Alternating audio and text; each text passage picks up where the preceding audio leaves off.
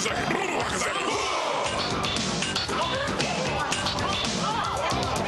you might pray to God, y'all, but I like Lucifer best of all. Don't keep changing, waiting.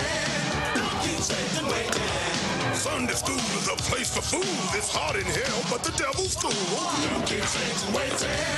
Don't keep changing, waiting. So don't just sit there, join the club. Sell your soul to Beelzebub.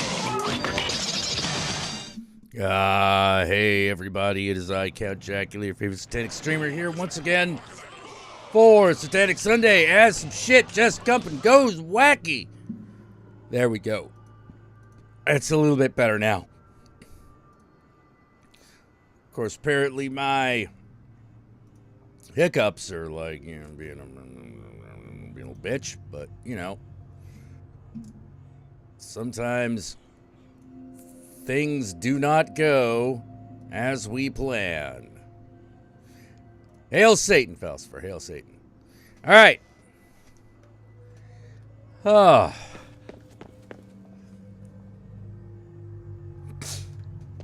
So how is everybody? I got my Dick Vein Snickers. Okay. Having that. They say it really satisfies.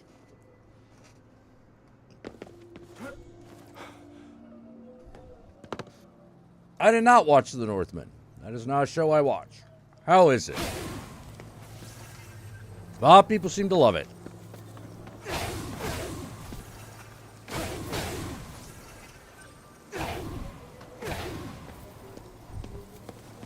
Hail Satan, license plate.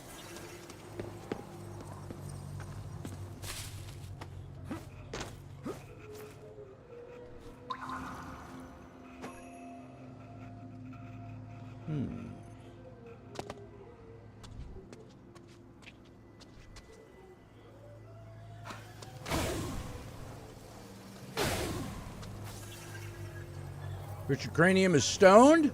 Good to know, good to know.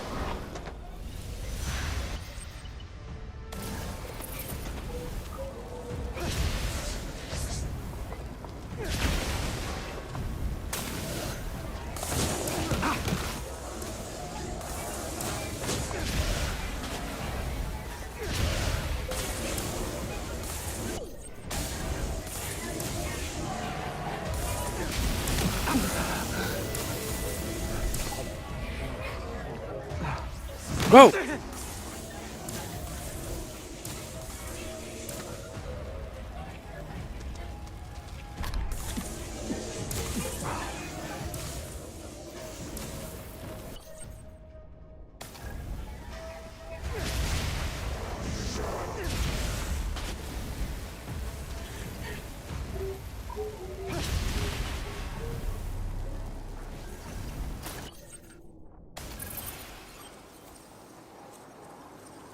My Stone song?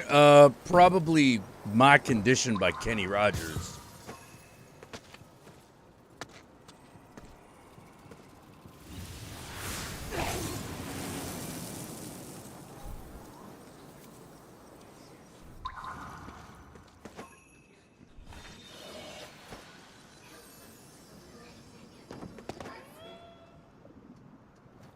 What's that?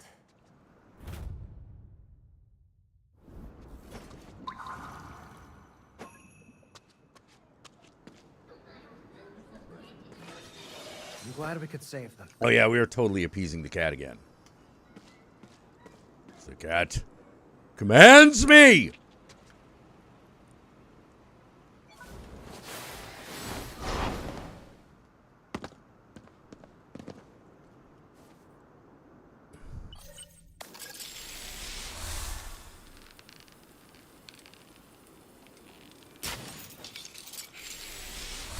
Oh, David Bowie says there's life on Mars? Yeah. Is life on Mars then? Sorry. Something in the stars shine. Oh no, look at those cavemen go. Something after the show.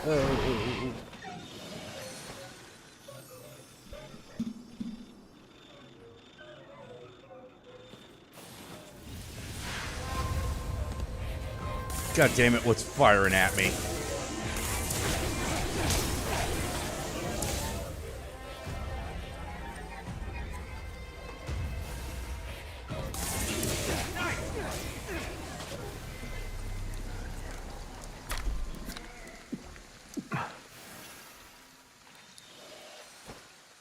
Will I be seeing the hatchet? Will I be seeing hatching?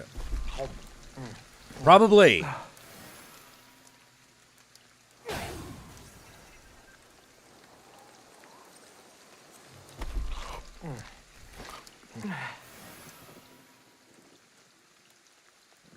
We will indeed probably be seeing that.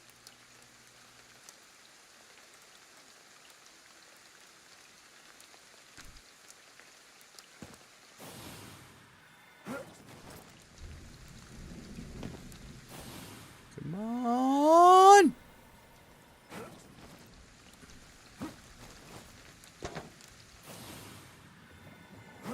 There we go. There we are.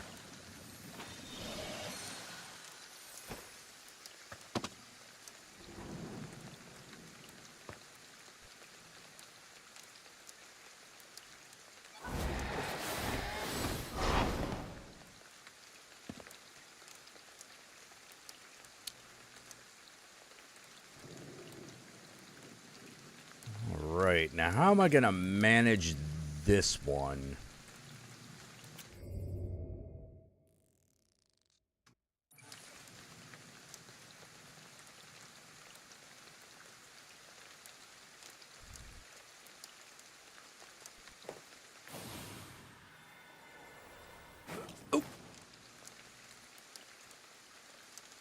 Nope.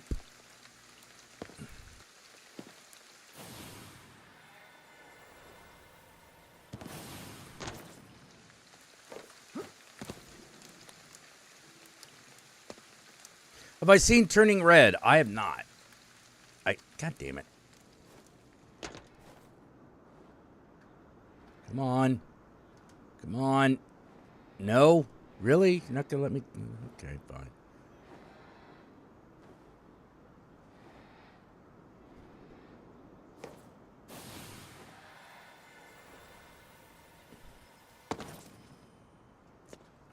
Those aren't stairs. Fuck. Ah!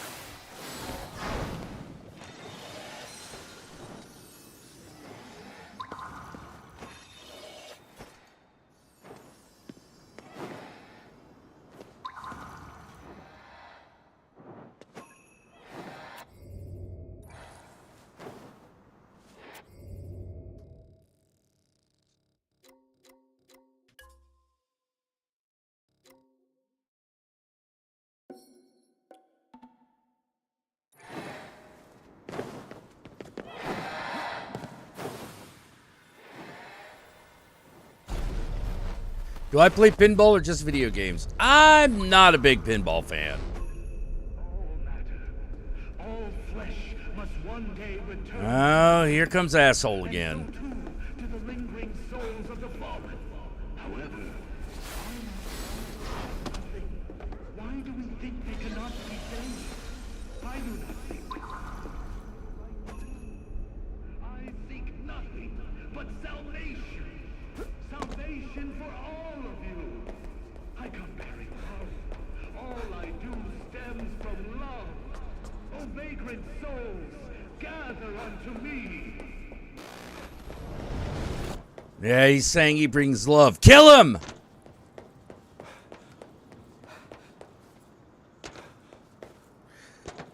Full Moon Productions put out an actual good movie. Yeah, they put out a few, actually. Which one are you talking about in particular?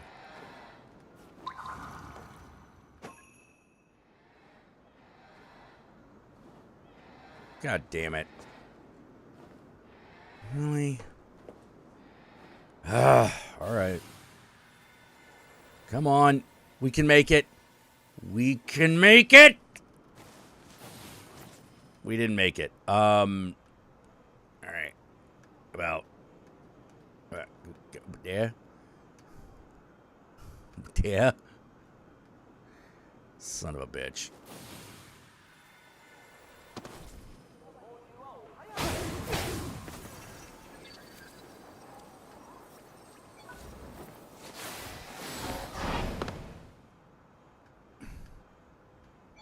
There we go.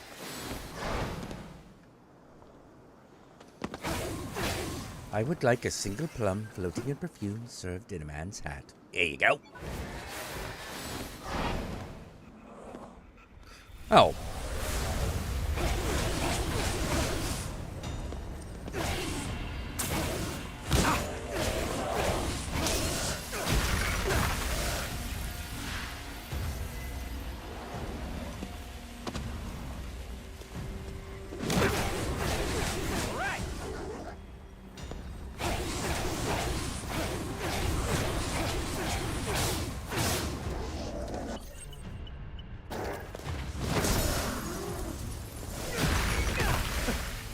Took you long enough.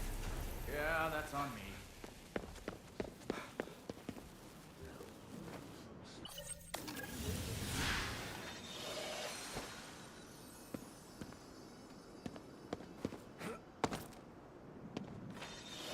Now to ferry him out.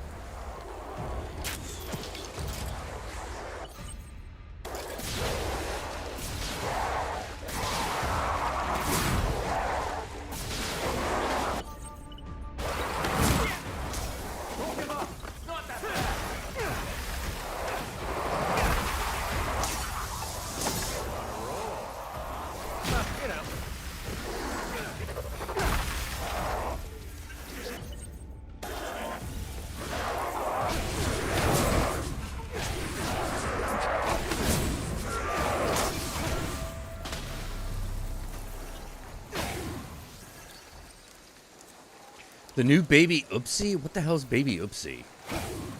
That sounds like some sort of like old toy from like the 50s that like everyone would look at now in horror. Baby Oopsie. What was the Oopsie? That you had the linamide when you were fucking giving birth to her? Like, really horrible.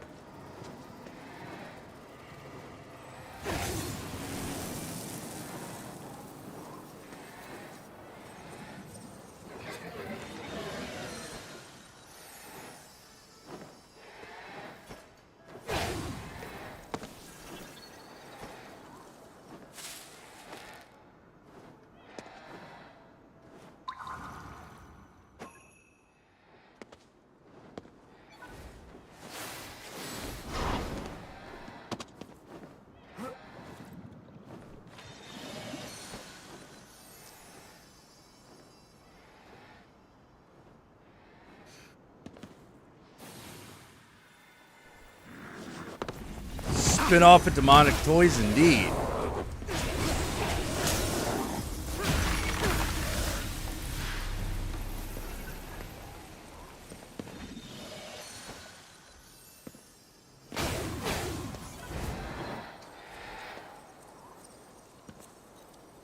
Come on. You wanna come over here? Yes, you do. Yeah, you do. I knew you did.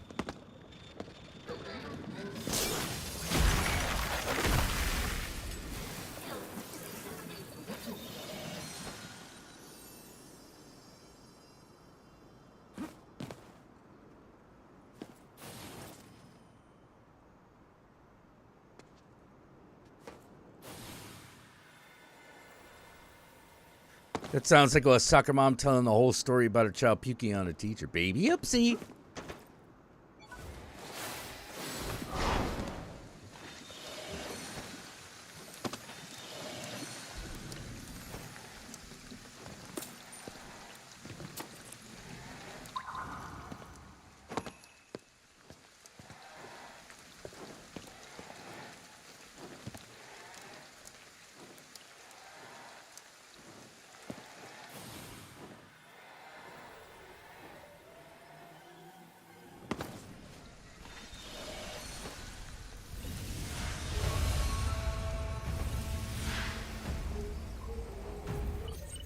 Oh, one of these damn things. Another? Yep, there's another. All right.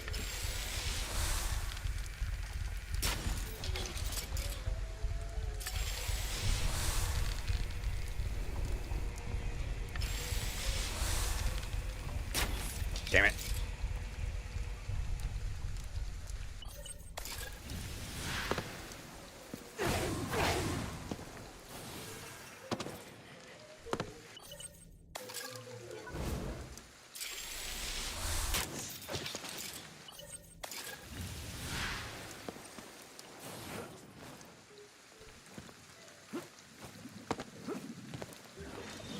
Gonna be some real work to save them all.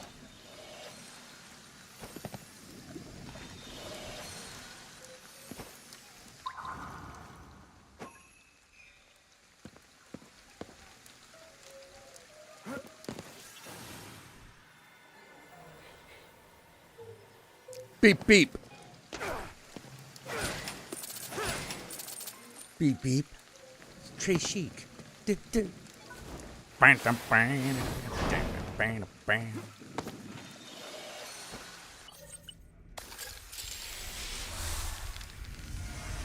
Out of my way!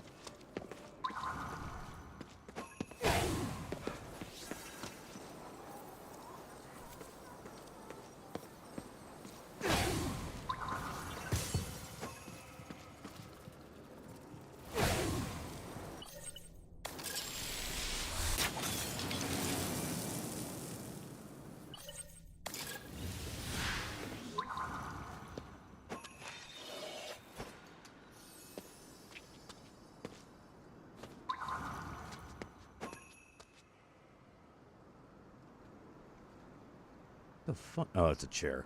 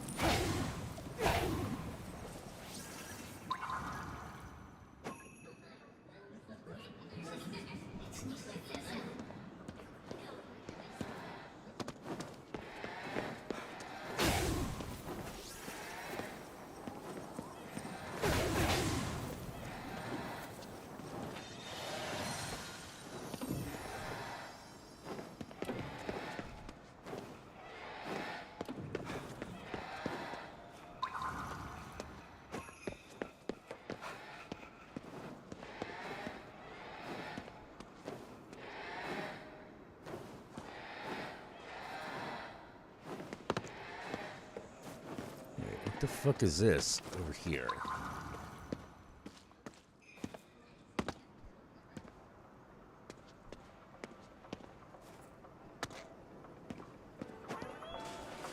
Wonder what this is. It's the thing I'm looking for.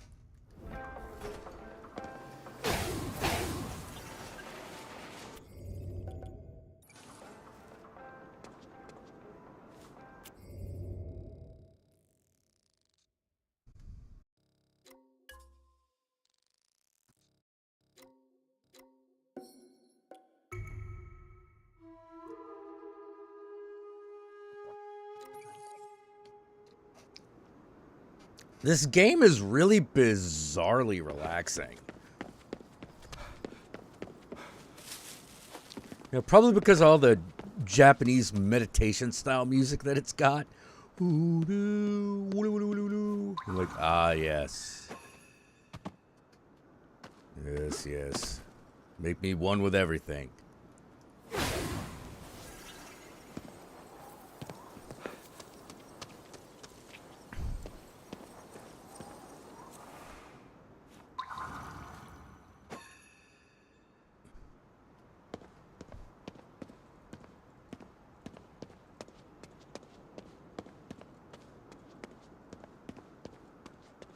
Hey, Horror Stuck, how you doing?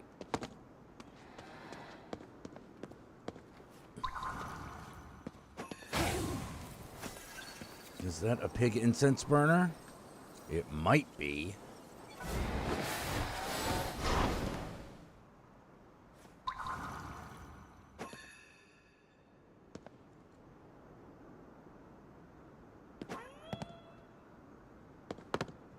Aha! Oh, what's this?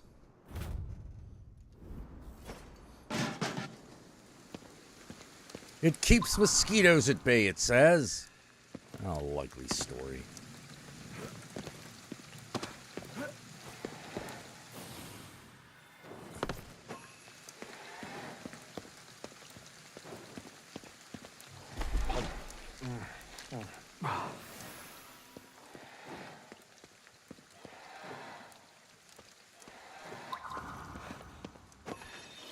That's good.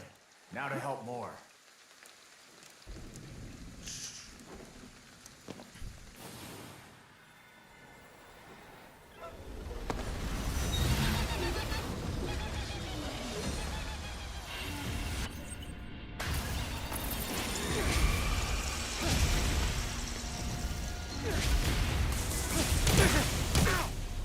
You okay?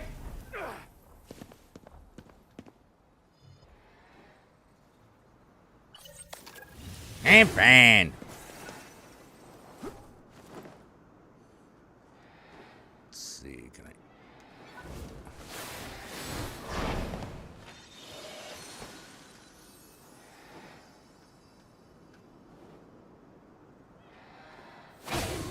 The Book of Pure Evil now gives you German herpes? What? Oh, good to know.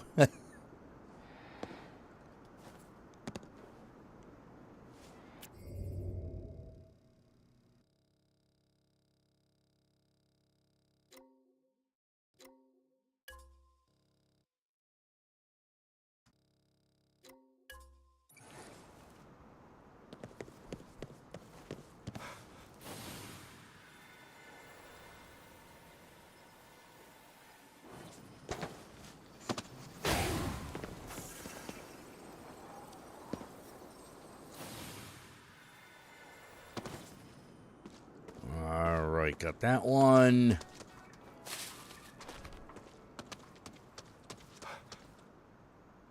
Where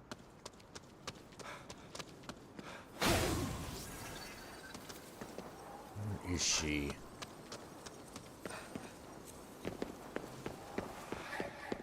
That looks like a Rokurokubi.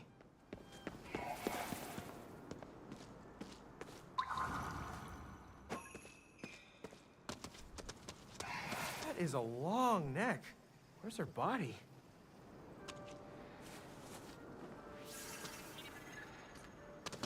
God damn it. Ah!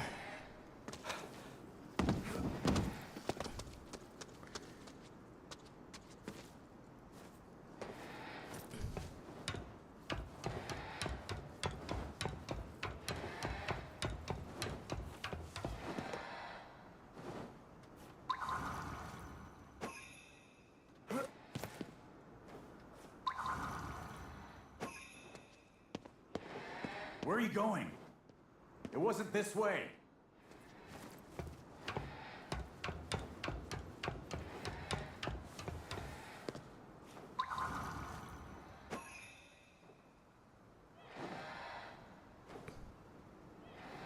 The fuck?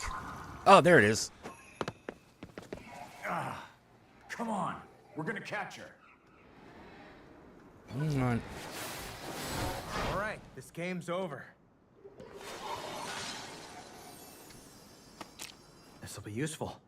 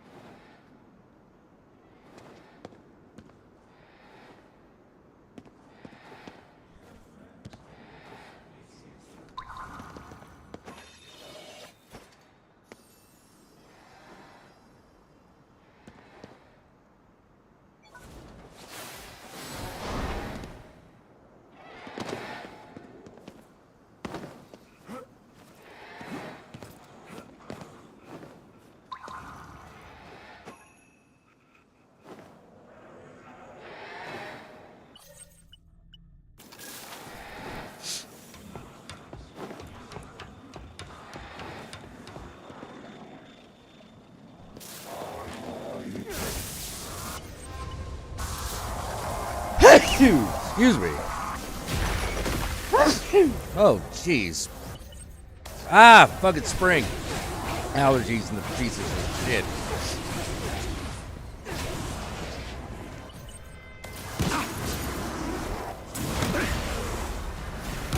Oh, I see how this is going.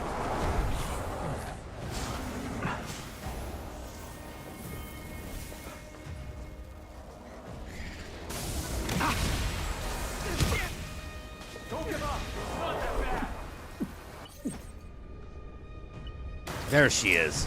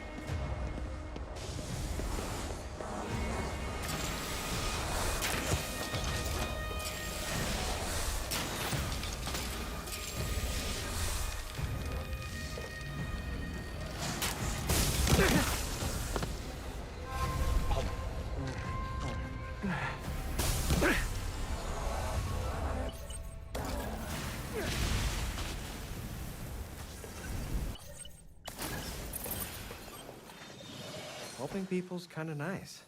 Yeah, but I hate all the groaning. Maybe it's even worse to feel nothing.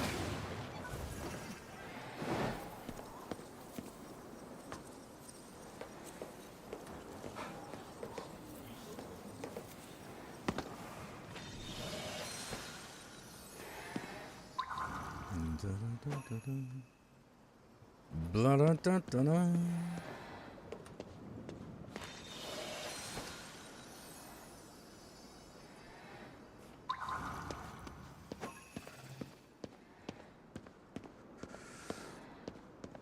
Huh.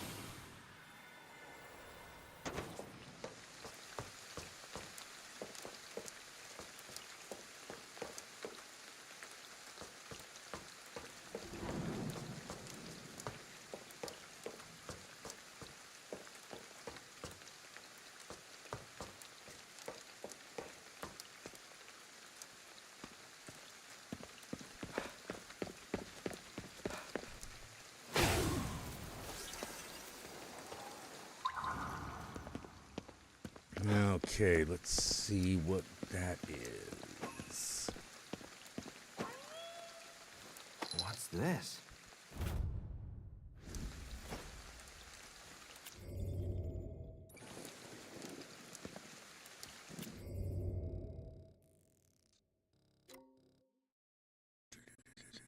Diddle.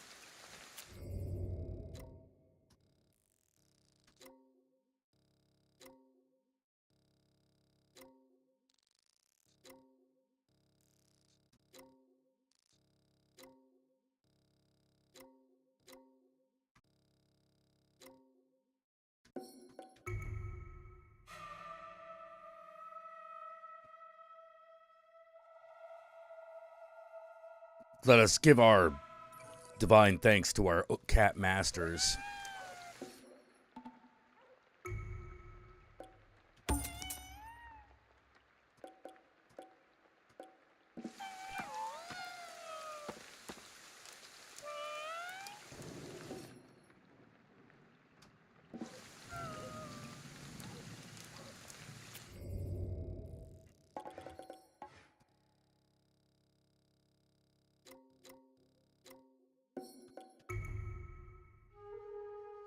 Hey, Cat Hermit, how you doing?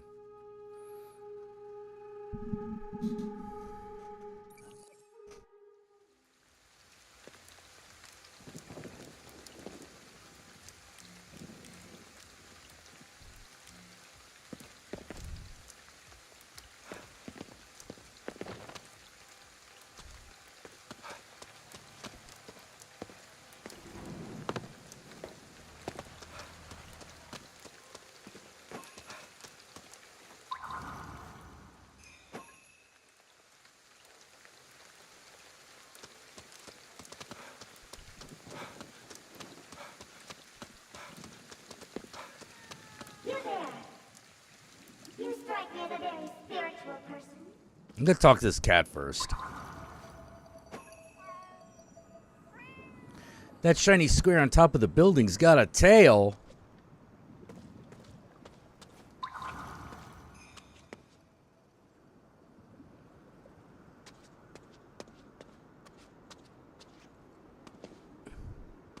Hang on.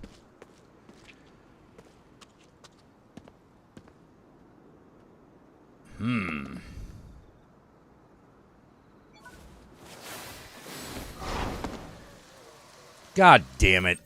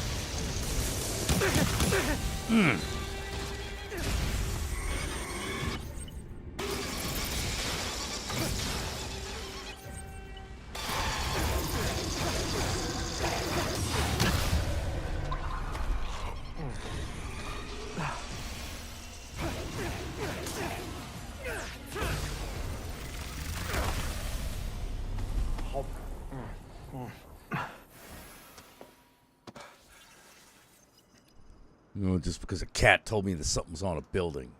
I must be out of my goddamn mind.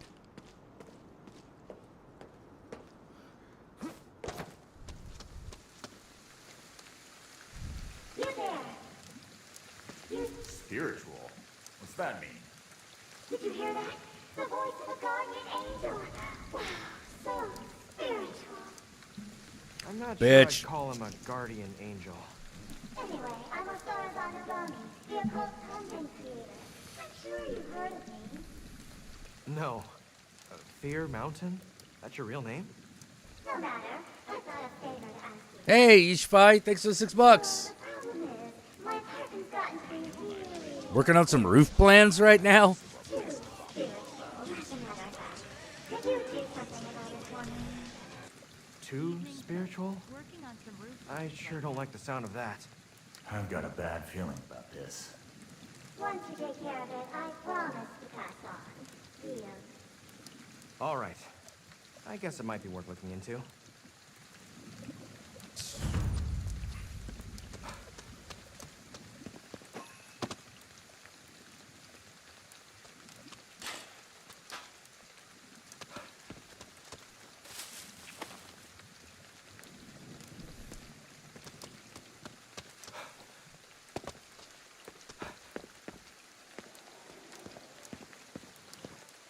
Oh, crap.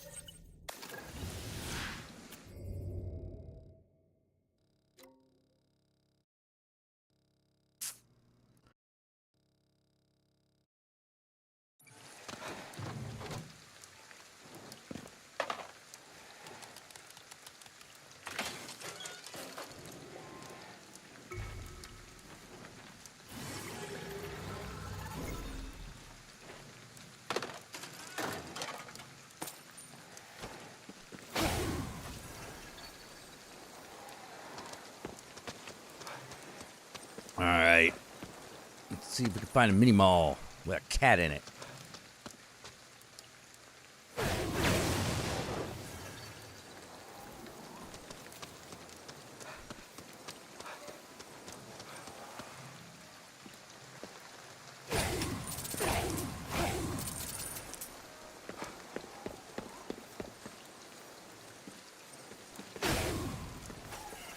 Oh no. Oh no. Ah, fuck.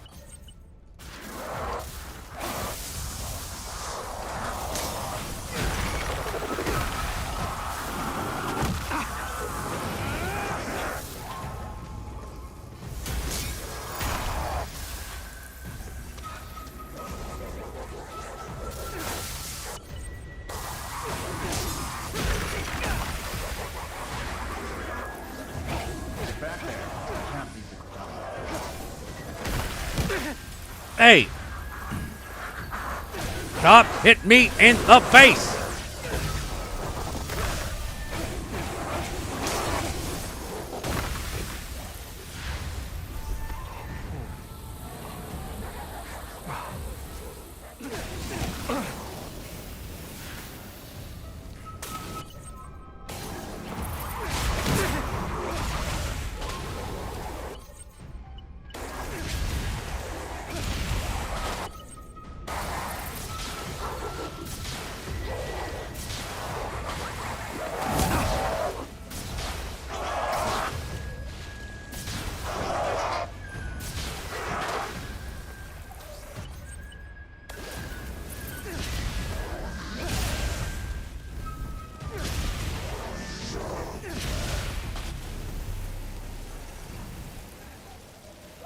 Is he okay? We got the ones that were after the Kodama.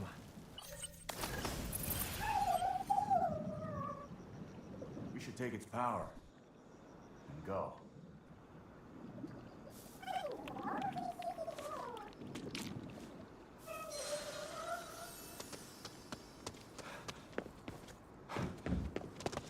Take good care of that.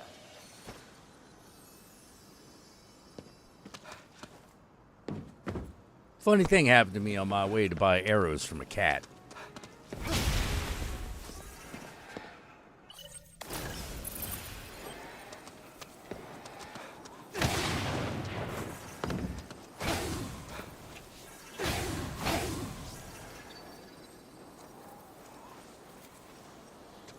No.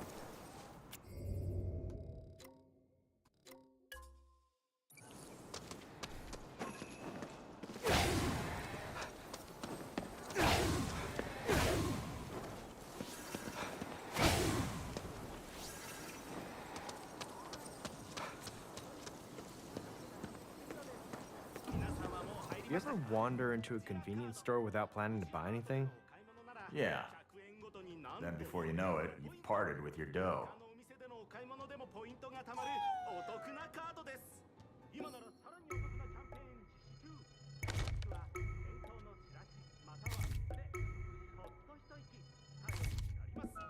I don't know where he gets holy talismans from. I don't ask and he don't tell.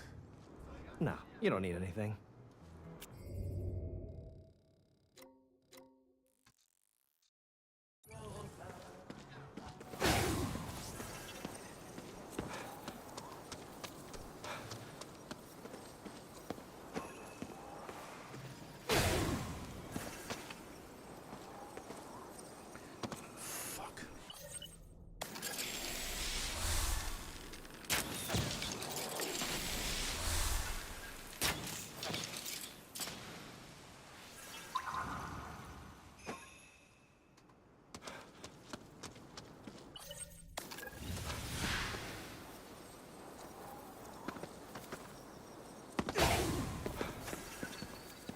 Yeah, I saw they were doing like new 5-minute episodes, Octane Hunger Force, over on their YouTube channel. Yeah, I did notice that.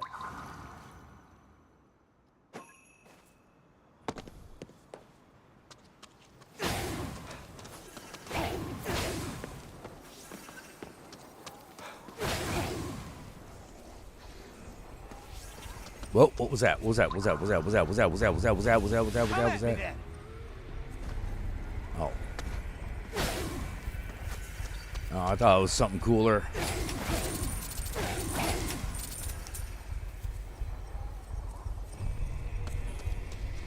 I thought it was a Jesus statue. Was not. You died on a commute in the rain. That's why you have an umbrella. I don't like you.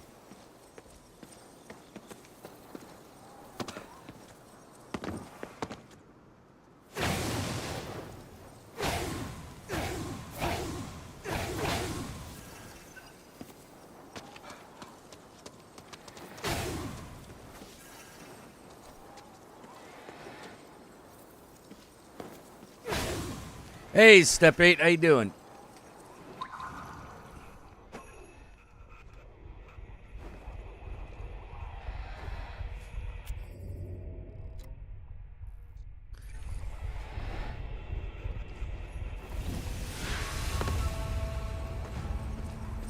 Oh, God.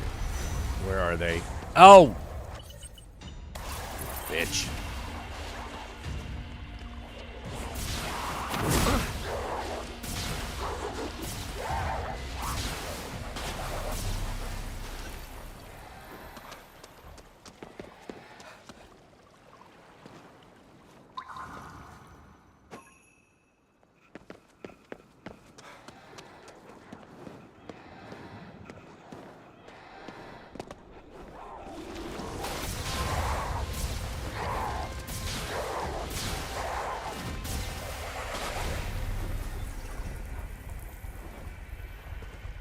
Fucking assholes.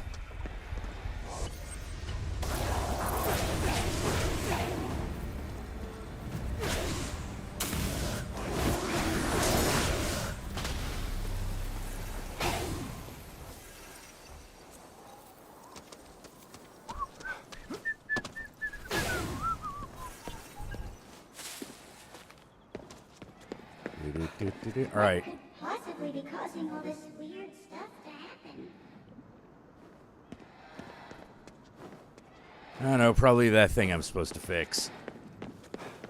All right. This talisman is upside down.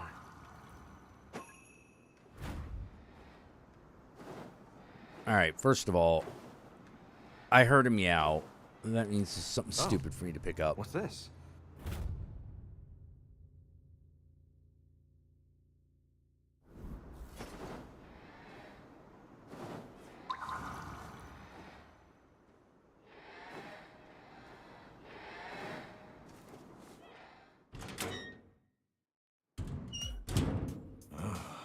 I can already sense something bad in here. Let's find them and kick their spirit butts.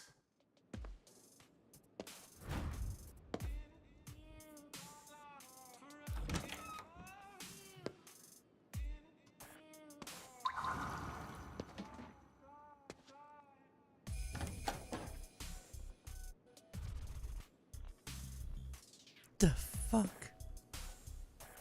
What's a straw doll doing here? It's a really big one. Because it's spiritual? I've never seen such an enormous straw doll before. Might as well put the thing up in a field. It's a scarecrow. Use spectral vision. See if anything comes up. I feel such comfort. Whoa. It's using it as a body pillow. Okay, I thought that's just my imagination. I was like, that thing's not using that thing as a body pillow, is it? And then it was.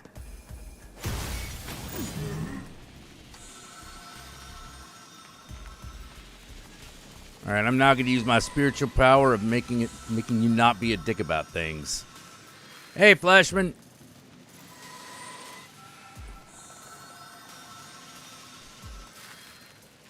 Just a time to help watch me exercise a ghost body pillow.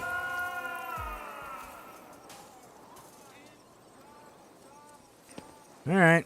Is she making cursed dolls? Magic ones, more like. She never said anything about curses. Right. She's all about being spiritual.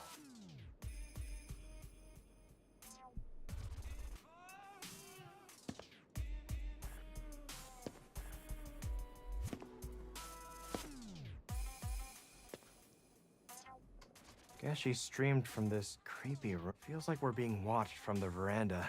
Is something there? There's a veranda? Can I get out there?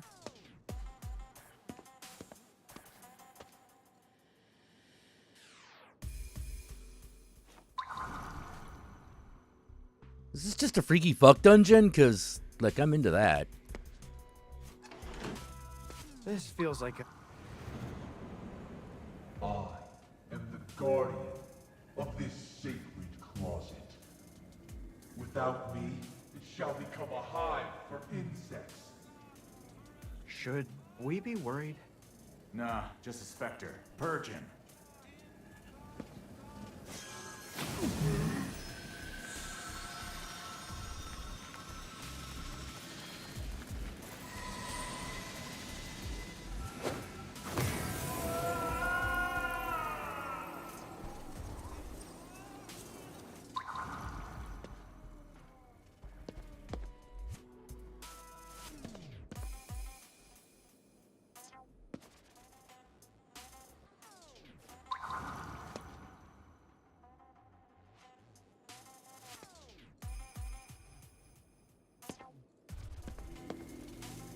Uh.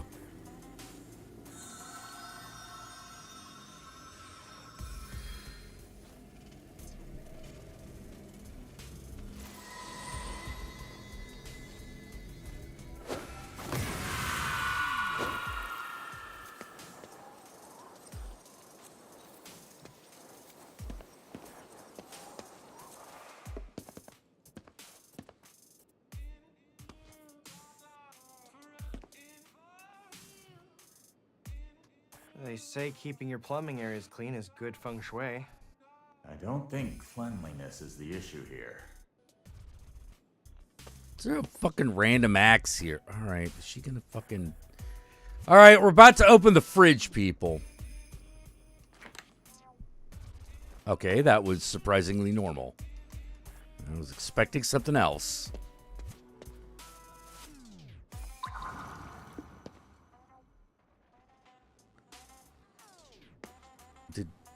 Is that it? Am I done?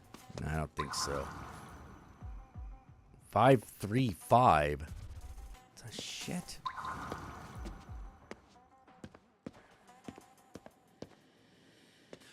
Oh god, it's gonna be one in the bathtub in What there. was she trying to do? Some kind of weird aromatherapy? God damn it. I just love a nice candlelit bath. If candles are what you're after, go hang out in a cemetery.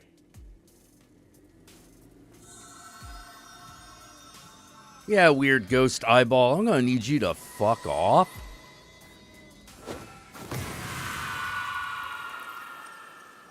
Looks like we exorcised all of them. Guess the place was so spiritual that it attracted specters.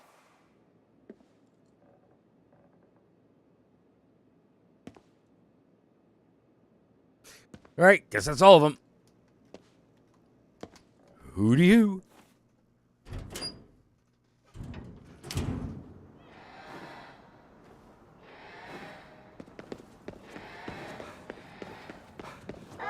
Things feel so much better with all those nasty specters gone.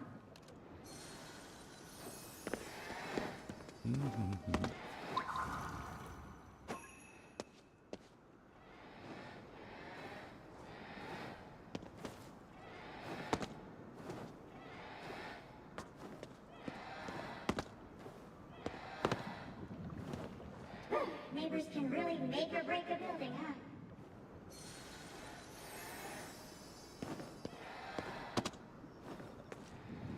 We've got your apartment back under control now.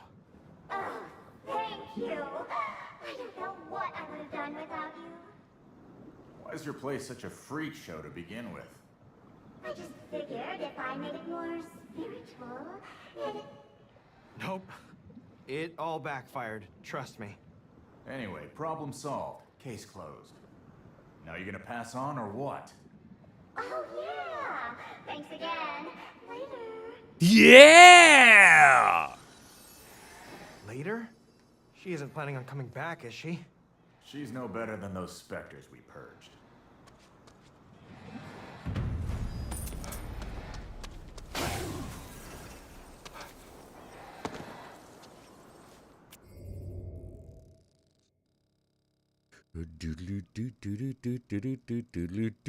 All right, looks like we got everything that's worth getting. Ugh. All right, fine. Let's go for the plot. Hey, Jim, how you doing, man?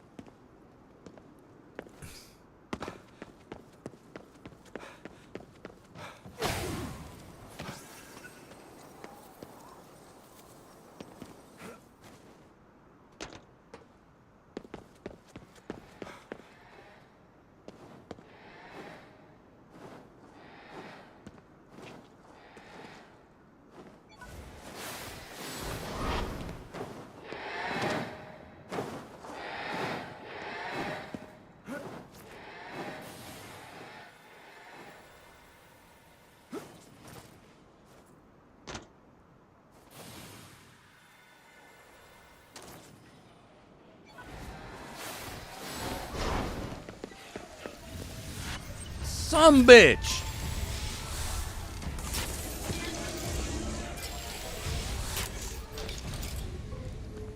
Yeah, the whole purpose of this game is that you're an exorcist. Ow! You can't avoid the hit.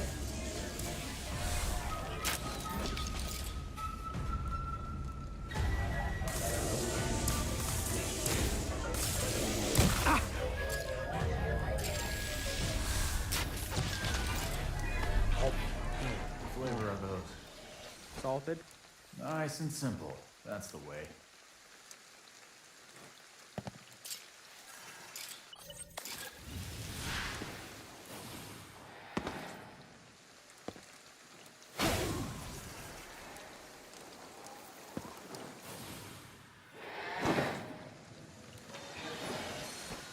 Doesn't suck living at the beach? Oh man, I bet it doesn't. You bastard.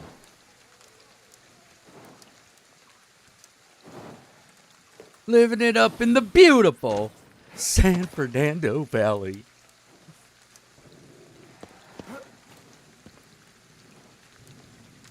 Get up here, get up here. There we go. Yo.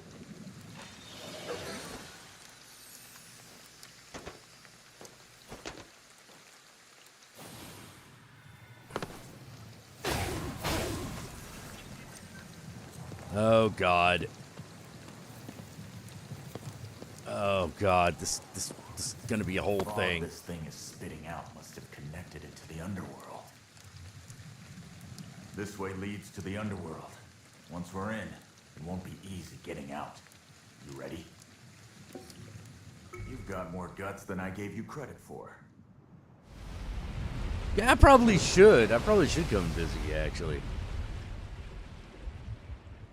Yeah, the voice in your head is a former exorcist. I mean, it's one of those he's dead, not dead kind of things. Okay, never been in anything like this before. This one's new. Well.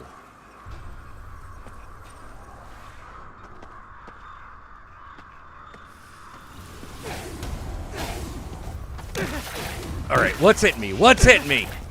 Oh, I'm just standing in bad stuff. Okay.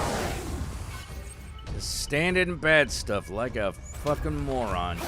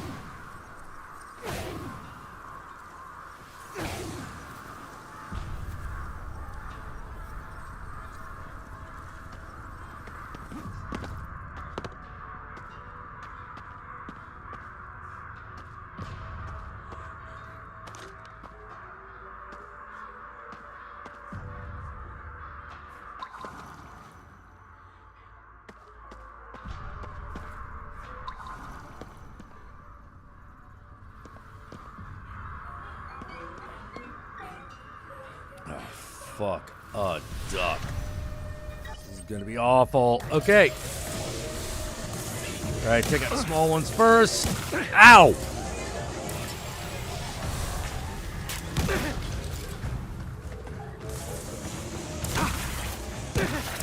What the fuck? Oh.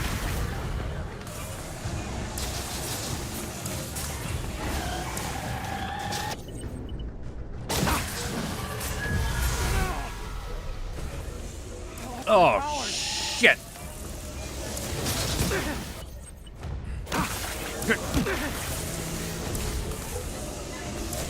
Come on. Come on. Come on. Fuck. Oh, suck. Hey. What the shit?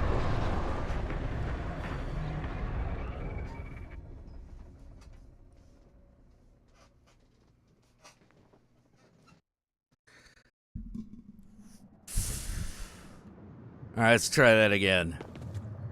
This way leads to the underworld. You've got more guts than I gave you credit for. No, I haven't seen everything everywhere all at once yet. I still need to see that. I'm gonna have the end of my dick vein fucking Snickers.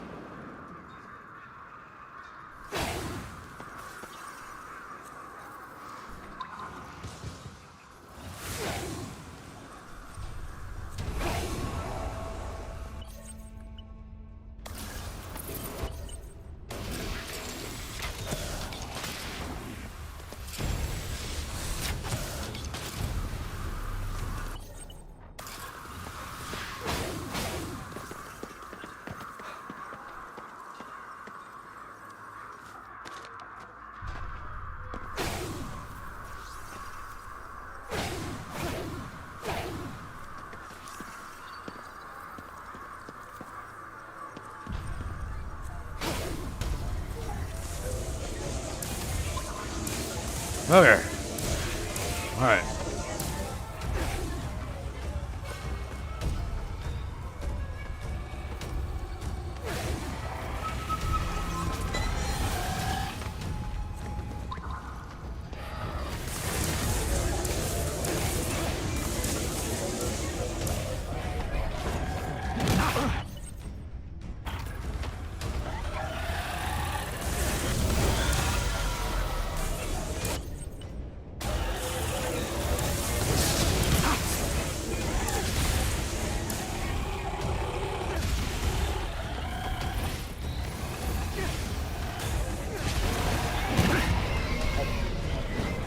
Oh, get.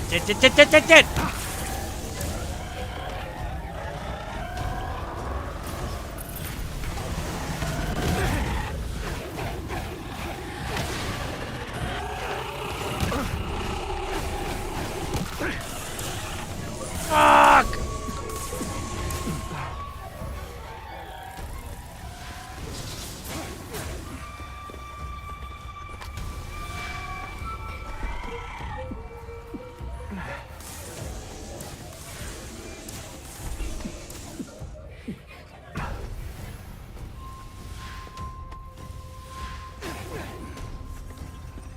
Okay. All right.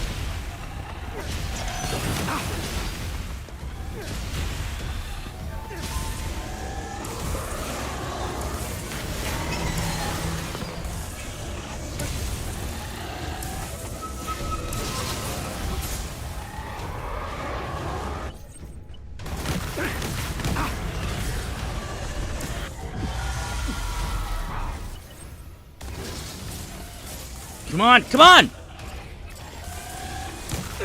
God damn it! No. Thank God, okay. Woo! That's one.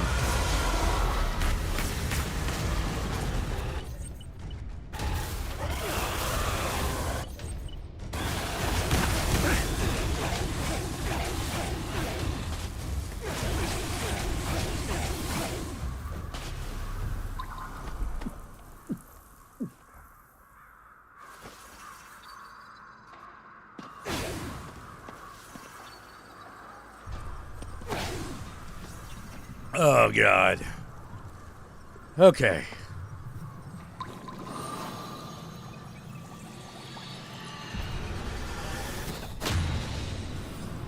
You think this cleared the fog outside? We'll just have to check and see for ourselves. Assuming you didn't want to relax here.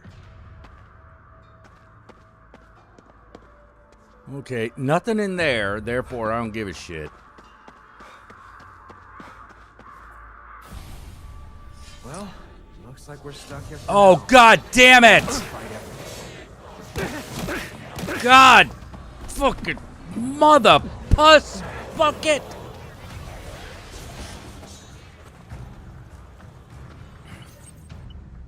See, I thought we were done with that shit. No, apparently not. Oh, God.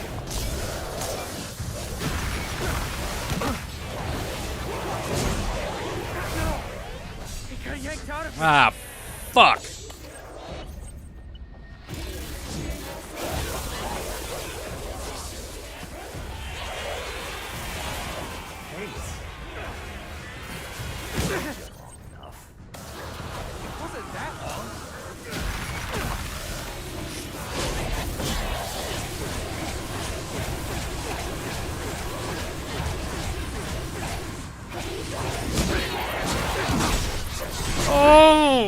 fuck!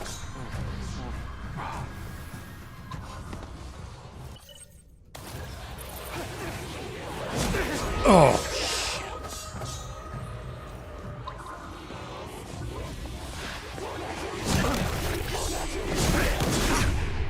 oh, fuck! No, King of the Fat. Jesus Christ, you're doing that thing again.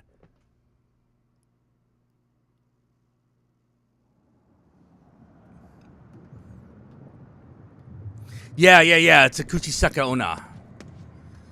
This way leads to the underworld. Once we're in, it won't be easy getting out. You ready? You've got more guts than I gave you credit for.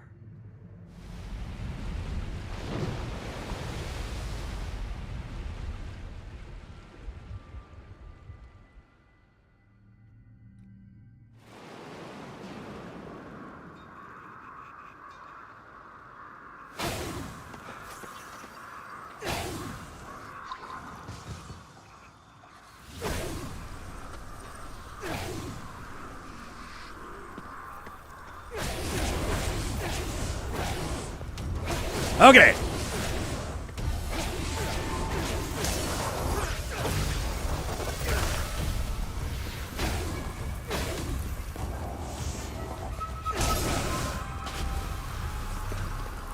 Ugh. Right, maybe I'll be a little bit more prepared for it this time. Maybe not.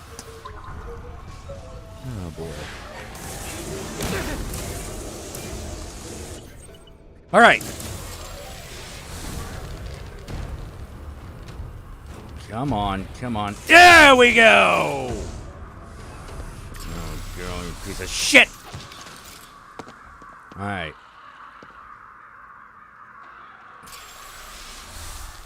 Come on.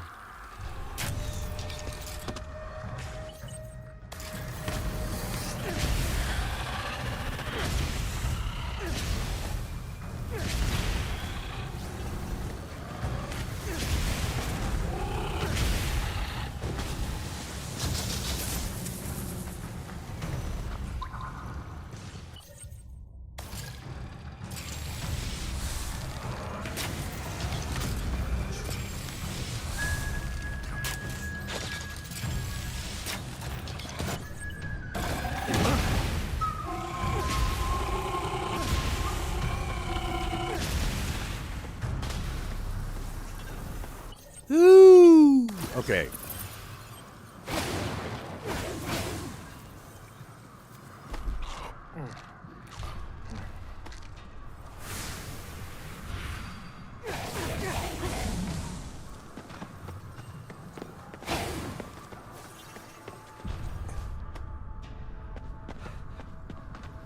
All right.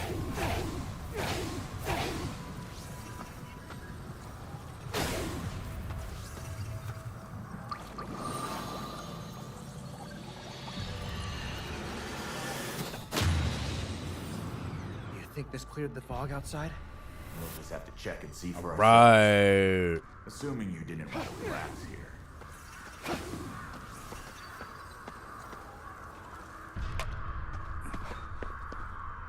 All right.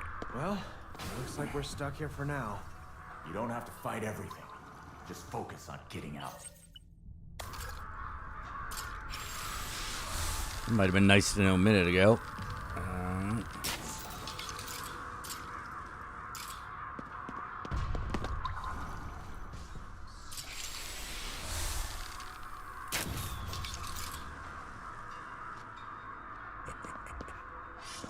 Ah, crap.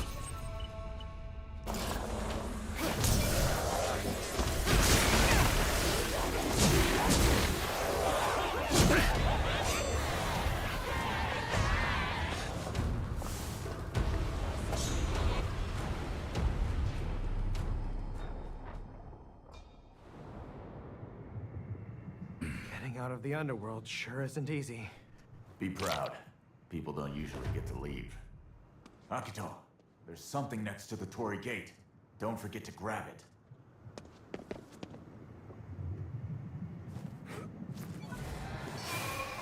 Oh, just as I was falling. Like a boss.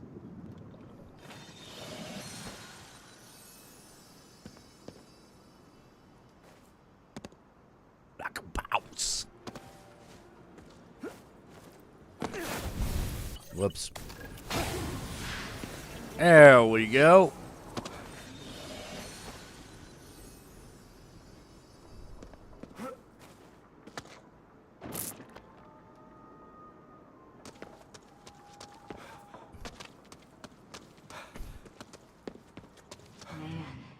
Where did he get off to? My dog ran off on me. He's my best friend in the world. And he's no man. ordinary dog either. He can talk like a person, and even his face looks human. What? Could have something to do with our troublemakers. If this guy's not just messing with us. What? Here's a lost dog with the face of a person. God damn it, I am not gonna like this. I am not gonna like this.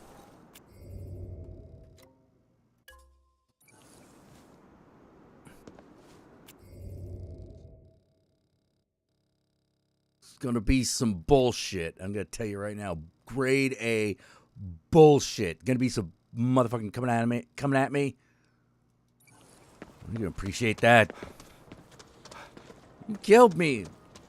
Shocked me with car battery. I ain't gonna forget that.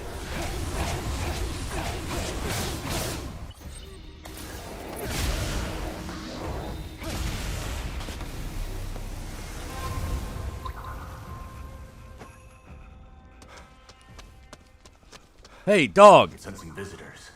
Violent ones. Keep your guard up. Will do.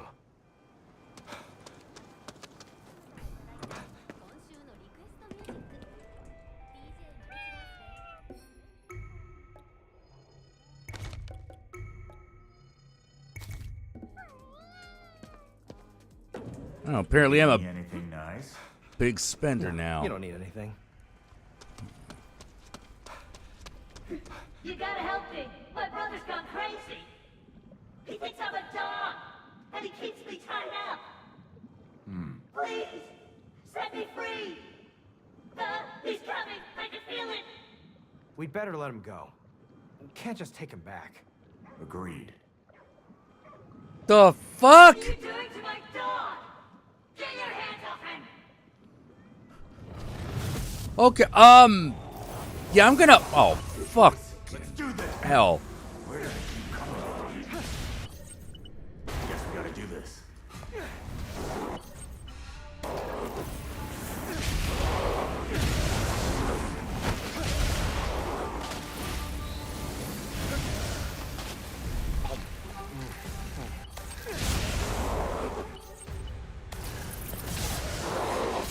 The hell?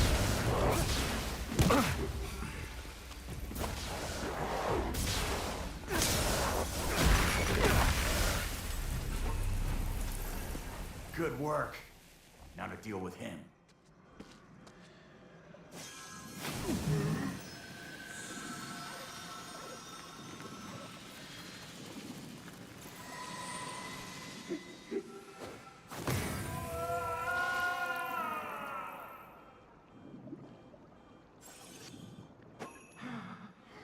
I finally feel free. I Yeah. don't live as my brother's dog anymore.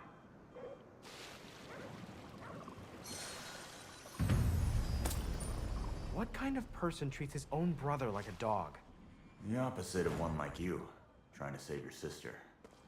Well, I hope I'm at least better than that guy.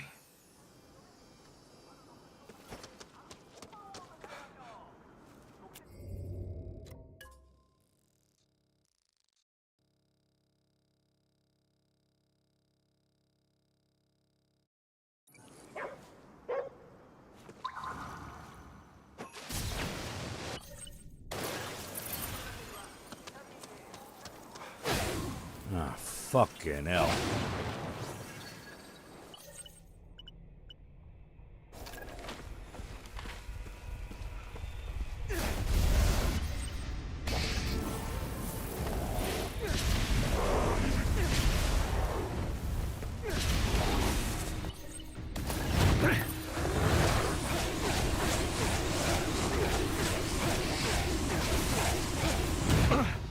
All right. Fucker. We'll manage. You think so?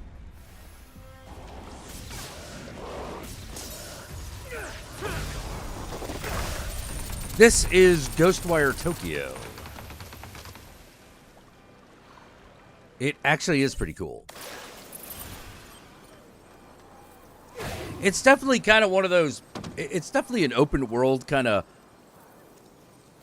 Oh no, that's me. It's one of those open world games where like.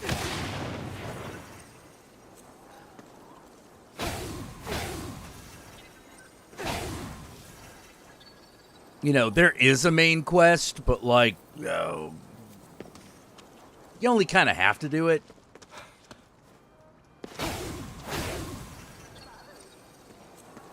A lot of extra shit. It was published by Bethesda, but it was done by made by another studio.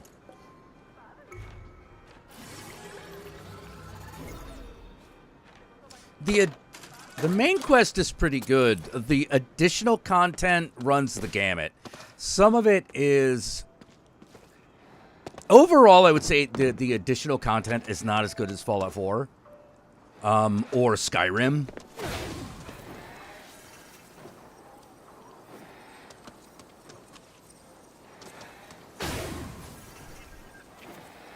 There are a lot of repetitive side quests. But occasionally you find a side quest that's like a real gem.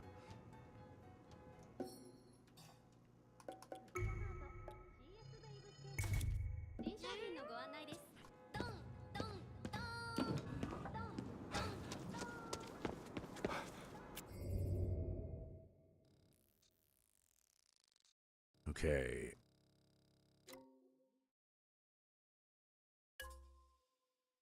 Oh, Cherry Blossom Quest. Okay, those are quick. Those are good straight up fights.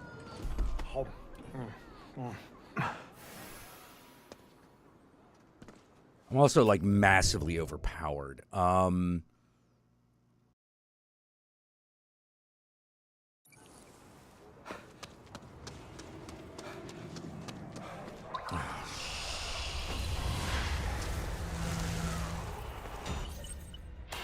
Crap on a crab cracker.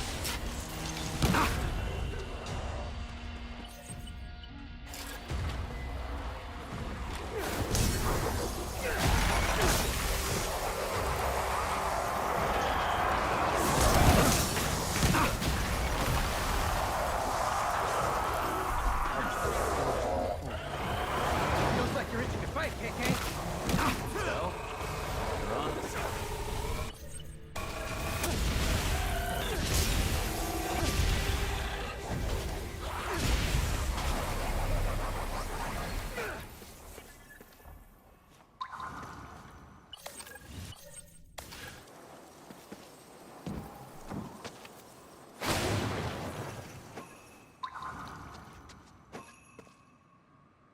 Fuck is the fucking center of this thing?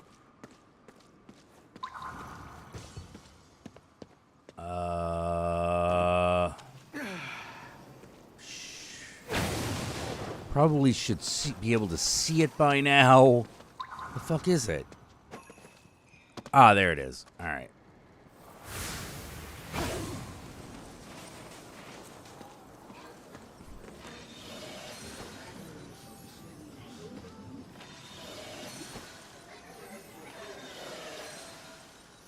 Sam Vidam is like, my life is a repetitive side quest. Yeah, you gotta start getting on that main quest, buddy. Do you hear Azashiki Warashi? It has to be in a house somewhere. Just have to find it. God damn it. Oh, there it is. We're close. The Zashiki Warashi must be in a house nearby.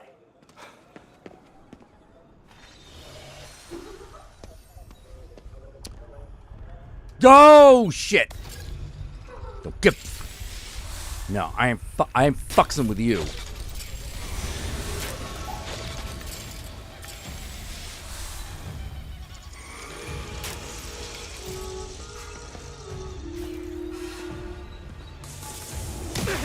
Oh, that bit.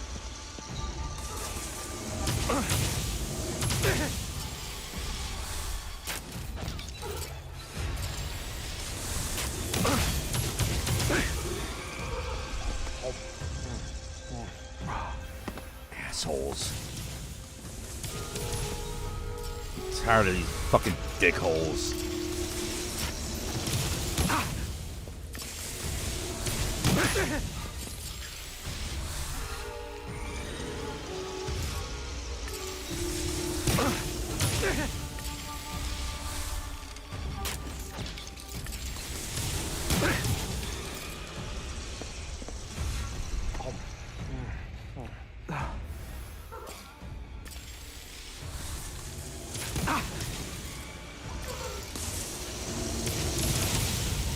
Alright, you big-headed asshole. Chuck E. Cheese your ass. Okay, there we go.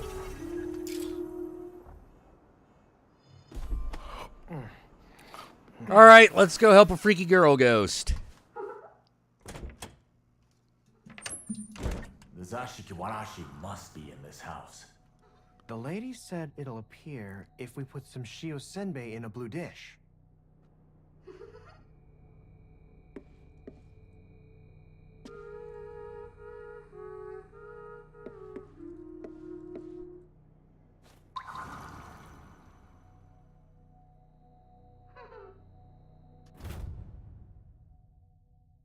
The research team was able to successfully capture a phenomenon known as quantum entanglement on film. Oh, thank you, Ton Eccentric. How are you doing?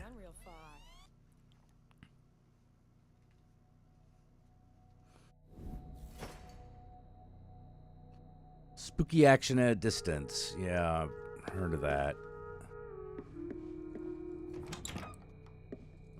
She's not in the toilet. She's not a toilet ghost. Could have been a toilet ghost.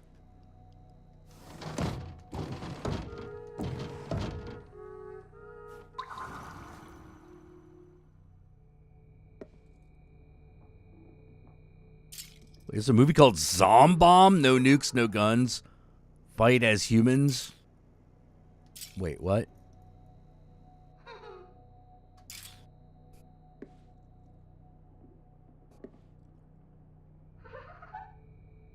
Okay. I hear the voice coming from upstairs.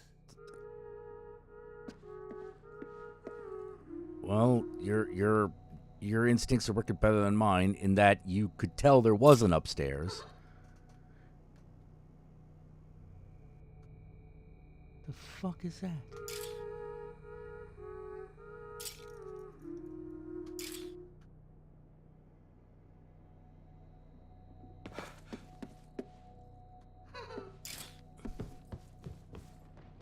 I know, it could be Elvis. If it's Toilet Ghost, it could be Elvis. That's weird. I hear the voice.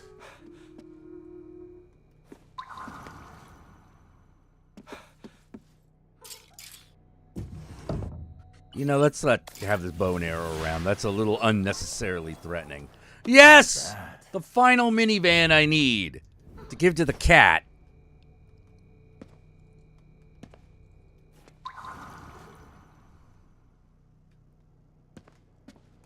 Come on. You hiding from me, little ghost? Oh, god damn it. This guy. Oh! Yeah, that's what I thought. Oh. All right. I can't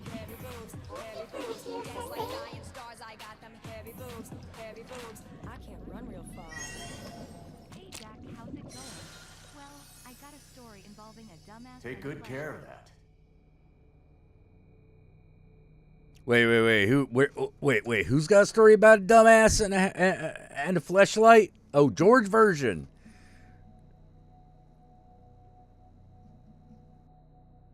George version's got that. Oh shit. What's Elvis doing? Ghost doing on a toilet in Tokyo? How the fuck should I know? I like.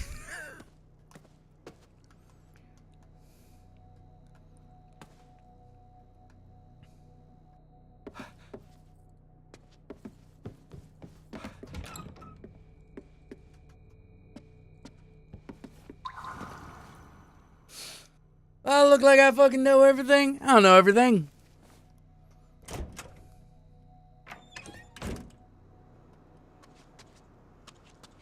All right. Got that. Now let's get them haunted cherry blossoms. Oh, that's not so much a get, so much as a clean up.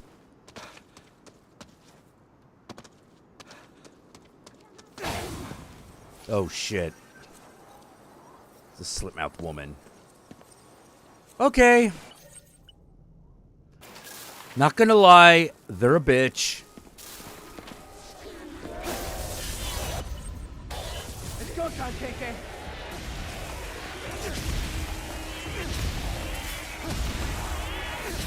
Oh shit, there's a healer. Fuck! Get back here, bitch. Uh-oh. Well, walked right into that one.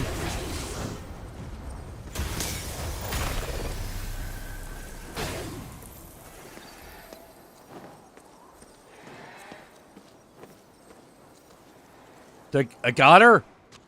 I got the other one? Oh, good.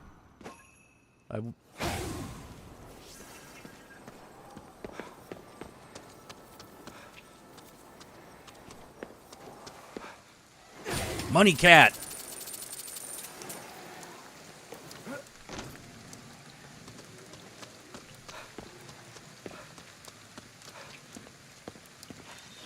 This hero thing is hard work.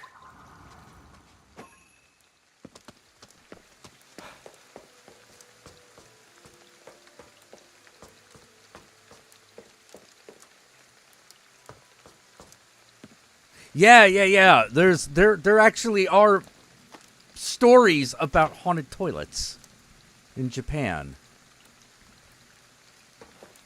It's like a thing.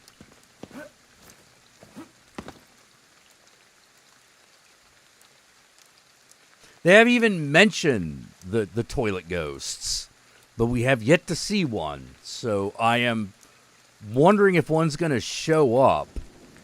I kind of like it better. You brought it up. There it is. Not the toilet ghost, but the cherry blossom. I better get these fucking lost spirits. Hold on.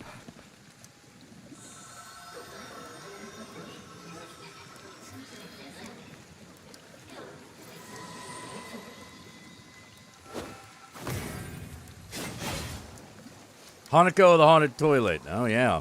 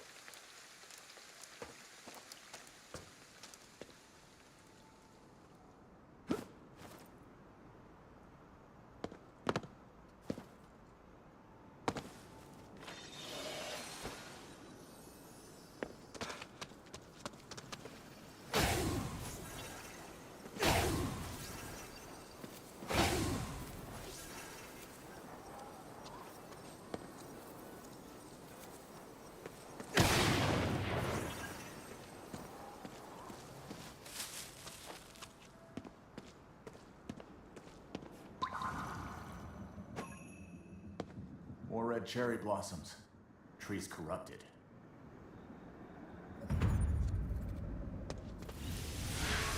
All right. Figured this would Here happen. we go.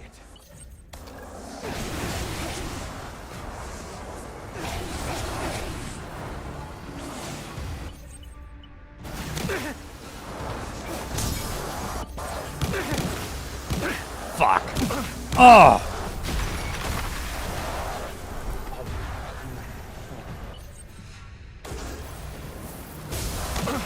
God damn, just die. God.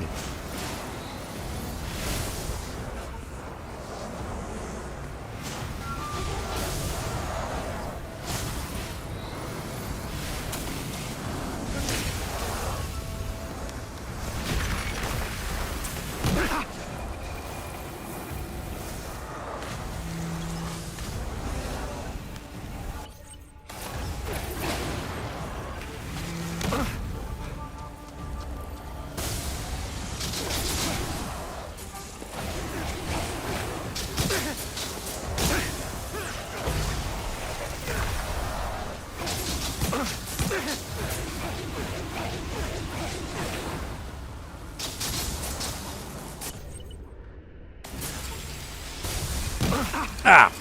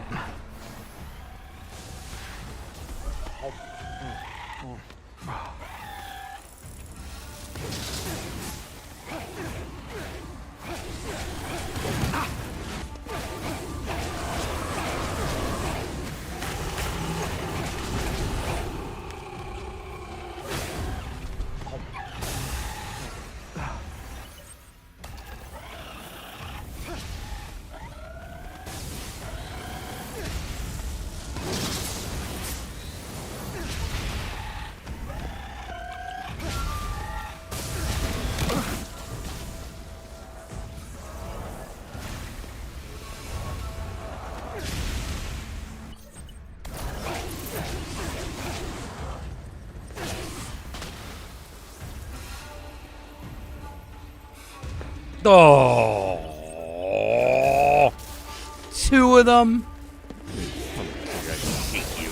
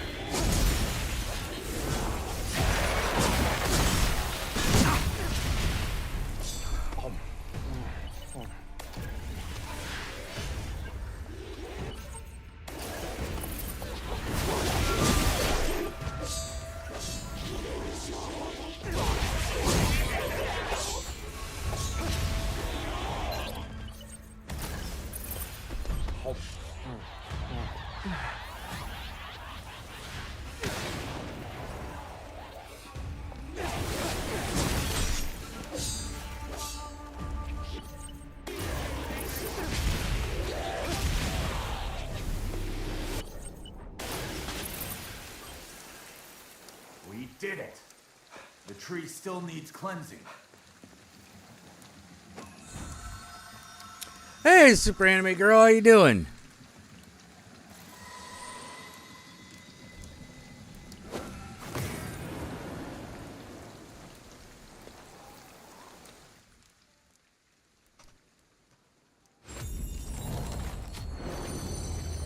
That's a sight to behold. Wow. Wish I could show this Oh. to Mari. Okay. We got that shit.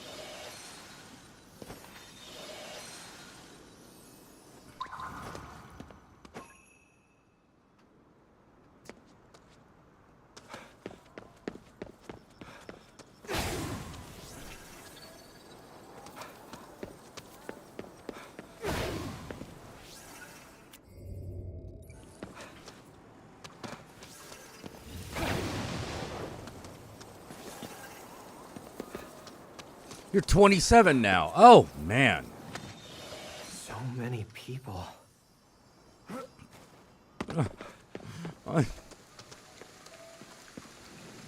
Sometimes I miss being that young.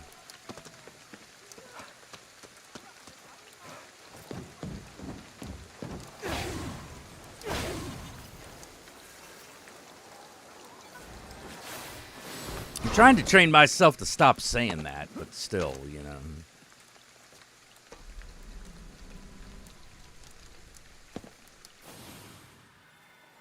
So happy birthday, anime girl. Come on. There we go.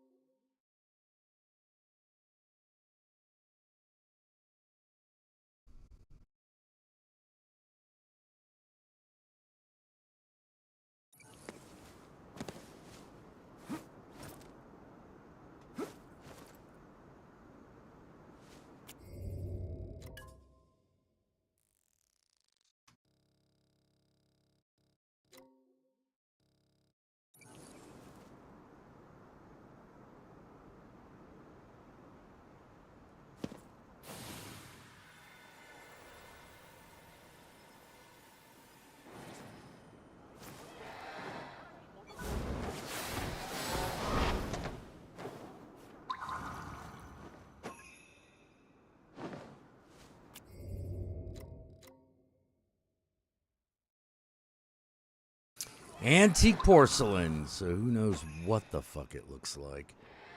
And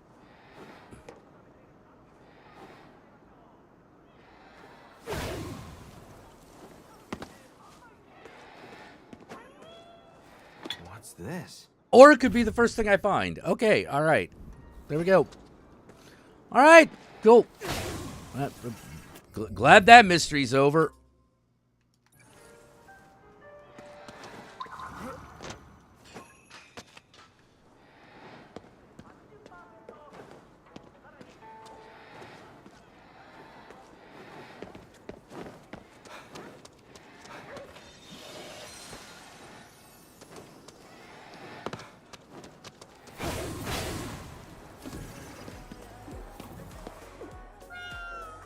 I don't know if...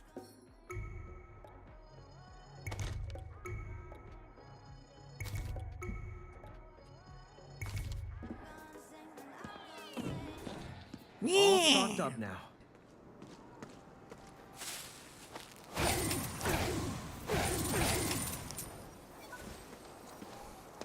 I know. That was easy. Okay, this one's not gonna be as easy. Okay. Or all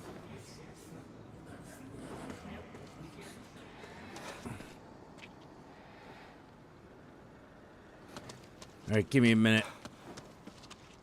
Let's see, can I get up here like this? Yes. Okay. Now, what all do I got up?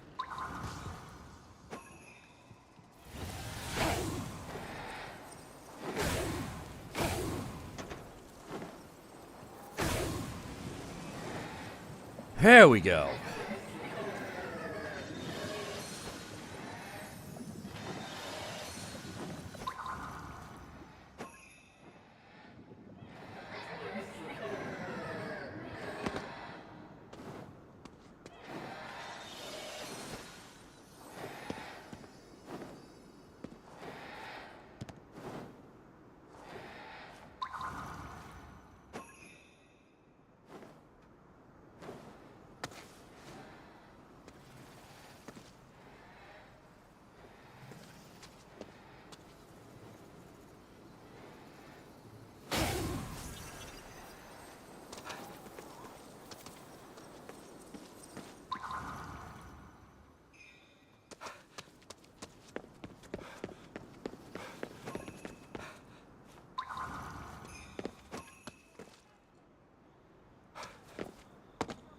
Woohoo! Jesus at you. All right. I'm now just infinitesimally more powerful. Guy.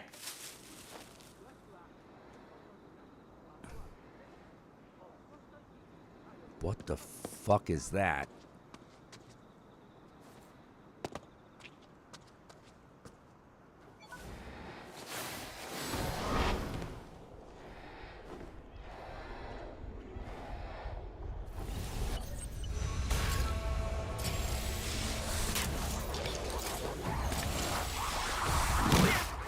Wow! Don't give up! It's not that bad!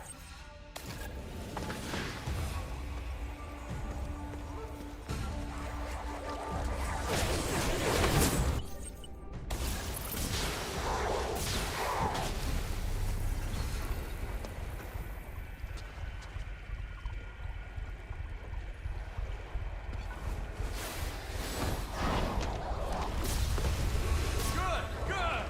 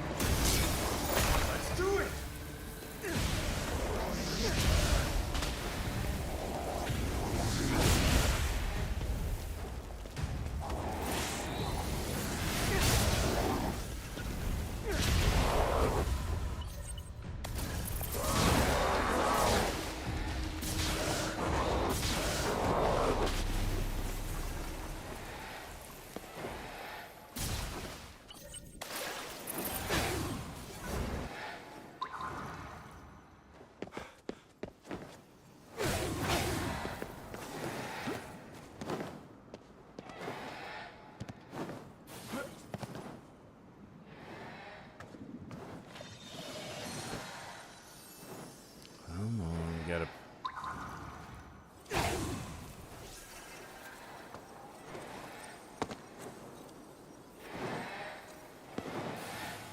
Whew! Okay.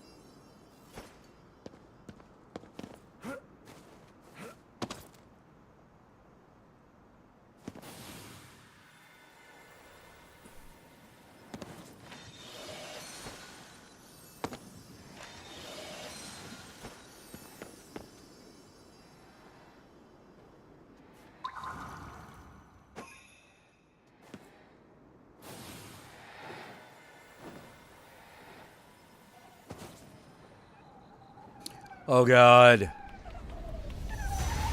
gotta save the Kodama. What if I don't wanna?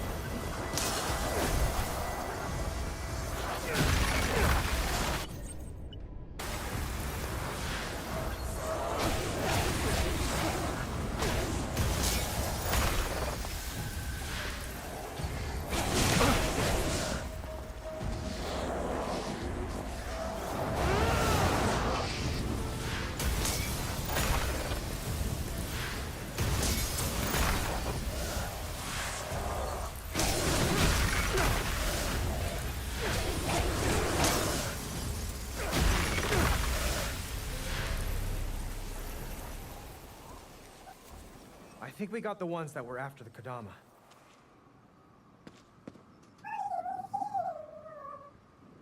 Whew. And go. Wait, there's an interview of the vampire trailer? Oh God. No. Well, I guess it's time I get back into the movie talking about business.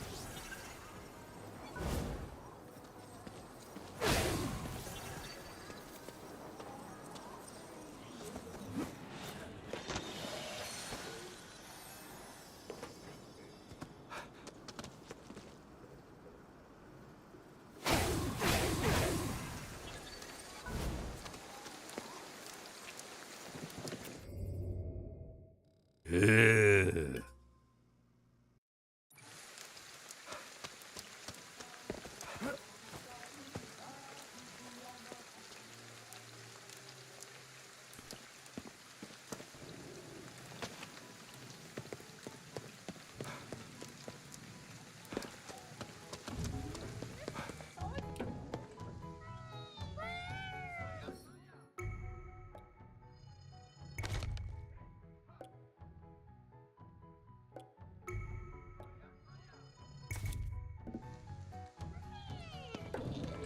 You get me anything nice?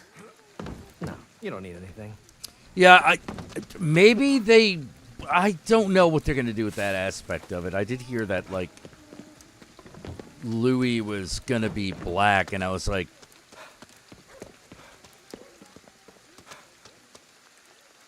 is that, you know, I don't know if that's gonna work, dude. It might, but that seems weird.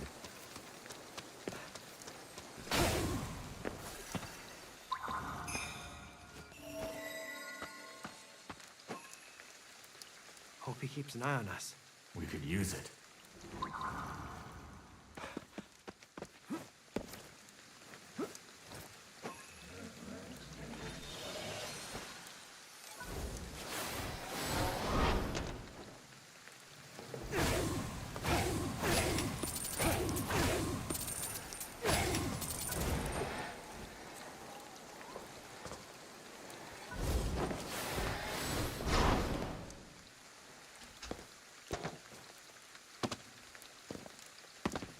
There we go.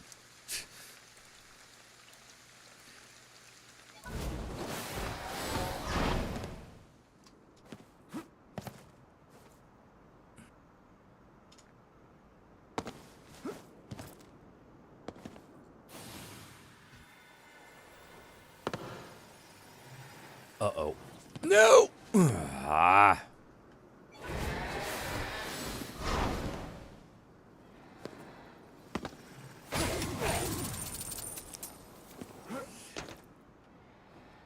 Come on. Yes! Hey, I'm actually a pretty charitable guy.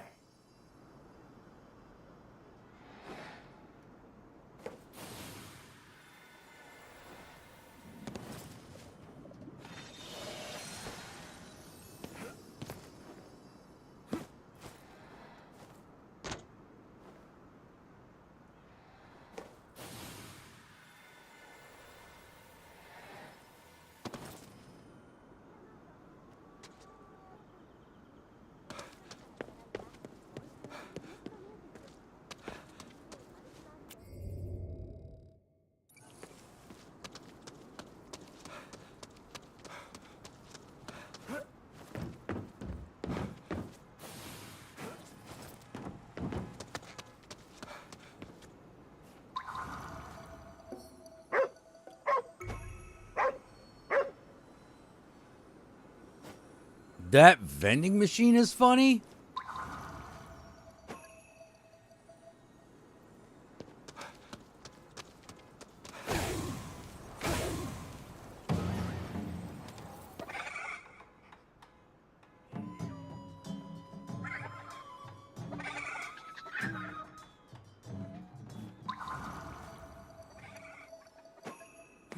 All right.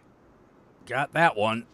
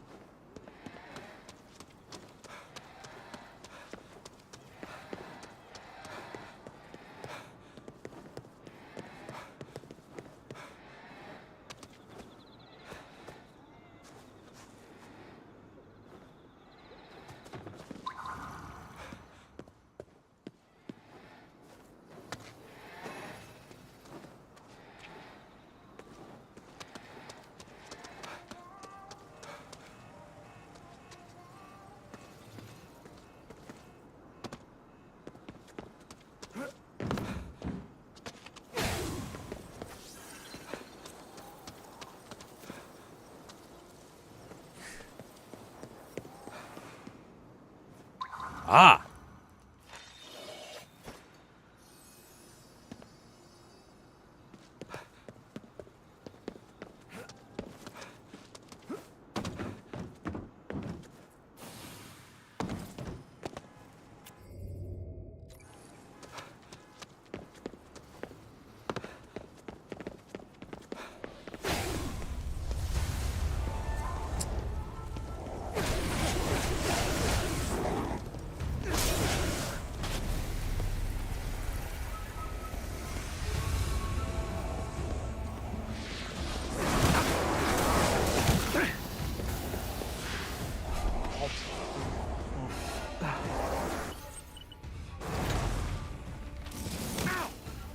You okay?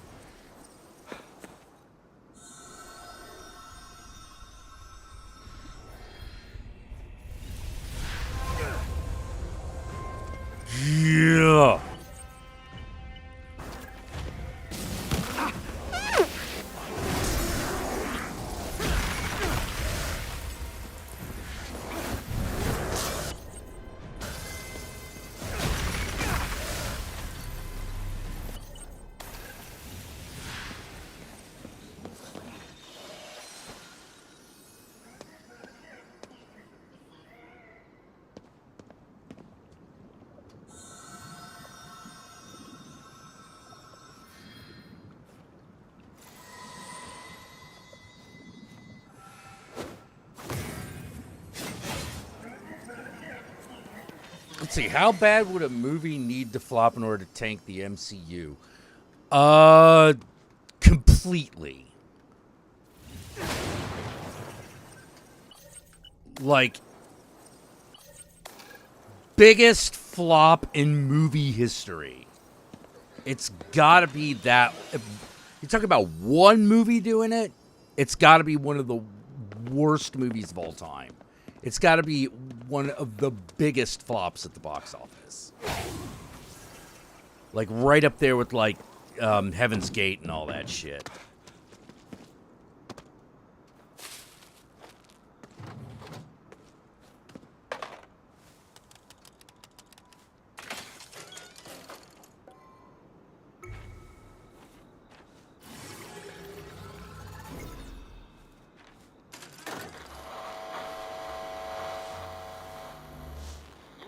A majority of the souls trapped within the barrier, but there are plenty of other spirits that still remain. Please try to rescue as many as you can manage. Every life is precious, after all. You know, like, it has to be so bad that, like, everyone knows that this thing is going to be a flop, but they made it anyway for some reason.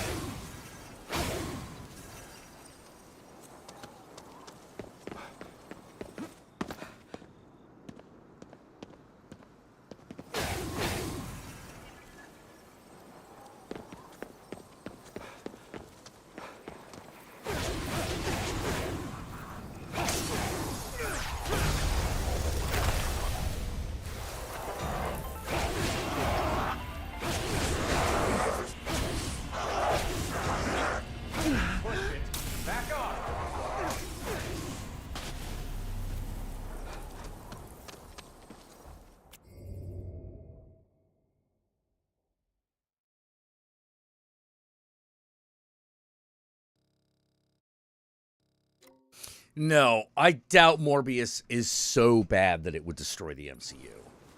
I really doubt it.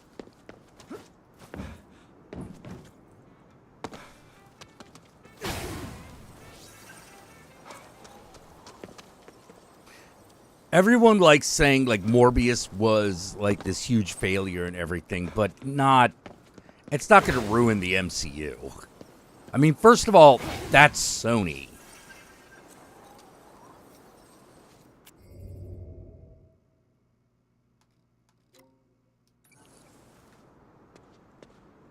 Yeah, I mean, like, if you're talking about ending the MCU with a single movie, it has to be a spectacular failure.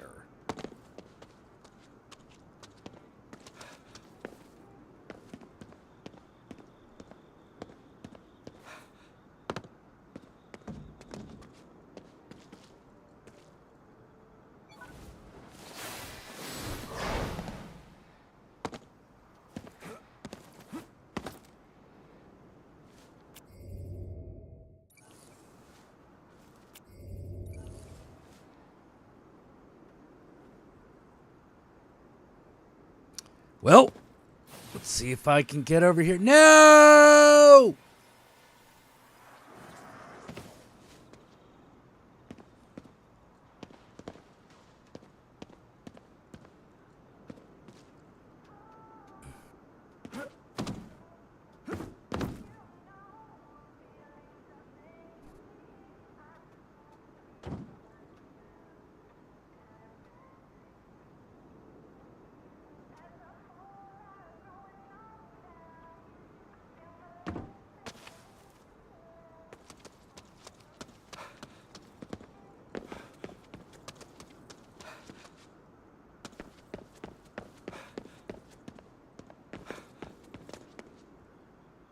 Yeah, dude, MCU makes so much fucking money that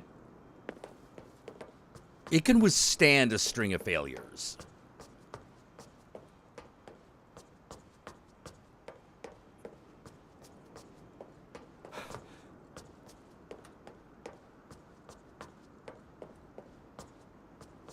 Cats level fail? No, not even Cats level failure would do it. Not even that would do it.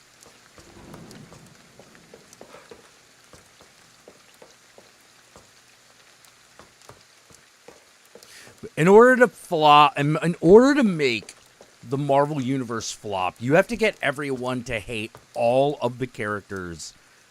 Like, you have to get them to hate all the Avengers at once.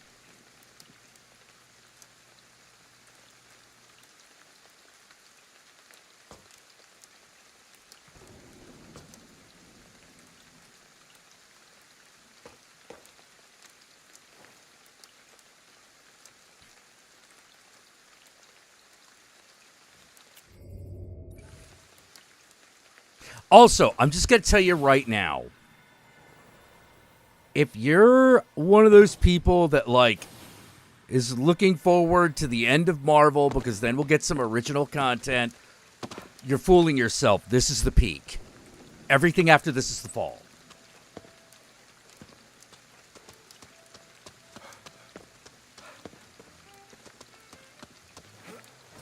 If you want to see non-Marvel movies, you have to go look for them.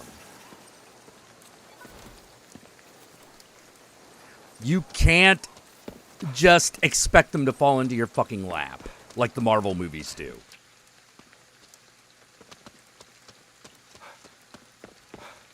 The Marvel movies are the best. The Marvel movies are the best popcorn flicks you're going to fucking find ever.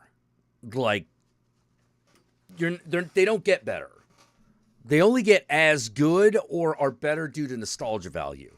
They're not gonna fucking, it doesn't get better. I'm sorry. I've been watching movies for fucking years. They do not get better. They do get worse, though.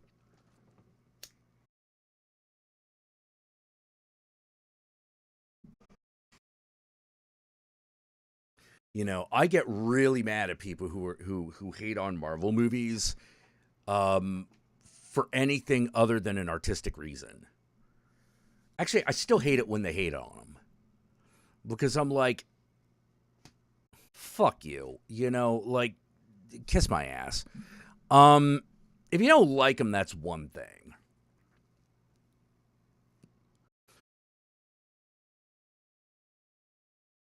But to hate on them, you're just hating on things that people like. That's what you're really doing. You know, there are some artists some real artists that don't like Marvel movies because they're like, oh man, they're formulaic, blah blah blah blah blah blah. Yes, they're entertainment. They're entertainment. They're intended to be entertainment.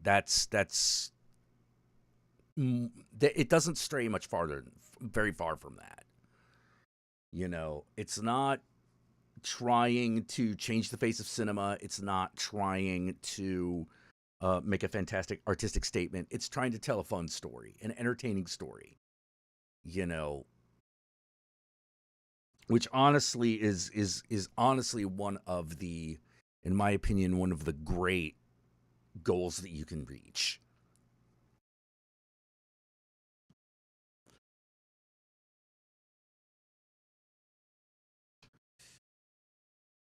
Nothing wrong with making a really good movie. And I'm going to say it again. If you're waiting for Marvel to fall so that other things will rise, you're wrong. When Marvel falls, that's it. Marvel falls, it takes the movie industry with it.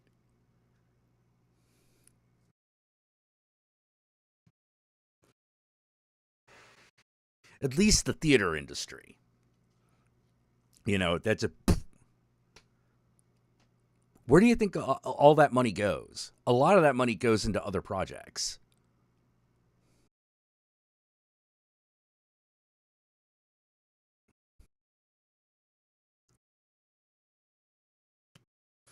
I loved Batman. I loved the Batman movie. I thought it was great.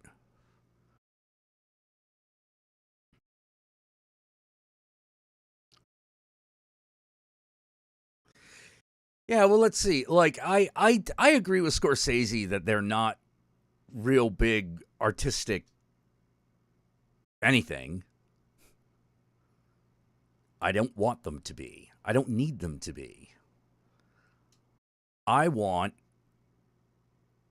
to see something fun that I haven't seen before.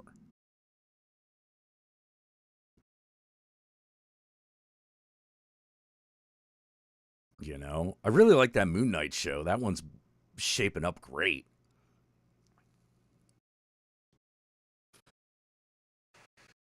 It's currently my favorite of the Marvel shows.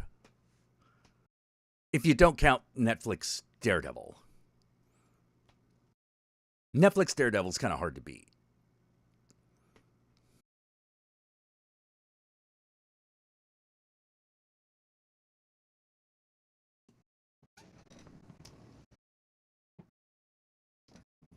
But yeah, keep that in mind, kids. This is the peak. This is the peak. Nowhere to go but down. I don't think it's going anywhere anytime soon. Like, they have to make a gigantic fuck up. Like, I mean, they have to, no, they can't just make one gigantic fuck up. They got to make like 10 in a row. They got to make like five stinkers in a row. Not even 5 might do it. 10 would definitely do it. They got to make like 10 stinkers in a row. They got to.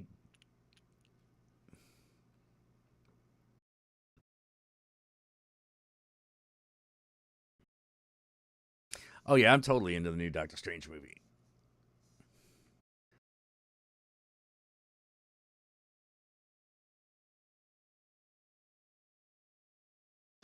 Yeah. Like Daredevil, I would say, is probably the best. With Moon Knight and Luke Cage fighting for number 2.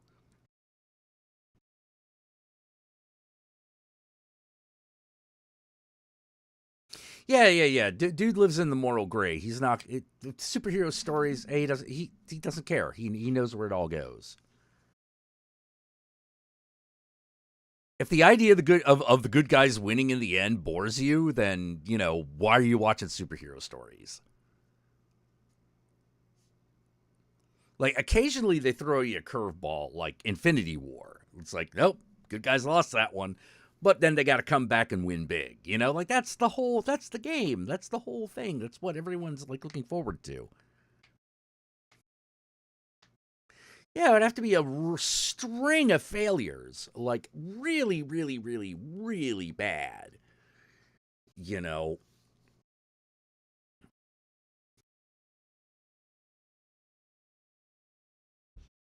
Or if it turned out like Kevin Feige was a rapist. That could signify the beginning of the end.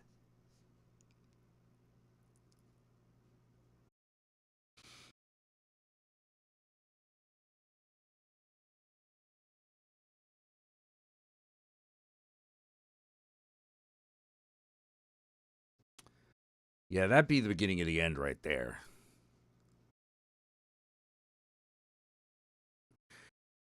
Well, the good guys lost in Civil. Well, they lost, but they didn't. You know, like they lost in that they kind of destroyed themselves. So yeah, that's a low point. Yeah, that's a low point for them.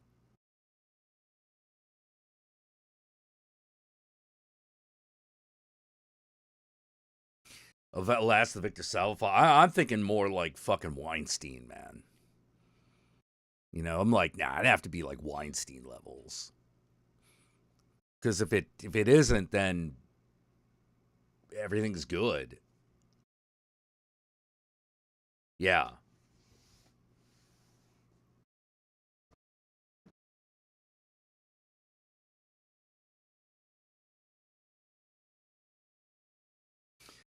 You know.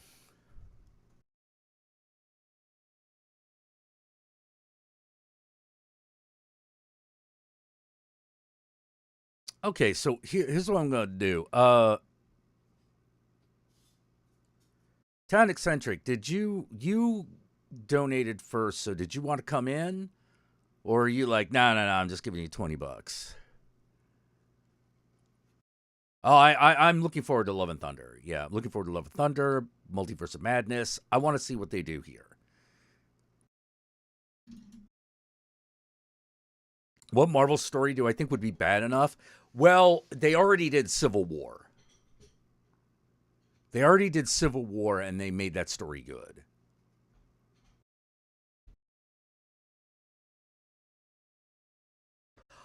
I think what they would have to do is they would have to take a really good story and make it suck for like an entire phase.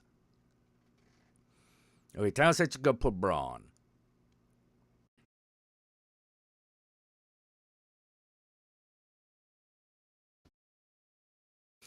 Ultimatum?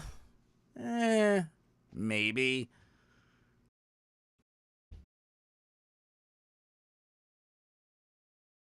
Still waiting for Guardians 3? Yeah. I mean, clearly we're going to see the Guardians in Thor 4.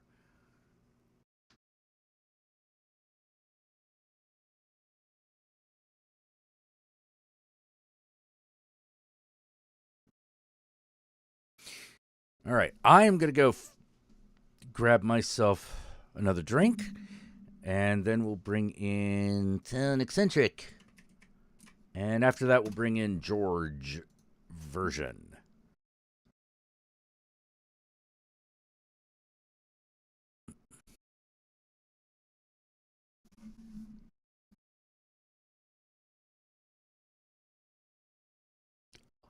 We shall return.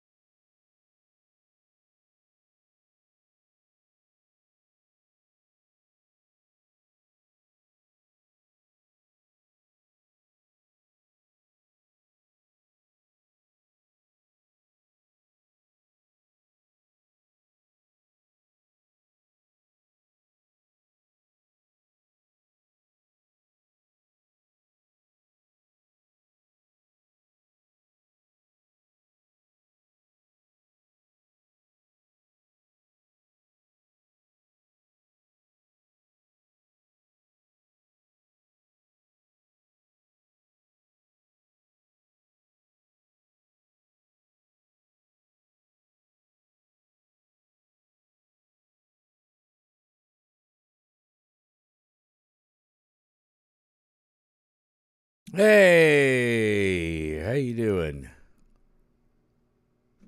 Oh, say that again? Oh no. Oh, wait, there Can we you go. hear me now? Yeah. Now Sorry. you're hearable. You're audible. You're like I a book on tape. You're audible. Perfect. Sorry, I work from home and I use the same headset at work as I do for anything online. So, I have to have a mute button so I can swear at people without them knowing. Um, Oh, got it. Yeah. Yeah, that sounds about right. How you been? all right, how y'all doing? I'm doing all right, really.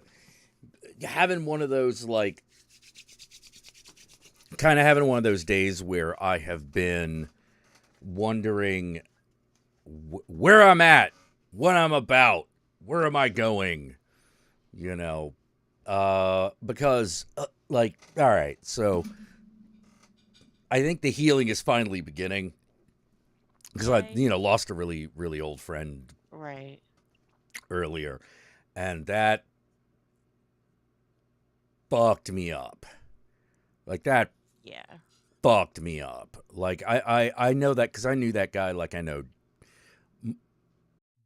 like I'm friendly with those with that guy. I'm close. I was closer with him than I was with like Yogi and John.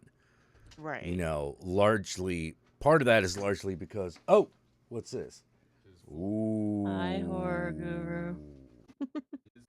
Food, yeah, like and a lot of that has to do with the fact that like we knew each other. We moved out to the West Coast together, from Washington D.C. So that is a Oh, wow. over 20-year friendship.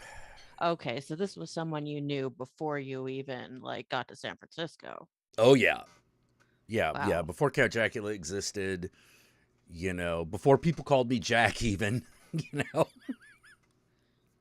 When you had the mysterious former name. Yeah, well, I had one of the mysterious former names. I had one of them, but like it was,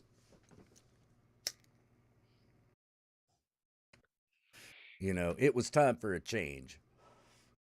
And it turns out it's weird because like I thought not going to get out of I was not going to get out of town. I was not going to get out of my hometown, right? I was like, oh God, I'm not going to get out of here. But then thought about it, and I was like, wait a minute, I got out here 19. Like that's pretty much the age you do that. Right. You don't tend to do that beforehand. You know, It's a little trickier. it's a It little involves trickier. more going out in the middle of the night and not getting Mm-hmm. caught. Mm-hmm. Um, Yeah. See, I'm hitting that point because I live in Florida where I'm like, oh, the familiar feeling of my government trying to drive me out of the state is coming back. Yeah. We Ain't had that grand? Ain't there that was like a fucking 10 grand? year or really closer to 5 year period of time where I think the problem was still there, but it was less noticeable. And then, the fascists happened Well, and how. yeah. Because now they got everyone whipped up about like the whole thing. But the thing that's like so fucking crazy is that I've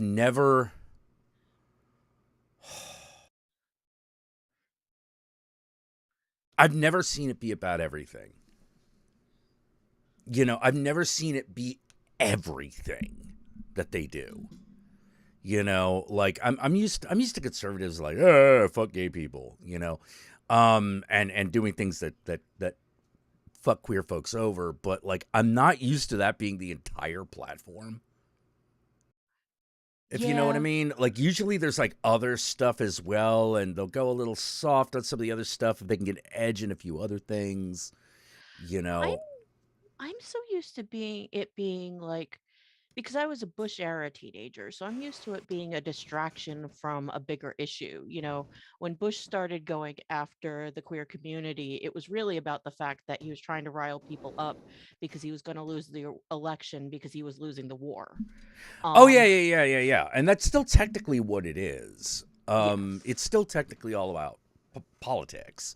But usually there's like another thing also happening.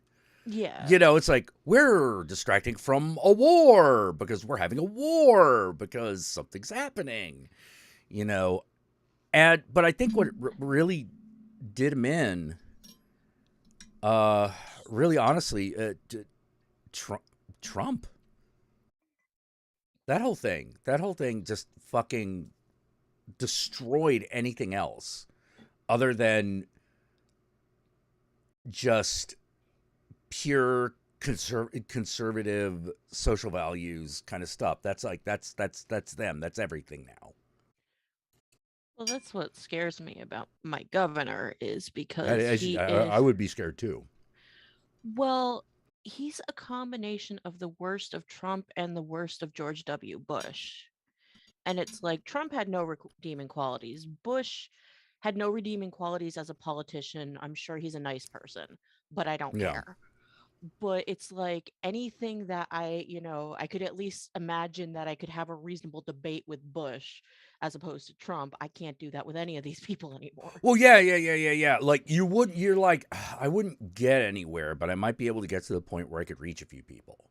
Yeah. You know, with Trump, it's just like it's just pure la la la la la la la la la la la la. Fake Like, news. yeah, fake news. Yeah, they have totally cut themselves off, and I don't know how to handle that.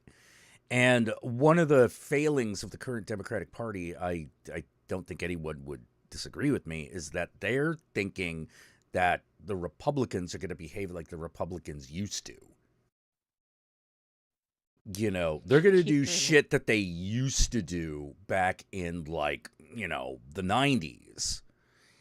But they're not. It's a completely different party now, even though a lot of the same people are still in it. Like, finding out that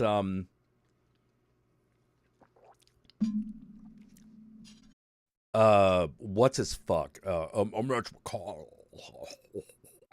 Mitch McConnell was like pretty sure Trump had committed a crime and that was an impeachable offense, and yet didn't vote to impeach him because, you know, politics. Fuck you. I'm like, what the shit? My favorite, what's her name? The Republican from Maine, Susan Collins, I think is her name, who's like, I think he's learned his lesson. Like, go teach kindergarten if that's what you think. Mm-hmm. Are you serious? Yeah. Yeah, no. Susan Collins is just evil.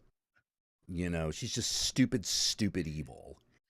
And well, she reminds me of Rubio in the sense that I know she knows this is wrong and she's going along with it anyway. Yeah. No integrity, you know. Like, that's one of the things that always pissed me off about Rubio is like I think he's a lot more like Bush, where I think there's a heart in there somewhere. He just doesn't use it because it's not politically convenient. But that's pretty much the answer. You know. And I keep thinking, like, who are they gonna... The question isn't who are the Republicans going to put up in 2024. That's not the question. The question is, how are the Democrats going to manage the Biden campaign? What are they going to do? Because they got to change it up. I feel like we should take the Mel Brooks approach and just mock them every step of the way. I tend to agree with that. Because they do look that stupid. Mm-hmm. And I'm like... And there's one thing. They keep bringing up, will Hillary run again as a possibility? And I'm like, please no. I don't think she even wants to. Please no. Like, every once in a while you hear that squawk. And it's just like, no. She, look, I'm going to be real honest. She couldn't win against Trump. She's not going to win against smarter Trump. Oh, God. You know, like, come on. You know, like, and especially considering that a lot of the baggage that she has came down to the fact that she fucked over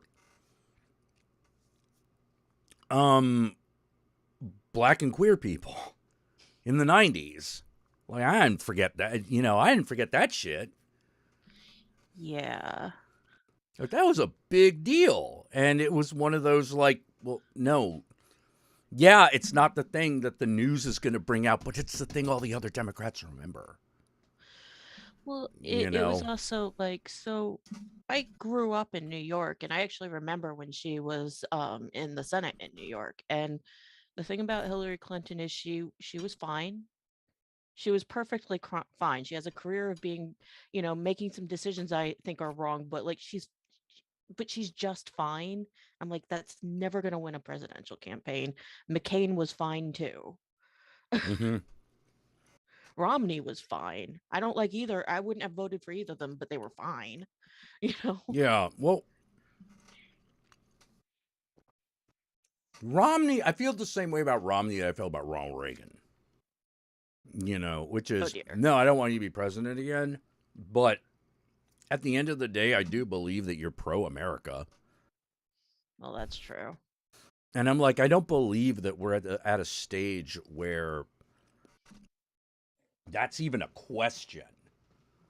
You know, like, what would it be like if Trump was still president? Well, I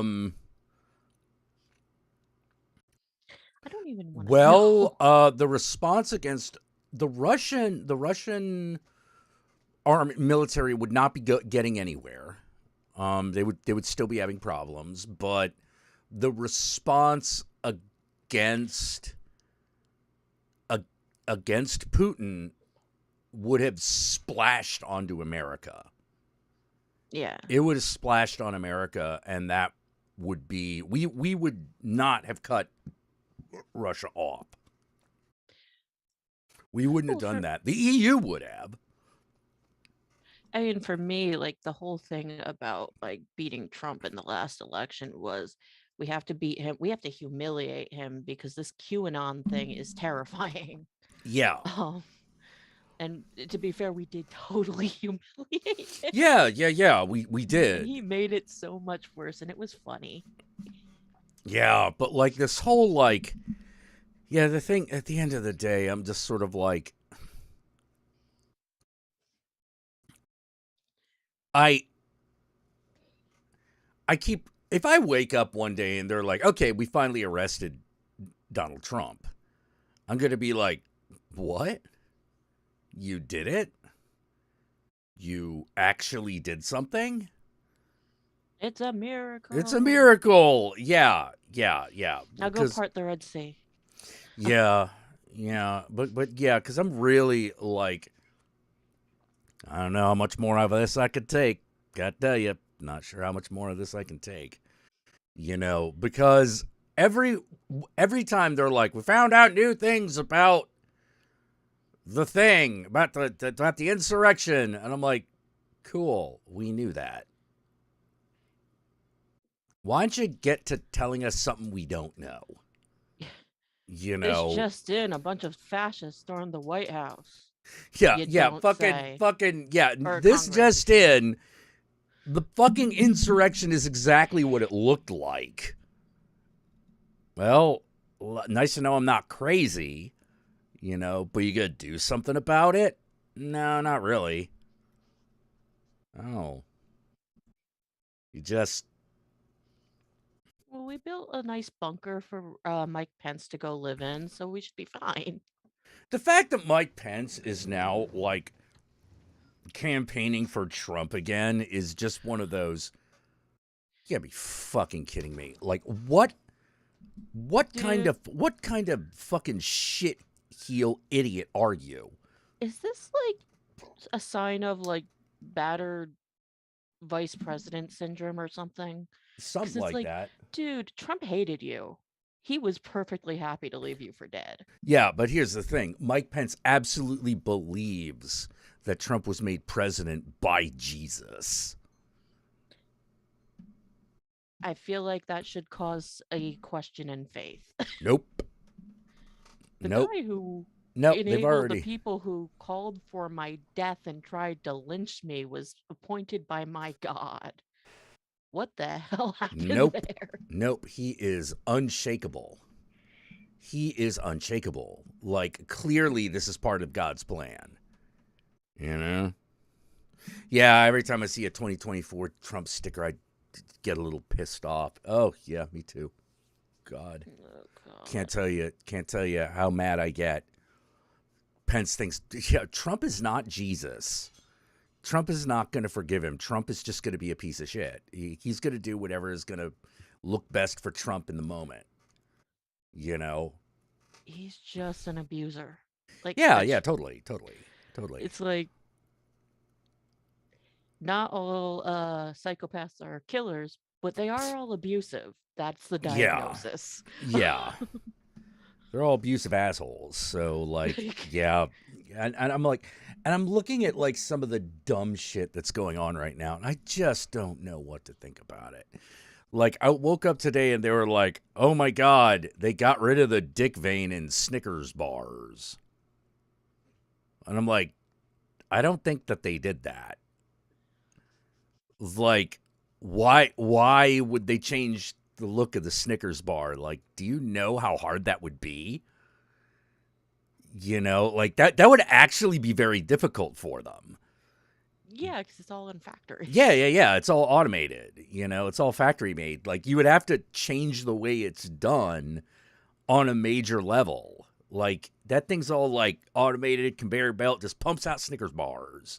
And every one of them factory that pumps out Snicker bar do it the same way. No matter what country they're in. Worldwide, you'd have to change all of them overnight in order to do this. And I'm like, there's no way they did that. That can't be true. And of course it wasn't. Of course not. It's like, You know. I think the last time a company decided, like a super like culturally iconic company decided to change the product completely, New Coke did not last. No. Let's see. Super Anime Girls, like, some Trump supporter came up to me and my nephews also mixed and told us to go back where we came from. So I got to have that conversation with a 10-year-old. Yeah. Oh, I'm so sorry. Yeah. Ugh. Yeah. Hey, you're not American, even though, like, you have everything in the book says that you are. You know, you just ain't white enough. Ugh. You know, and well, no, that's really what it comes down to. That's really what it is. And it's crazy to think that is what is fueling this fascism we're dealing with, is the desire for a white ethnostate. You know, like, that's what the deal is. Like, a white Christian ethnostate. That's what they all want. Jesus Christ, are fascists like obsessed with the food and music sucking or something? Because I gotta be honest, you know what immigration has done? I live in a state with a really high immigration rate. It's made the food better and the parties more fun. Yeah. Well, and the people are nicer. Yeah, but, like, there's something about these people, man. Like, I don't know what it is. There's that section of white people that are just like, they can't take any change. You know, the threat of a candy bar changing its shape is cause for, like, alarm because someone told them to be alarmed about it. And I'm like, dude, first of all, I just got a Reese's peanut butter snack bar. You know, like, that's a new thing. Why you don't care about that? No. It's because we tapped it in to the fear of everyone not being masculine enough, which I am going to tell you right now. I have never lived in a period of time when people weren't saying that. I have never read about a period of time when people weren't saying that. You know, like, people have been saying that since ancient Rome. You know, oh my God, this new generation is way too... shut the fuck up. But when I act masculine, everyone calls me a pick-me girl, but well, Mm-hmm. whatever. Yeah, but see, that's destroying men somehow. Mm. You know, like, and I find myself just going, why? Why? Just why? Like, it even if I was worried about masculinity, that would still be stupid. It's You know? almost like masculinity and femininity and androgyny are personality traits that have nothing to do with anything. They're just Well, personality traits. yeah, you could definitely do it that way. That, you know, that's true.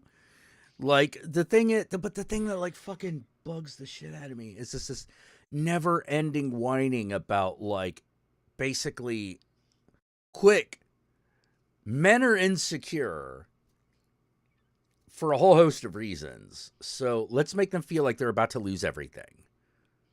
That'll get them to vote. And often it does. You know, A it British usually kid wore a works. dress in a magazine. Run. I know. And I'm just like, who gives a shit? Like, why do you even care? You know, like, I don't understand why people care about these things, because I won't care about something just because people tell me. You know, and that works no matter who's saying it. It's a good way to live. Yeah, it's sort of like, you need to care about this, and if it's not immediately obvious, like, you need to care about cops killing black people. Okay, yeah, that sounds about right. Yeah, okay, get it. Like, that's on its face. I don't But need you to... need to dedicate 2 weeks arguing about Will Smith slapping. Oh my God, no, I don't. No, I don't. Fucking Chris Rock said a joke. Will Smith didn't like it. Will Smith slapped him. Is what Will Smith did wrong? Yeah, but I also don't give a shit. It fucking... And dude didn't press charges. Chris Rock didn't press charges. He was like, all right, I told a joke. He punched me in the face. He shouldn't have done that, but I'm not going to make it a bigger thing than it already is. Honestly, Chris Rock has been pretty classy about Yeah, he's pretty classy about it, you know? And I'm like, just like, okay. y'all took this moment that I thought was a little hilarious and turned it into discourse. Why do we have to turn everything I into don't... discourse? Yeah. Because, well, it's... I don't know. It's because everything needs to, like, be talking about what everyone's already talking about. Quick. Let us put up an opinion that you can agree or either really agree or really disagree with, so that you'll be on our side and that we could show you advertisers. And this is one of the things that makes me really worried about Netflix going, yeah, having advertisers isn't out of the question. I'm like, no, not again.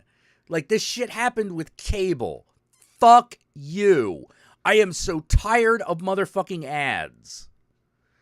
I am so tired of motherfucking ads. I just... With all of this, like, targeted marketing and all this bullshit and on the algorithm and everything, do you know how many times I see an ad for something I absolutely do not want? It happens. It's like, it's every time. It's almost every time. Like, why? What about my behavior says that I want to hear from from PragerU? I don't want to hear from that. I don't want to hear that shit. Like, when was the last time I got a real ad? I got an ad for something I actually wanted. I'll tell you when it was. It was when I was looking at Instagram, and I got an Instagram ad for that, like, alien tiki mug. that was a few years back. Like, that was the last time I saw, like, an ad in the wild, that, like, told me something I wanted to know. I think the only ad I've ever don't just turn the volume off for occasionally movie trailers, and I think the only one I've watched in the last couple of years is I kind of want to see the Firestarter movie because Oh, I'm a little bit worried about it. I I'm a like little bit worried about it because they're trying to, like, they tried to couch it as like a superhero movie, and I'm like, oh no, That could go. no, no, no, no, no, no, no, no, no. No, no, no, no, no, no, no, no, no, no, no, no, no, no, no, no, no, no, no, no. Don't do that. That's The book's bad. a little grittier. Yeah, well, here's the thing. One of the problems I have with Firestarter is it does have a bullshit ending. Yes, it does. The book has a bad ending. The book ends badly, and I don't mean like like it's a downer ending. I mean, like, no, it just sucked. No, it's not Pet Cemetery. Yeah, it's not Pet Cemetery, but like, it has a bad ending. Pet Cemetery has a bad ending, but it's a great bad ending. Fucking Firestarter has like an uplifting ending that blows. And you're just like, really? All right. Like, the funny thing is, like, you're gonna rewrite, even if you rewrote the ending of fucking Firestarter, I'm like, Stranger Things already happened, man. That's true. Like, that like, Eleven's story is Firestarter. And it's already gone in a better direction. It's just the part of me that started reading his books in middle school is still like, there needs to be a better movie than the 80s one. I didn't care for the 80s. Oh, no, the Firestarter is not that great. It's no Christine. It's not Christine. It's not Carrie. It's, not Pet Cemetery. It ain't one of those.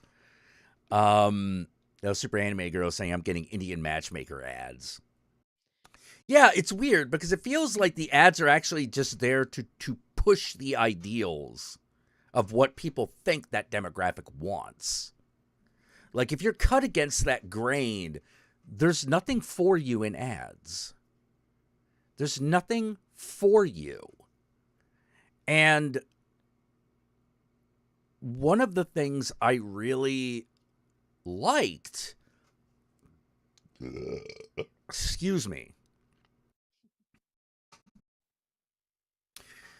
about old internet ads was they were usually for something that it was reasonable to expect you would be there for. Like, if you go to a toy forum, like, you see stuff for, like, toycollector.com or whatever, or you go to a porn site. Buy ads on the site. Yeah. You go to a porn site and you see, like, ads for other porn. Even if it's shit you're not into, you're like, well, I mean, I know why it's there. Like, somebody's into that. Just happens to not be me. See, YouTube, on the other hand, I've always had a problem with the way they did ads because for some reason they really, really want to make me Mormon. And I'm like, what is it about my viewing history that makes you think I'm interested? I know. Yeah, I don't. Yeah, well, you can clear all that stuff, dude. I'll do you one better. I have that all automated. But I don't. It's weird because I'm like, I don't want to be part of that. I don't want to be part of the monoculture. I don't care. I'm in it. Yeah, I'm in it by default just because I live here. And that's about as much. I want to have as little to do with it as possible because I don't think that advertising is not your friend. The sort of advertising like you're getting in big media platforms it's all about what is it? Political ad, car. And that's what you got. That's what you got. Those are your ads. Found a way to market arsenic to babies. Yeah. And I just find myself going like, really? We're still pushing cars? I think we got enough cars. You know, like, don't get me. And then there's always like, oh, look what Elon Musk is doing. I don't care. He's trying to own Twitter. Well, what else is fucking new? You know, like, I'm so fucking tired all the time of all of that shit. I don't know how people can hear the name Elon Musk and not roll their eyes. I 'Cause don't at this point, know. like, even if I I don't know. agreed with his worldview, which I don't, but even if I did, he's annoying, is what he is. He is. He's an annoying person. And I'm like, even if you like agree with his sort of right-wing libertarian worldview, which a lot of people do, I feel like you could find a better mascot. Yeah. Yeah, you probably could. Like, I'm really, oh god damn it. The porn fucking accounts are finding me again. Well, that was fun while it lasted. You know what? I hate the fake porn accounts. I don't mind the real ones. Because Yeah. that's sort of like, hey, because you liked giant ass titties, you might like bam. And I'm like, yes or no. You might like even bigger ass There's titties. titties. Yeah. It's like, what about that? Okay, that's the limit right there. You know, like any bigger and we're going to have problems. But like, the thing is, I don't like the fake ones because there's nothing like looking in your feed and realizing that all the ones with the hot chick avatars are all fake. And you feel somehow rejected. Oh god, it's like college all over Yeah. again. You feel rejected somehow. And I'm like, a computer just told me no 20 times and now I feel bad. You know, like, fuck you. I'm tired of that shit. I don't want to have to deal with that. You know? Man, I don't want to deal with that.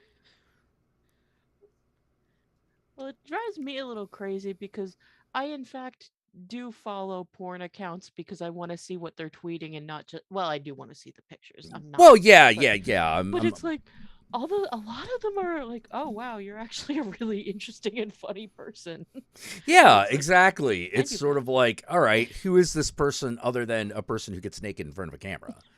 You know, like that's kind of what you want to know.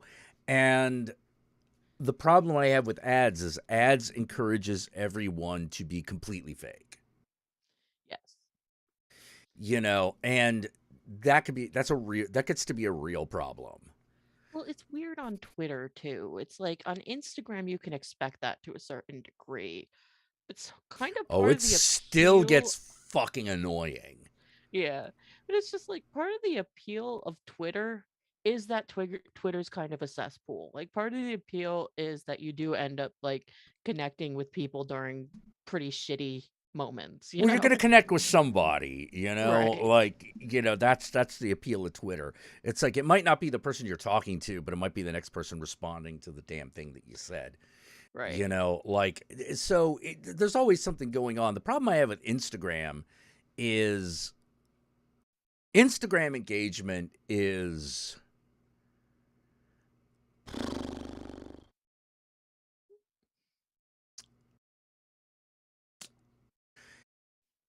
if I see 100 comments on something, even if I want to say something, I don't, because no one's going to see it. No one's going to fucking see it. Like, no one reads it. Like, it's like, no, you're not fucking making a post in order to just, everyone knows that you're here because there's some sort of flirtation going on. Yeah. You know, there is nothing about Instagram that isn't Notice Me Senpai. It's exactly what it is. Website. And that's all it is. You know, and that gets a little irritating after a while because you find yourself going, wow, I'm having shallower interactions than I even get on Twitter. Oh, This is God. starting to get to me, you know, like it will. It does get to me sometimes. Because like unless you're a person who can take pictures of yourself every day, and I am not. I look at my face like because I do streaming so often, I look at my face all the time. I'm not I don't need it. I don't need a thing where I have to look at it more. You know, I'm not 23 and hot. And I'm okay with that, but it means I won't have an Instagram career. yeah, I heard that. You Like, know, and in fairness, if I were 20 and 3 and hot, I wouldn't have an Instagram. I'd have an OnlyFans. You make real money doing that shit. well, yeah. Well, that's the other thing. Like anyone I really want to talk to is just trying to get you to go to the OnlyFans. And OnlyFans is hit or miss. Like you might be able to get what you're looking for on OnlyFans. Like if you want engagement with a creator, you might be able to do that, but it all depends on the creator. And so on that level, it feels kind of fair. Yeah. You know, it's sort of like, hey, I'm giving you $5. I'm giving you money to pay attention to my responses to your stupid thing. If I say something that you like and you respond to it, maybe I'll keep giving you money. You know, Right. like I get it. Like I get it. That I get. But Instagram itself is just sort of like it. It's like being in a strip club, but like you realize that you're in the part of the audience that don't tip, and so you Oh get no no. attention. Oh no. And you're just looking like Instagram's great if you're a pure voyeur. Like if you're a pure voyeur and you don't need to like talk to people or anything, Instagram's perfect. But if you're like, no, I actually do want the little lol when I say a joke. At least the little heart button. Yeah, or the little heart button or something. Like if I actually need that, it's not as good unless the account is yours. But I don't like. It's weird. I don't like. Here's the thing. It's not that I don't appreciate the attention, but like I know anyone who's following me on Instagram is probably going to engage. Right. You know, like they're probably going to engage, and there's nothing wrong with that. But the problem becomes now you got 20 things, and you got to figure out what to respond to, if anything. And you're just sitting there like an idiot, going, "Do I say something? Do I just press the heart button?" And so you just end up just pressing the heart button for a while, and then you realize, am I just feeling guilty for not pressing the button? Well, it was You it, know? that was also an issue I ran into back in the day, and this was at this point this would have been like 7 or 8 years ago when I was trying to make YouTube videos, and I never really got anywhere with them. But if you get to a point where you even have more than a couple comments on your videos, you would know this. You kind of have to moderate, and guess what I learned? I suck at fucking moderating. I'm terrible. I know what you mean. I get bored. I get very bored. I I like interacting with people, but Well, it's just after stuff a like while, you're just sort of like, all right, how many YouTube comments this thing got? All right, how many of these look like they were made by people? And well, and I was dumb and I did political videos, so while I would get oh, comments about myself, I could usually brush them off. It's like, "Oh, you're fat," and I'm like, Yep, that's because Doritos are delicious. You got But, but it Oh, was stuff like, you're fat. You clearly have vision. yeah, Like what do you want from me? yeah, like was I supposed to feel bad? You're so ugly you didn't even put your picture in the fucking avatar. What the hell's that? But it was stuff like, it's just stupid stuff like, to what degree, if two people are arguing in my comments, to what degree do I just let them argue, and to what degree do I have to put a stop in it to it? And I'm like, I've never been good at figuring that out. Because I feel like it becomes my fault if someone gets doxxed or something. Well, see, here's the thing. Like, once an argument reaches a certain level of stupid, I just tap out because what the worst thing that could happen is me actually getting involved, because now anyone who is invested in me feels like they have to get involved with this stupid thing. Oh God, it becomes a clusterfuck. Yeah, and it becomes a complete clusterfuck. And after a while, you just sort of like, dude, I don't know who people. I mean, there are people who like really do legitimately just go through their whole comment section every day, and I'm just like, I don't know how you do that. I don't know how you do that. Like I fall asleep. Like I legitimately fall asleep. It's like, all right, another comment. Hey, no, I don't care about. Why are you fucking commenting on Batman in my fucking Return of the Living Dead video? Okay, whatever. Talking about martyrs. Hey, did you see Aqua Teen Hunger Force? Like, the fuck does this have to do with anything? Did we mention that in the video? Like, did we start doing Master Shake in the middle of that shit? I can't remember. Like it's been too fucking long. And after a while, it's just like, hey, Jack, yeah, what are you doing? I think I'm going through YouTube comments. Have you done anything besides read them for an hour? No. Do you remember any of them? Do you remember any of them? No. No. And it doesn't necessarily have anything to do with the quality of the comment.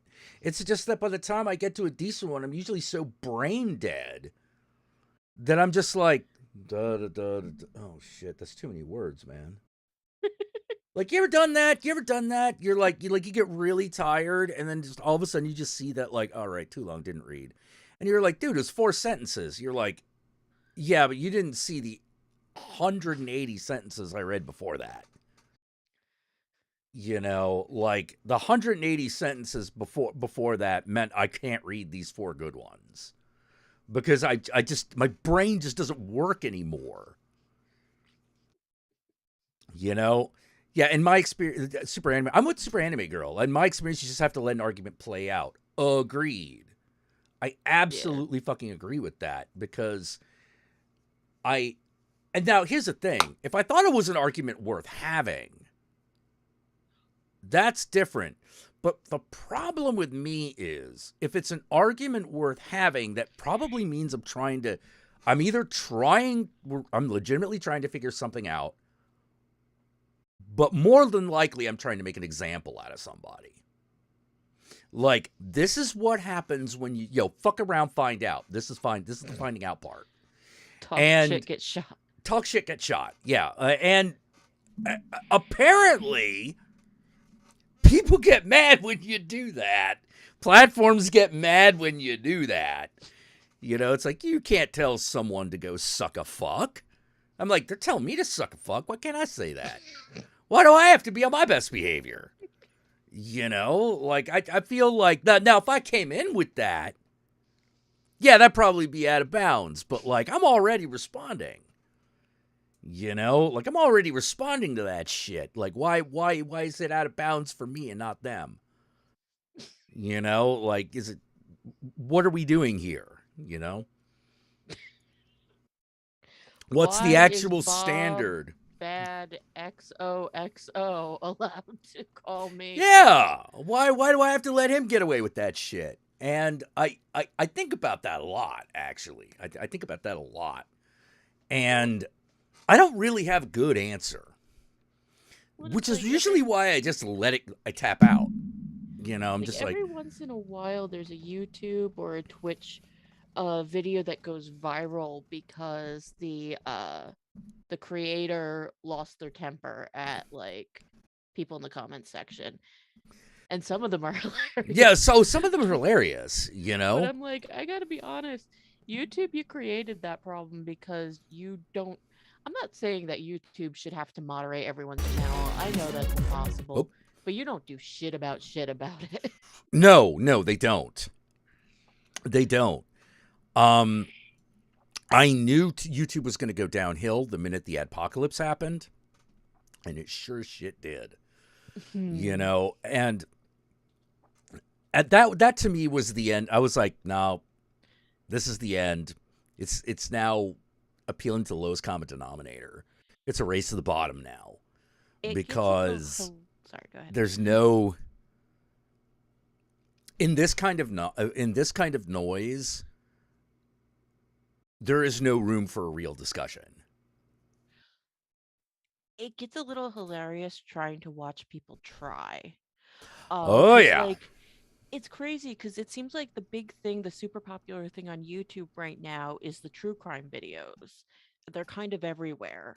Oh yeah. And it's like watching these Well, channels try to like the censor yeah. themselves in a murder mystery is a little hilarious. Well, yeah, it was like a few years ago. Like the creepy pasta podcast things were really big. Like the horror story things were kind of big. The problem is they kind of ran through all the good ones. Yeah. Like the SCP videos have the same problem, which is they've done all the good ones.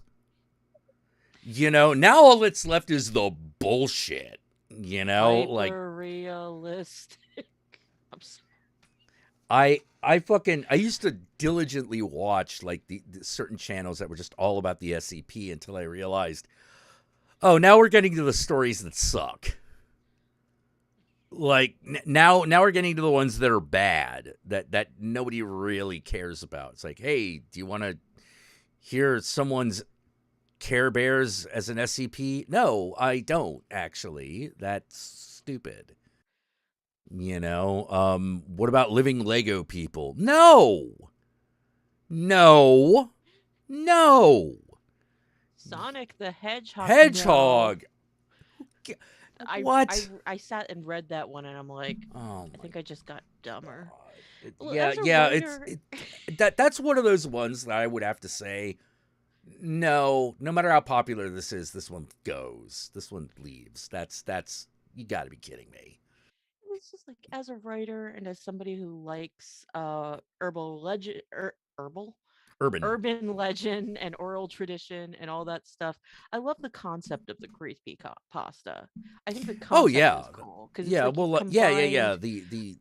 The concept is okay. It's just Like that, like a lot of things, it some still of them are sucks. really good and a lot of them suck.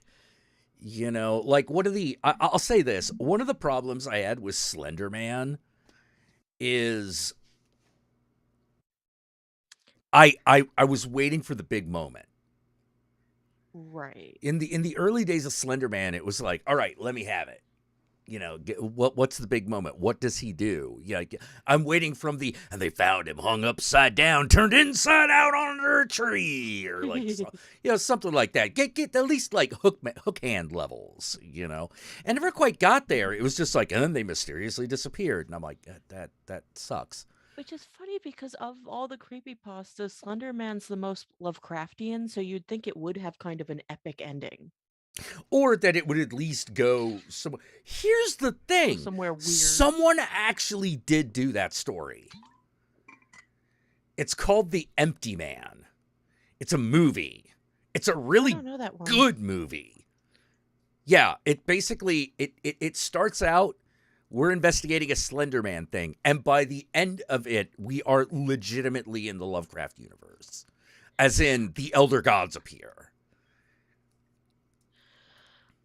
I mean, the side of Slender Man I do like is all the edited photos. I don't know if I've actually sat down and read the story behind it. I just like the edited photos. They were cool.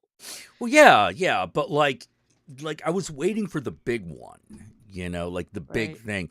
And even though I like to watch Marble Hornets, and I'm like, well, this is okay, but like I'm waiting for the big experience. I'm waiting for the big like boom, because maybe it's because I grew up in the '80s, but like I like it when movies do do something big, like even with very little. Like John Carpenter was kind of the master of Oh yeah. that kind of shit. Like The now what yeah, motherfucker. now what? Like, how does Christine starts? She eats a dude's hand, and now she's possessed by the devil. Okay, Christine. all right, okay, all right. We're in.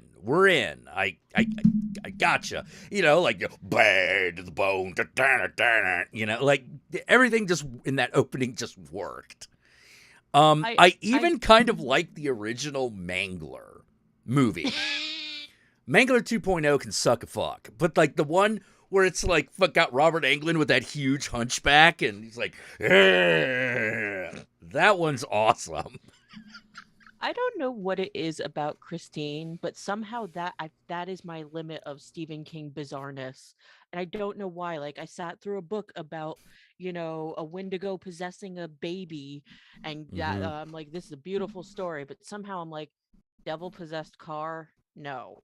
Devil Just possessed no. car, baby. Oh, I love Christine. A lot It's of people do. dumb as hell. It's dumb as hell, but like I got what it was doing.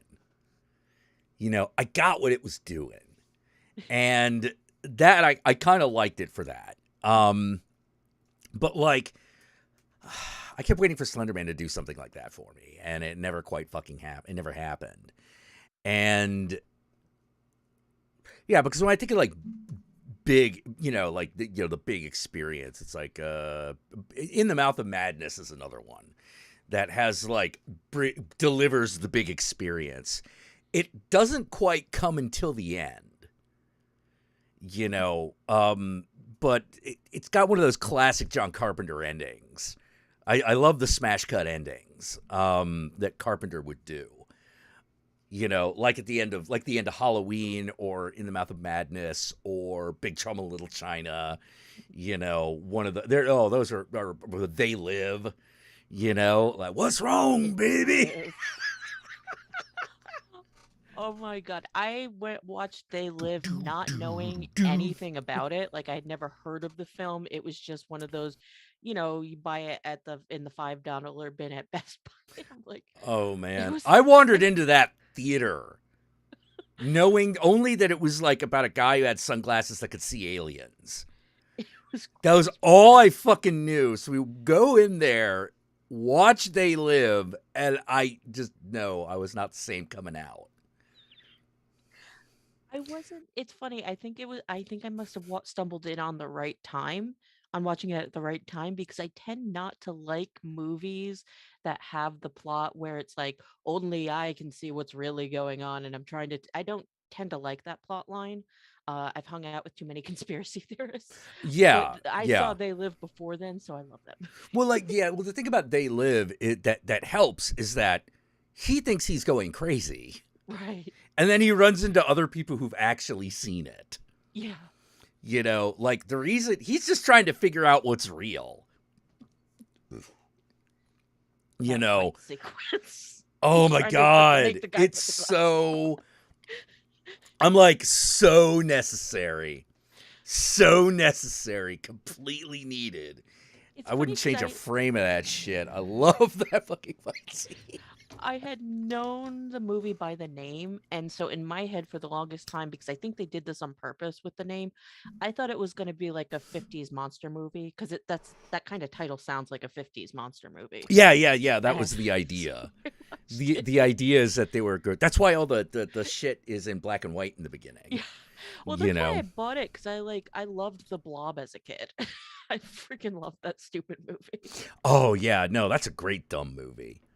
That is a great dumb movie. Oh, yeah, Run, don't good walk. time. Run, do not walk. The blob. Well, okay. All right. Oh, boy. Yes, They Live, a movie about late stage capitalism. Oh, hell yeah. I mean, it was the 80s. It was the 80s, right? Yeah, oh, yeah. Yeah, it was 86. Right, because the lead actor was a wrestler in the 80s, I think. Yep. Oh God, that was the year I was born. Oh, jeez. Well, It's the movie that created the craziness. That was me. No, it's not. well, I'm old.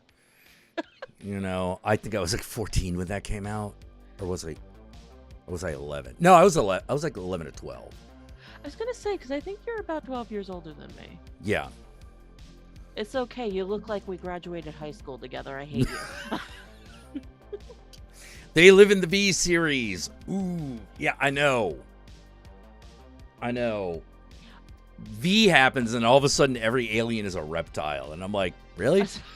Really? I was about to say the movie that invented the reptilian humanoid conspiracy theory. Sure as shit did. Like I've never. It's so weird watching things move from the fictional to the mythological, and when it gets to the mythological stage, something happens, and people start believing it, like it's a thing that people have always talked about, and I've seen that happen so frequently. I see that happen all the time, where I'm just sort of like, that comes from a movie, right? Because, like, people were not putting this off as a conspiracy before that movie happened. Like, Right. It just didn't exist. Adrenochrome is my favorite. I'm like, the drug Hunter S. Thompson made up in Fear and Loathing in Las Vegas. Like, here's the thing. There is such a thing as adrenochrome, but it's not a narcotic. No, isn't it like how your adrenaline is made? Like it's the gland that creates, or something like that. Yeah, it's just, it's an injectable adrenaline, like, You could probably get it from your doctor. I don't think we need to be harvesting babies or whatever. No, you really don't. You really don't. Anyone remember watching the VTV movie? Fuck yeah, I remember that shit. Yeah. Oh, Hell Comes to Frogtown. See, now that is a picture. That is a picture right there. You don't know Hell Comes to Frogtown? Oh, I'm in trouble now. Oh, you gotta see Hell Comes to Frogtown. That is Roddy Piper in the post-apocalyptic everything in a world where mutant frogs rule, and there are no. He is the last fertile man alive, and so they put a bomb on his junk, so he can't run away because he has to inseminate every female he finds. And yet, that's not actually the plot. Oh, The plot is actually just him shooting frog people. well, that sounds like a movie. Wired to blow. You have to see it. You have to see it. It's one of those. That's one of those. That's a gooder flick. Like, nothing about it makes sense. Like, that's what I look for in my nothing gooder. about it makes sense. Still no skill or Clog movie power. called The Hair Blob. I know. I saw a short film that was about a monster hair clog. But This I doesn't haven't seen a surprise me. feature. I haven't seen a feature length one.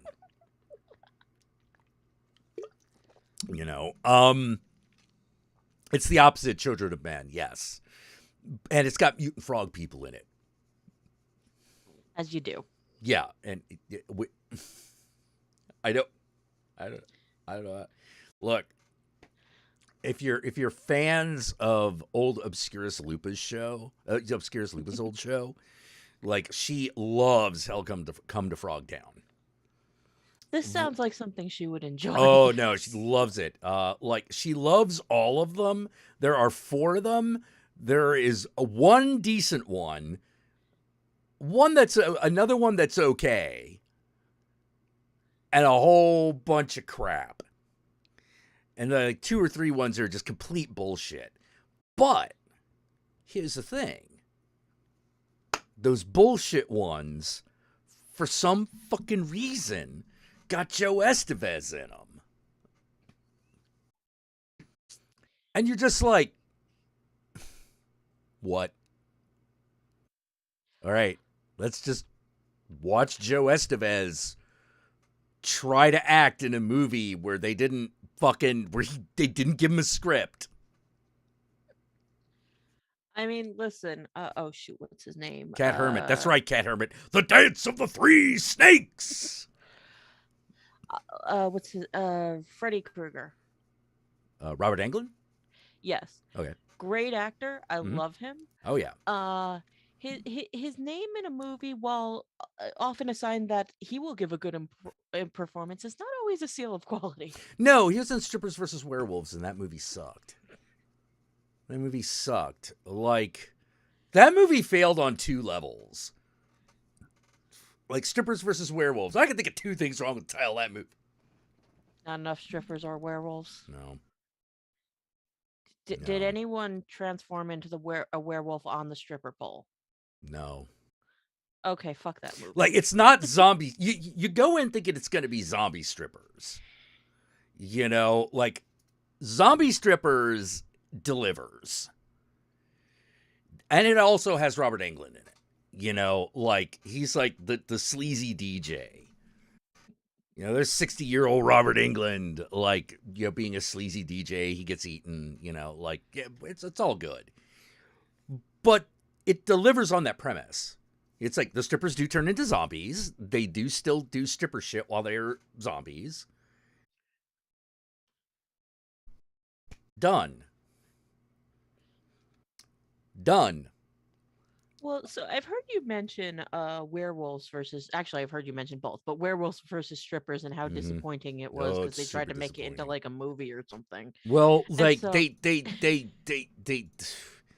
that title writes a check that the movie can't cash.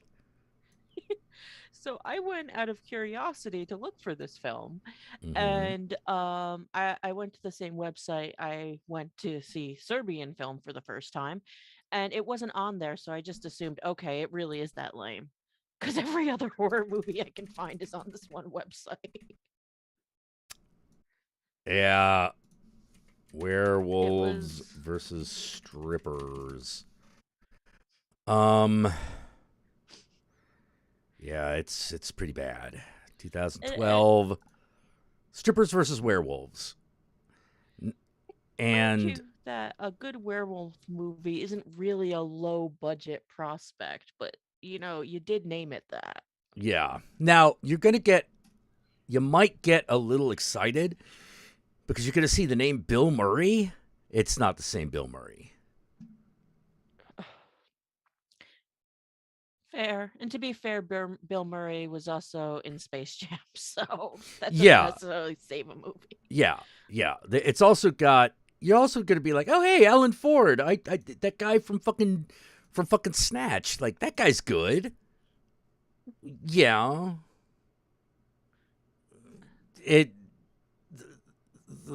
He's okay. Oh God, I think Malkadon has a point. I'd love to see a movie with zombie strippers falling apart on the dance floor. Yeah, that's called Zombies versus Strippers. Okay, so I gotta watch that. Yeah. No, like I said, like, that movie delivers. It's not, you're gonna watch it, you're like, man, this movie isn't very good, but it does deliver on its premise. I just like the image of a werewolves versus strippers. I feel like should make for this Rob Zombie video where like a stripper is transforming while that's dancing. the movie.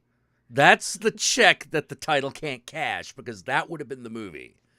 Like, it would have been like, okay, stripper place is like, you know, overrun by werewolves, and then the strippers turn into werewolves, and then they all jump on motorcycles and go like terrorize a small town or something. But they're all stripper werewolves. Oscar. Oscar. Yeah. Or it's a traveling caravan of stripper werewolves. Okay, stripper biker werewolves. Stripper this does biker need to be a werewolves. movie. Yeah, exactly. You know, it's like we just start out like the girls are like, you know, getting shaking it, getting jiggy with it. You know, like on stage, werewolves come in. You know, lots of screaming, and then like, you know, hard cut 6 months later, they're on motorcycles. Now they're werewolves, and now the fun begins. You know, because like we can't have everything happen in the To strip be club. continued. We can't have everything in the strip club, but we definitely need to have a strip club. It's You in the know, because title. it's zombie strippers. Yeah, You promised it's me a strip werewolf club. strippers. Yeah, you know, but no, it's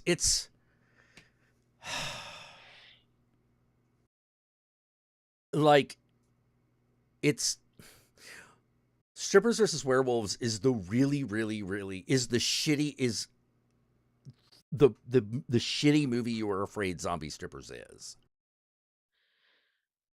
Okay. Zombie strippers is a trauma type movie. To say that it's good is not is kind of missing the point.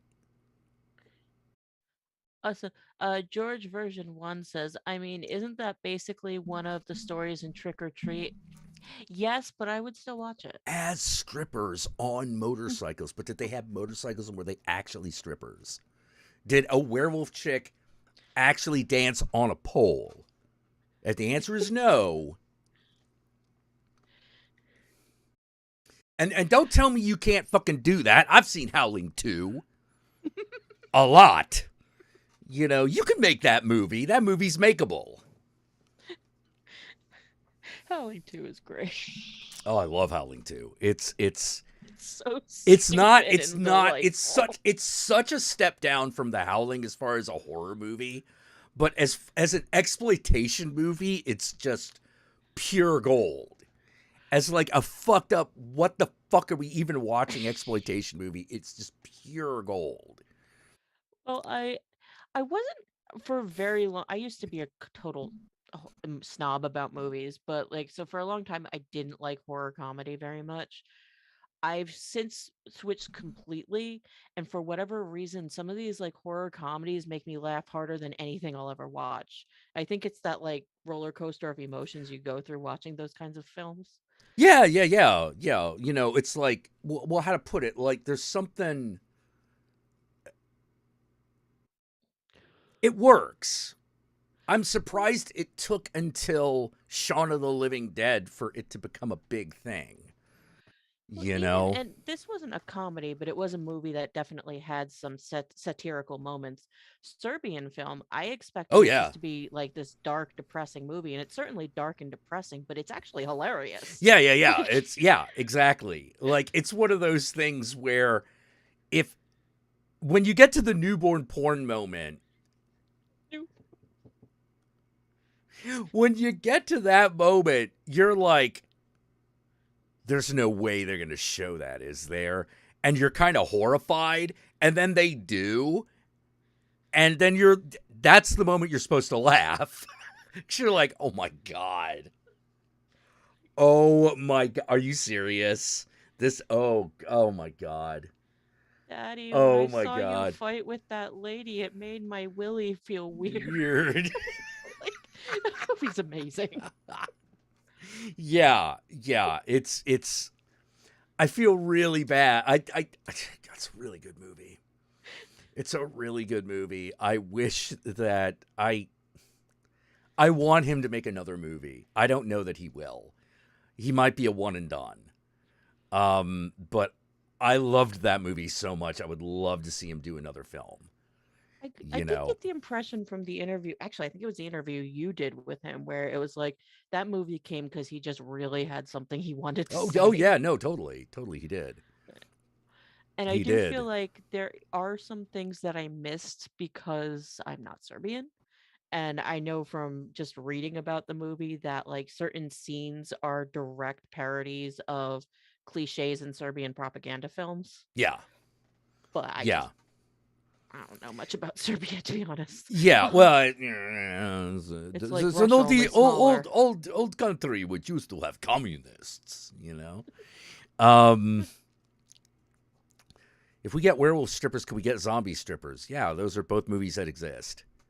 The zombie strippers is better than That's the werewolf the strippers, yeah. I hear. Zombie strippers is actually okay.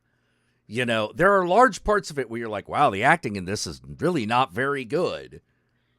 Well, that's what you're looking for in a B movie. Yeah. This is look. No one's going to the Academy Awards with this one. I've noticed that in like specifically 70s exploitation films, there's a certain amount of movies, and I'd actually put I Spit on Your Grave in this category, where the fact that the acting isn't very good actually makes them a little more disturbing. Wait, say that again? The fact that the acting isn't necessarily very good actually makes it a little more disturbing to me. Yeah, because like I Spit on Your Grave only really has like one actor, and that's Camille Keaton. Right. Everyone else is an amateur. Well, and a lot of it was, I think part of it is because that's sort of how, when you realize how low budget it is, that these are sort of people who are not typically actors. It's like, okay, so this was a movie he really wanted to make. And I'm like, ooh, yeah, that makes it really even more intense to me. Yeah. Yeah. Oh my God. So, okay. So if you want to know, let's see. Yeah. All right. Oh God damn it. All right. That thing that just flashed and went by, that's a still from Zombie Strippers. Oh God. Lap dance and those zombie sweat panties. Yeah. Oh no, I'm sorry. That's Scout's Guide to the Zombie Apocalypse. They mislabeled it. All right. Well, another movie you need to see, by the way, Scout's Guide to the Zombie Apocalypse. That also has zombie strippers in it. It's just not the whole movie. I would actually say that Scout's Guide to the Zombie Apocalypse is definitely a better movie than Zombie Strippers. Just minute per minute, just better movie. I mean, again, I don't know if I'm going to a movie called Zombie Strippers for a good movie per se. More of a good movie night.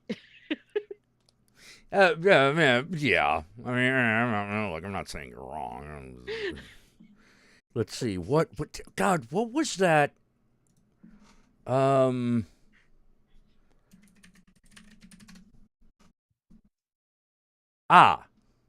Yes. Okay. There is this. Okay. God damn it. I don't even know how to describe this goddamn thing. There's another movie. I'm not saying it's good. I'm just saying it exists. Called Stripperland. Ugh.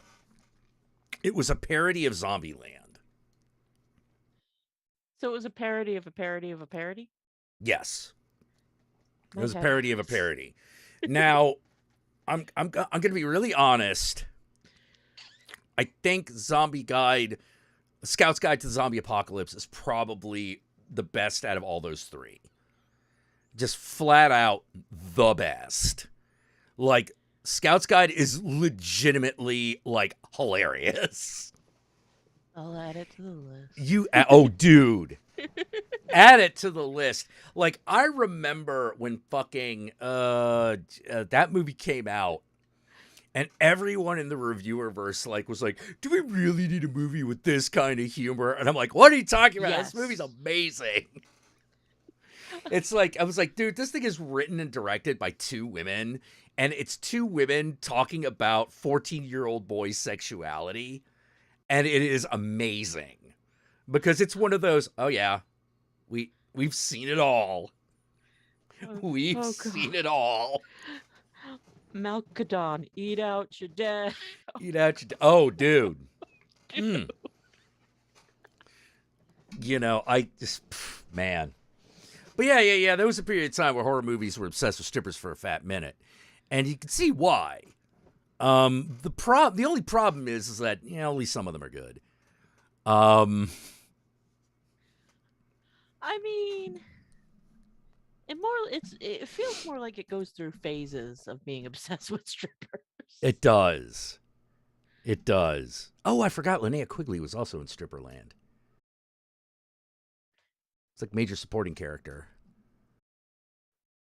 Huh. Lloyd Kaufman's in it? Huh. I might need to give this thing another watch. I'm like clearly fucking I've clearly forgotten huge parts of this fucking movie. They made a Cannibal Holocaust video game? Sorry, from the chat. Yeah, I heard a rumor of that, but I have no idea what the deal is. I mean, I feel Cannibal Holocaust the video game. Wouldn't that just be like The Forest? I mean, were any turtles harmed in the making of this video game? Sorry. Turtle in order to fucking make the video game. Otherwise, no sale. I mean, it was like the early 70s, so I think it's not too soon. Yeah, no, it's not. It's not too soon. Dude, I have seen like fucking really good movies where they slaughtered animals on camera. Well, didn't they kill a friggin' snake in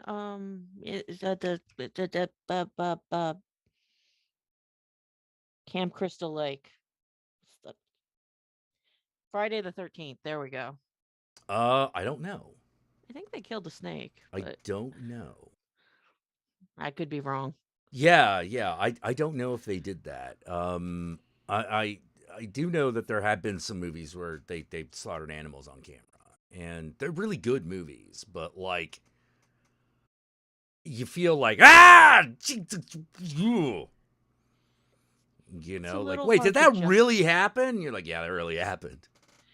You know, it's a little tricky to justify, like at least with Cannibal Holocaust, like to be fair, the actors did eat a lot of those animals after they were done shooting. Well, that was the justification for some of the other ones too. And okay. So it's one of those, I get it, and yet I don't. You know, it's one of those, I have no problem eating hamburger, and I still feel weird about watching an actual cow get actually killed on actual camera. Yeah, that's pretty human. You know, like that's kind of where I'm at. Yeah. Oh, man. Okay, so they did kill a snake in the Friday the 13th. Yeah, I'm gonna have to go through that again because that fact definitely slipped my mind. I'm the worst horror fan ever because I honestly found the first Friday the 13th movie kind of boring. Oh, really? Oh man, how dare you?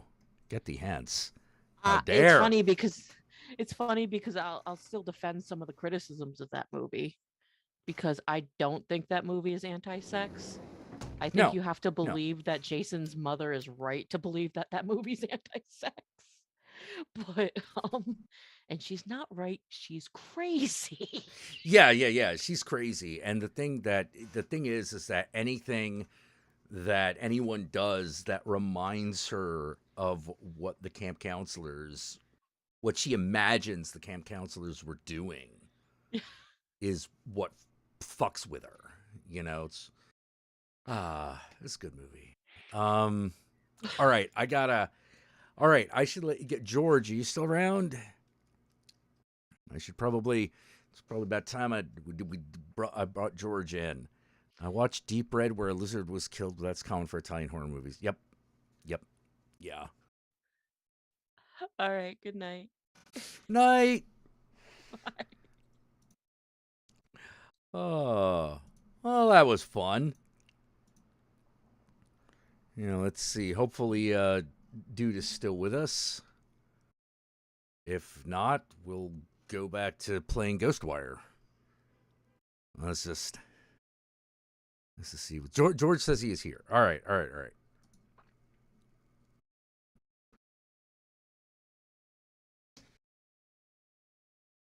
Let's get that going. All right. I'll send you the link on Twitter.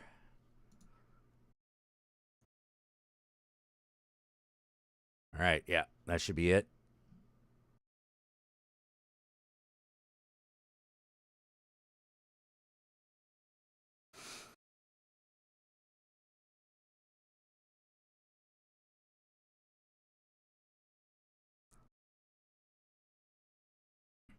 All right, hang on. Let's change the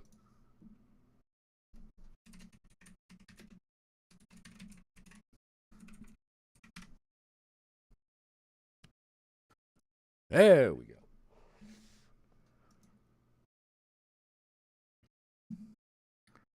Hey, can you hear me?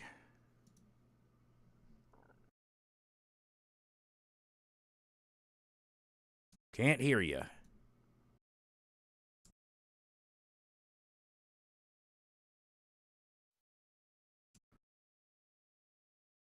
Video's coming in fine, but no sound.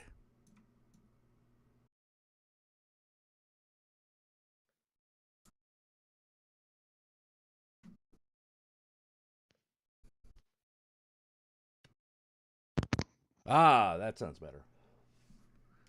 Can you hear me now? Yep. Now we can hear you. How you doing, man? I'm doing good. I don't know why it just switched to my head. It's always something with Zoom in my headphones. But you can hear me now. That's the important thing. Just unplug that. Okay. Anyways, how's it going, Jack? Oh, it's going okay. You said you had a funny story about a dumbass in a flashlight. Yes.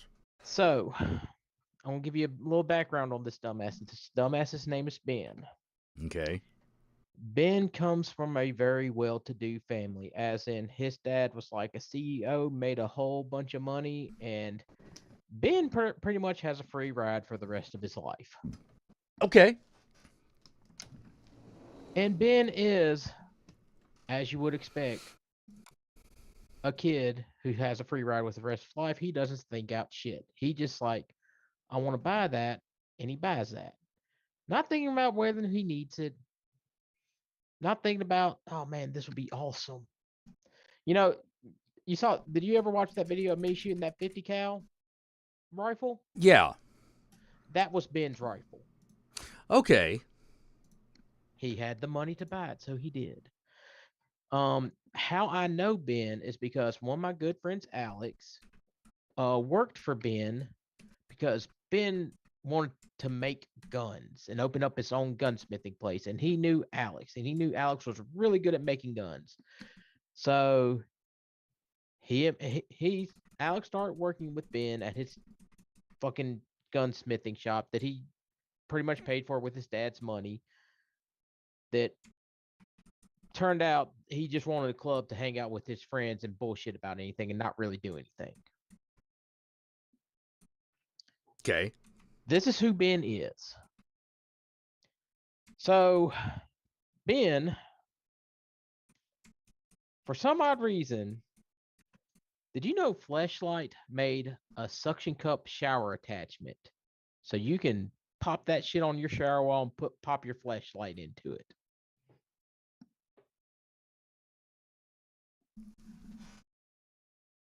Okay, so basically, it's got like a suction cup on one end, right? Yep. You put that on the wall of the shower, and you just hump that thing. Well, you put the fleshlight into it, and then you hump it. Yes. Wait, you put the fleshlight into what? So the suction cup thing is just an attachment for the wall. You have to put your fleshlight onto this like attachment to attach it to the wall. Oh, okay. So there's an attachment you put on the fleshlight so you can stick it on the wall of the shower. Yes. Okay. All right. I got you. I'm with you. Ben bought one of these. Okay. One day he's having a shower and he's going at it with his shower fleshlight. And right as he's about to get done, he's edging and he's gonna go for one final thrust into it. He pulls out. The fleshlight falls. He goes in and hits the wall. Apparently, So basically, he thrusts in, pulls back with enough force to fucking pull the thing off the wall. it falls onto the shower floor. And then he rams his dick against the wall. Yes. He Brilliant. apparently he did it with enough force to knock him back, and he falls over in the shower. His mom comes running to the door, knocking. Ben, what happened? I just fell in the shower, Mom. Oh.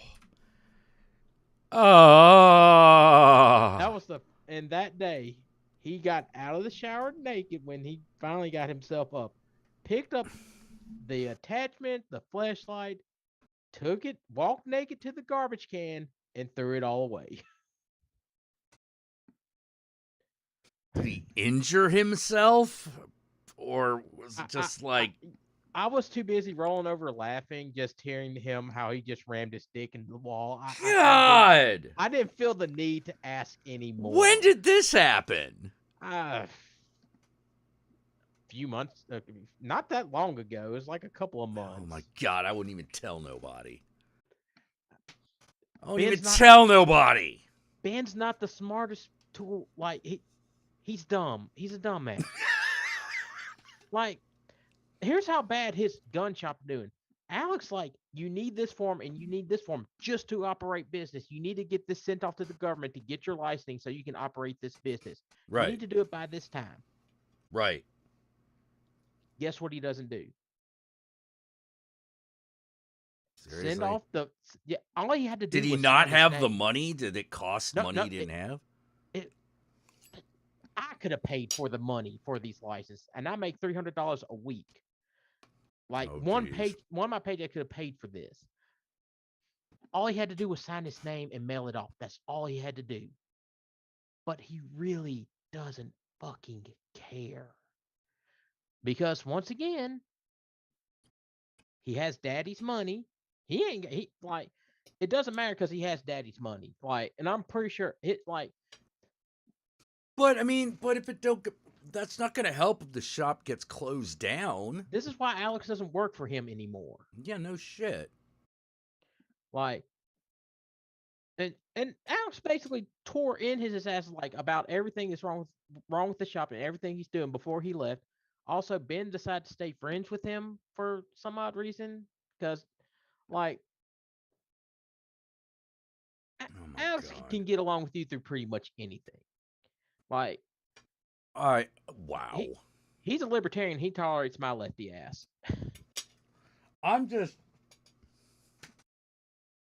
There's just a point at which I'm like, I'm sorry, dude. You're probably a danger to be around. Because your judgment is so bad. You know, I'm afraid you're going to fucking... Like, I'm going to come and pick you up one night and you're going to be fucking a horse. I haven't heard anything like that, but I will check with Alex to see what the likelihood of that is. And I'm pretty sure Alex will have a story. Man. Well, I'm just like, wait. You got to just... If you own a store, how do you not have the money to... How do you not do the fill out the proper things to allow you to stay in operation? Yeah. Good question. Yeah, like I.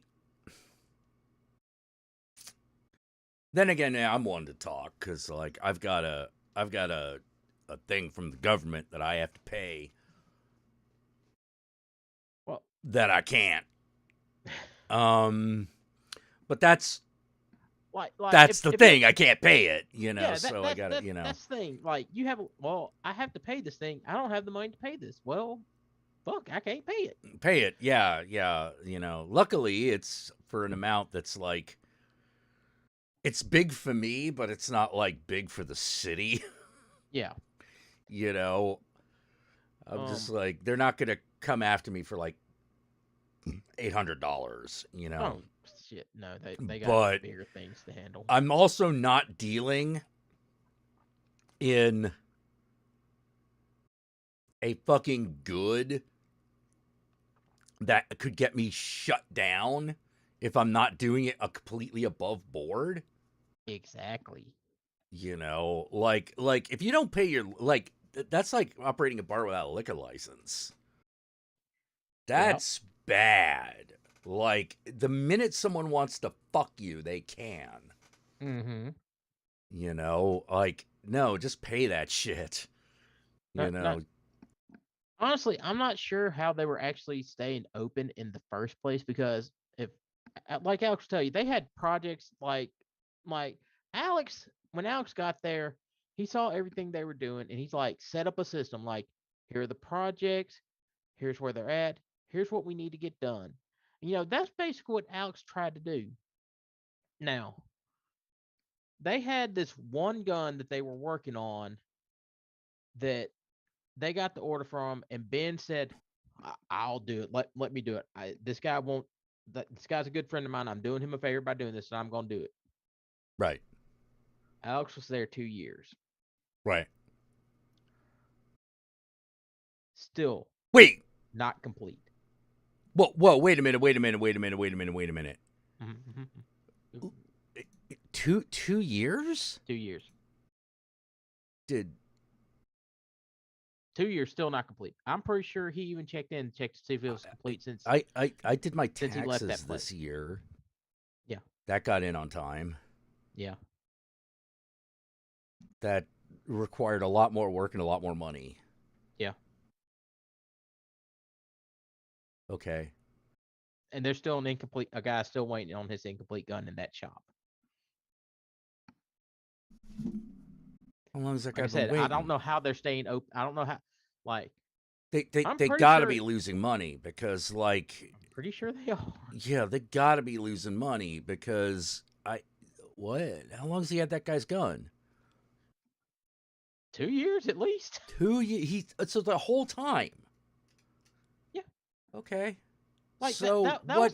that was one How of do you- Alex's final fucking straws with that thing. He's like, that, like, when he's telling him everything he had to get done, the final thing he threw back in his face, and you have that guy still fucking gun, still sitting on that shelf right there. Yeah, no shit. Not touched a damn thing with it.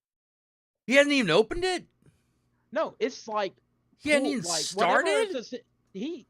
Whatever he has is just sitting on the shelf. Like whatever assembly he has put together is sitting on a shelf waiting to be worked on. Dude, give the man the gun and his money back, because, like, even if you did fix that shit, I don't know if he should be using it anymore. Yeah, I don't know if he and I don't know, I don't ask Alex much about what Ben's doing. Generally, when we get on the concept of Ben, it's generally because we thought of, like, oh, this was dumb.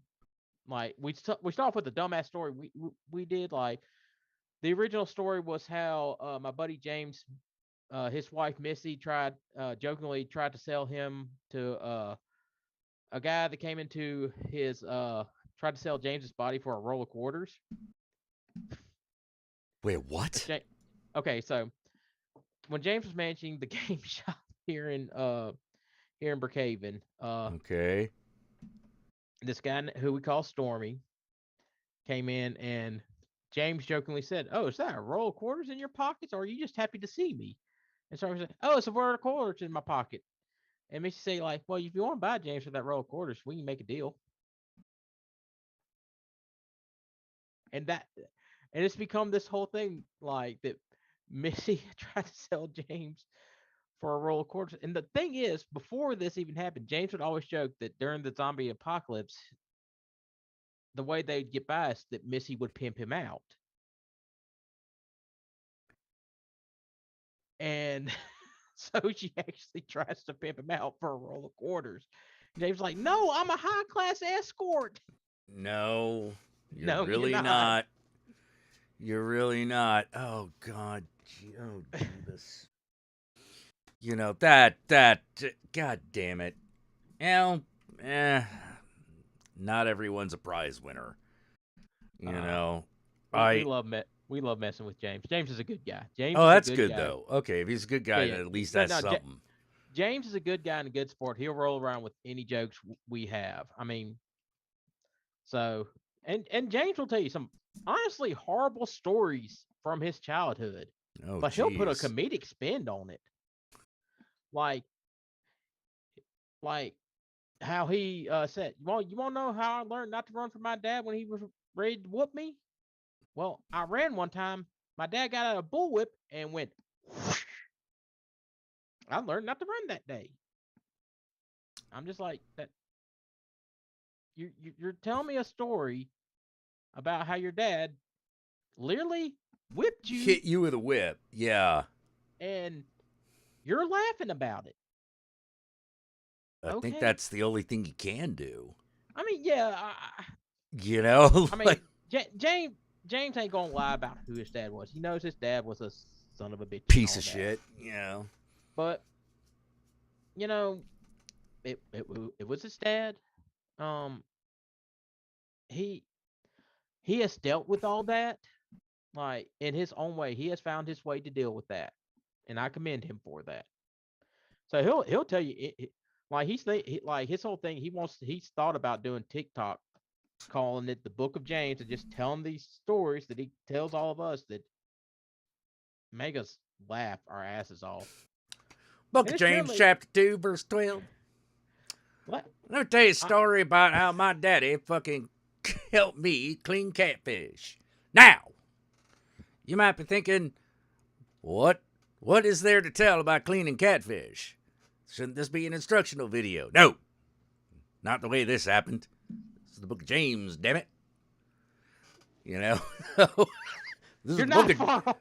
this is the Book of Jimmy. You know, this is the Book of Jimmy. Damn it. Yeah, like no, he definitely like, needs to like super like hick it up and like be chewing on a piece of fucking like wheat. You know? No.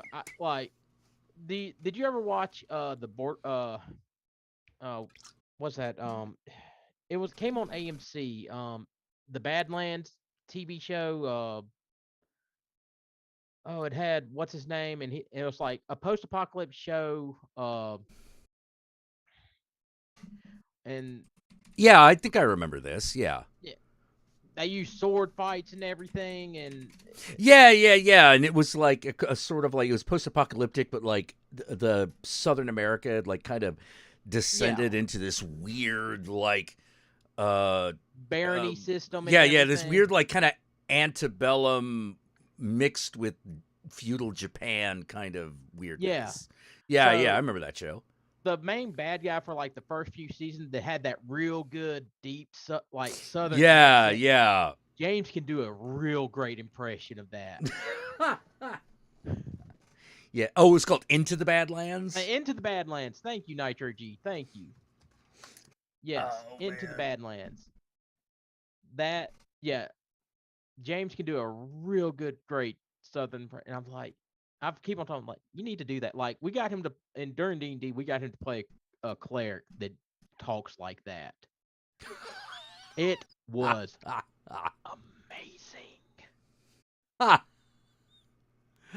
Oh. Oh my God. It was amazing. And he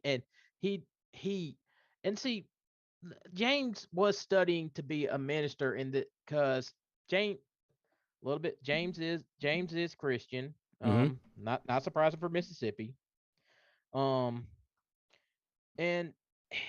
here when he was studying to be a minister, like him and a few other people started a church because they got tired of all the other churches around here.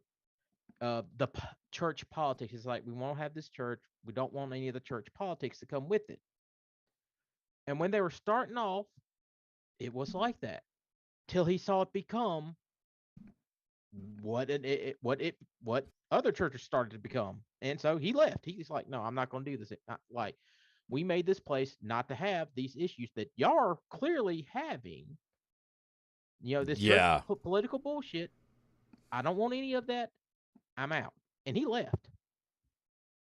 So, um, and for a while there, he was lost, in a sense of like he didn't know what to do because he really wanted to be this minister. And as far as Christian, like he's a real good guy. Like he has his issues, and I've corrected him on a few of them. I've done my work with him. Like he wasn't real political in the beginning. Like he really didn't understand. And then I started showing him Bo the Fifth Column Oh yeah. episodes, and it's like, yeah. And then he became a real big Bernie supporter, and so yeah, Well, yeah. Bernie Sanders is a really easy guy to get people to be into because, like, he's that rare thing, which is a politician who has stood by his principles time and again. yeah. I mean, You when know, when he was even when he running did back in stuff that was fucked up, mhm, like his explanation for why he did it made sense. yeah, It's one of those, I don't know if I would have made the same decision, but I understand where you're coming from on that. And that's rare. That's super rare. In fact, I've never seen it before. I mean, he owns up to his mistakes, but he tells you the reason he did it, and Yeah. like for and any other politician, I really wouldn't trust that. But just see, like going back to the 80s and 70s, where you can see him talking about the exact same thing, all of it. Yeah. We have the evidence of him not only preaching this what he's saying, but actually walking that. So yeah, that was why I was behind him. But I just It we just couldn't bring ourselves together to get him over the finish line. Like we had a chance in 2020, and Yeah, there was a chance. Well, there was a chance, but like pandemic kind of fucked all that up. yeah, Like even if who knows how that would have gone down if the pandemic hadn't happened. Like we probably still would have gotten Biden, probably. And I'll say this: Biden has yet to live down to the worst of my expectations. I will give you that. Like He that. I gotta take the. I gotta take the wins where I can get them. he has cleared a bar that I have set for him. Low fucking bar. Yeah, low fucking bar in my world, but at least it happened. Bernie had quite a few young voters. I don't know. The biggest problem that we had, and it's a thing that's most likely going to be a problem going forward, is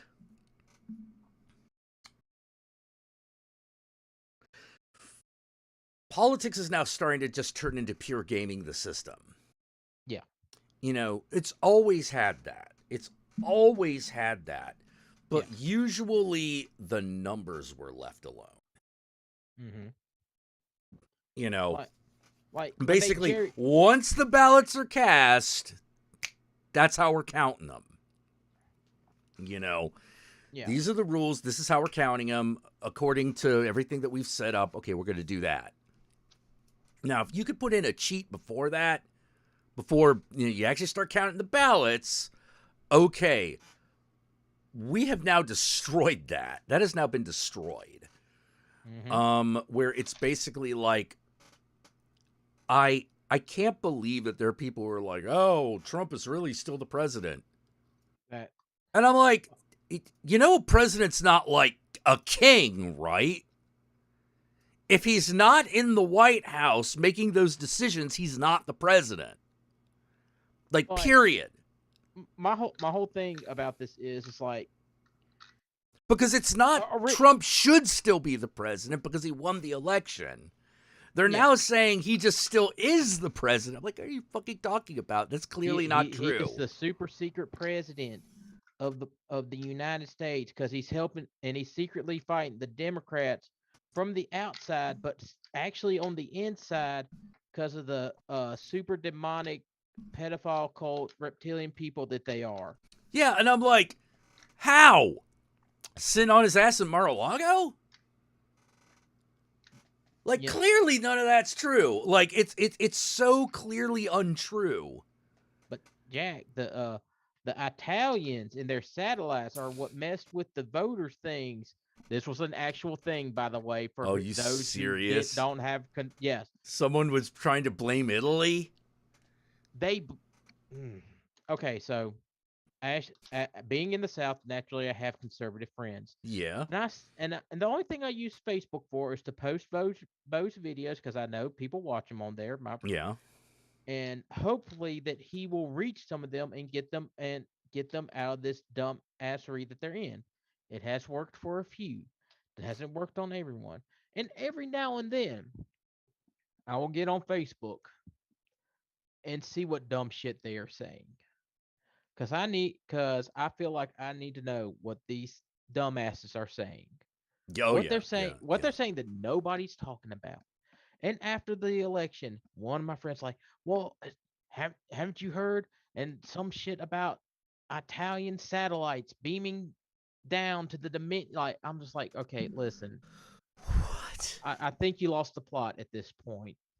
Like, I'm not sure which faction of QAnon you're following, but like,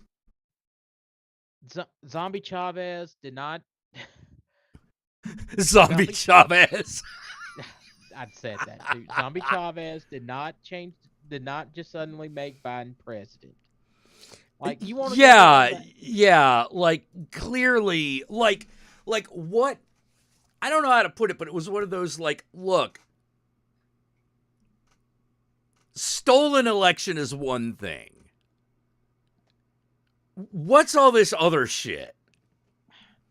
I think we'd have to be further deeper into QAnon than we would like to go. I think we'd have to be, because like at that point it's just like, yeah, you just fucking believe anything people tell you. Yeah. Now, this person eventually just left Facebook. Like, he left Facebook the day the results from the Arizona audit were released and we found out Biden won by more votes. Yeah. Of course he did. We initially thought. And he and this one person had hit like, George, you'll see when those Arizona numbers come in and the election will be overturned.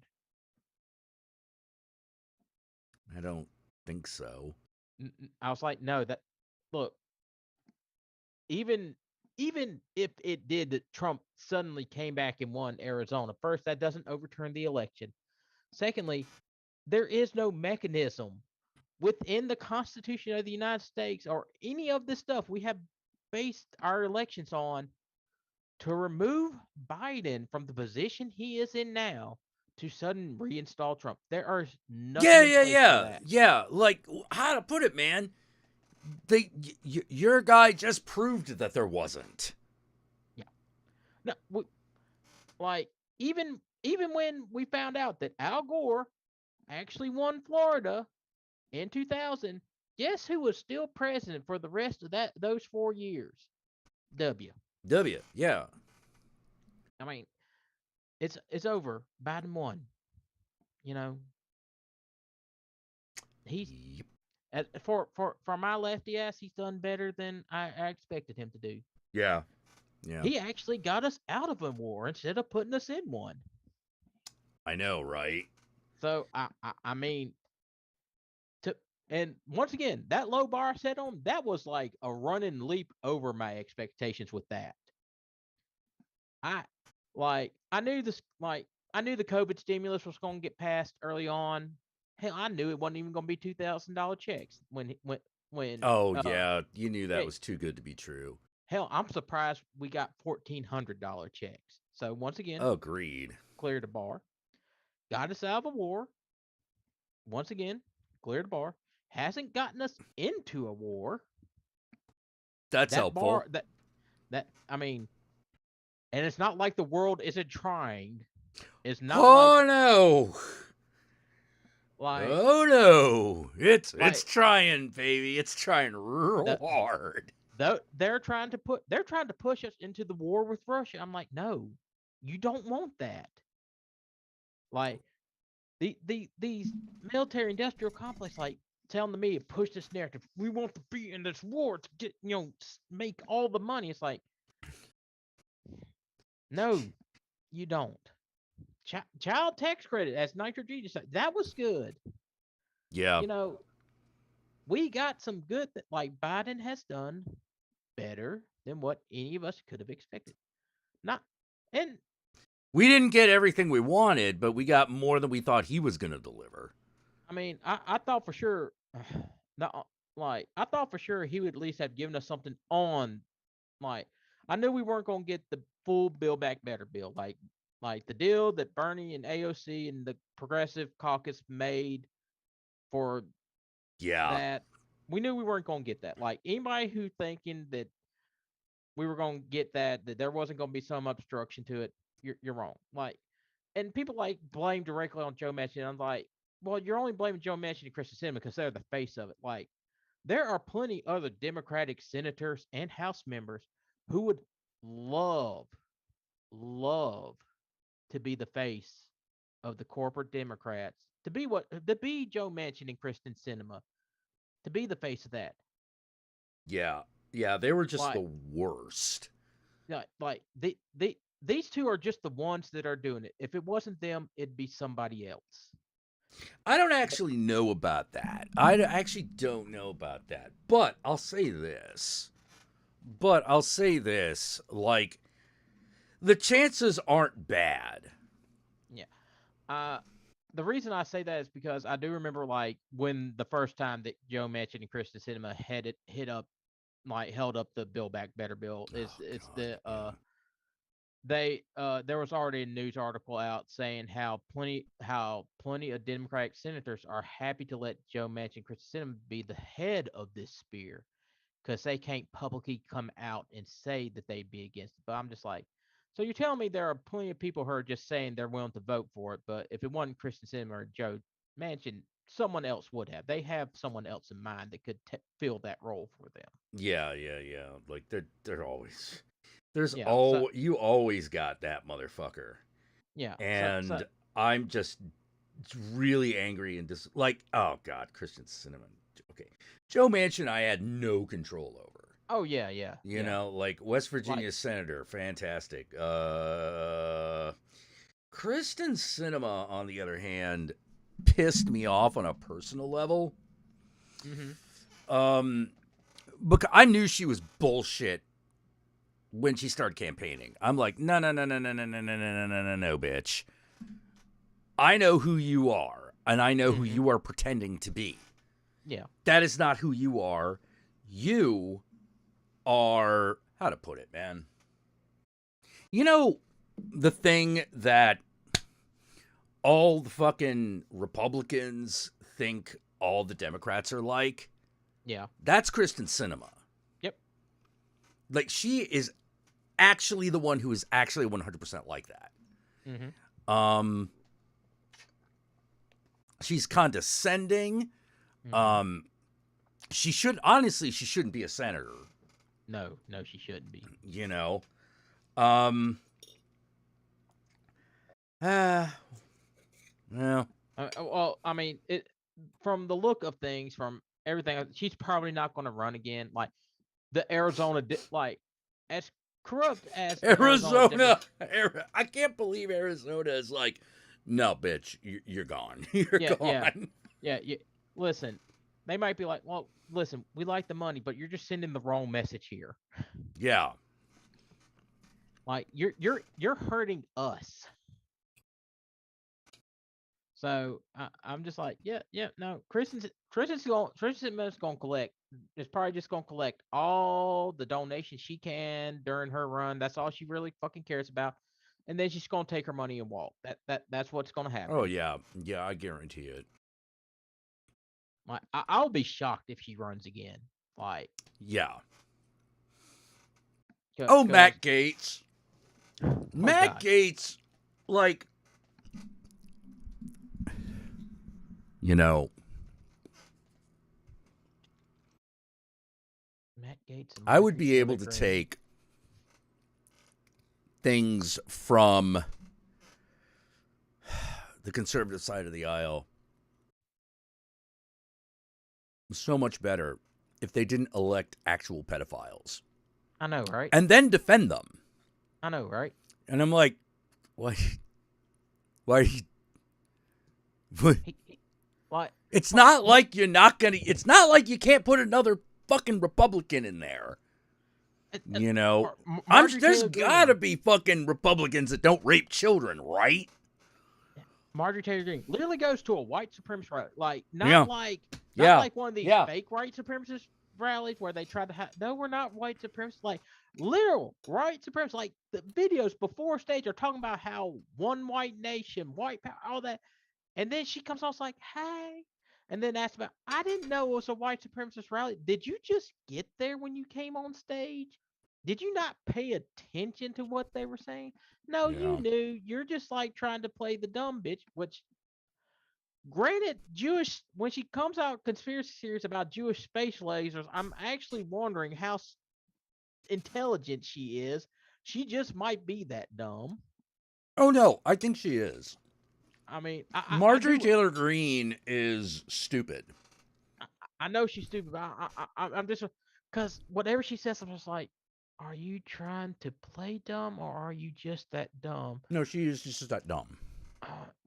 It doesn't surprise me either way, because and I don't know which is better. Is that I don't know which would be better if she was playing dumb or she is that dumb. No, they're all she's bad. Pulling crap. She 100% believes what she's peddling because she has done shit that you would never do unless you believed it was a matter of life and death. I just like, you know what? Like these like threatening AOC directly. Excuse me? What? Wait, like that? We haven't done that shit in like 100 years. What are you doing? I don't. You know, like I'm knocking at the AOC's door and then running away like I'm a fucking 8-year-old. Oh yeah. Fuck. You know? I don't get it. Like where?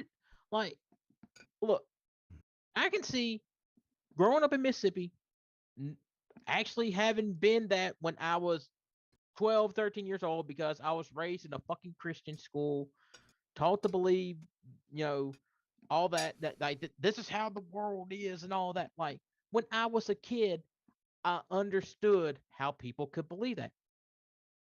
But as I grew up, I started to realize that's all bullshit. Yeah. It's all bullshit. So, and and here, like, and I don't know if John's ever talked about this on the show, but in the South, there's what I like to call deep South programming, because growing up,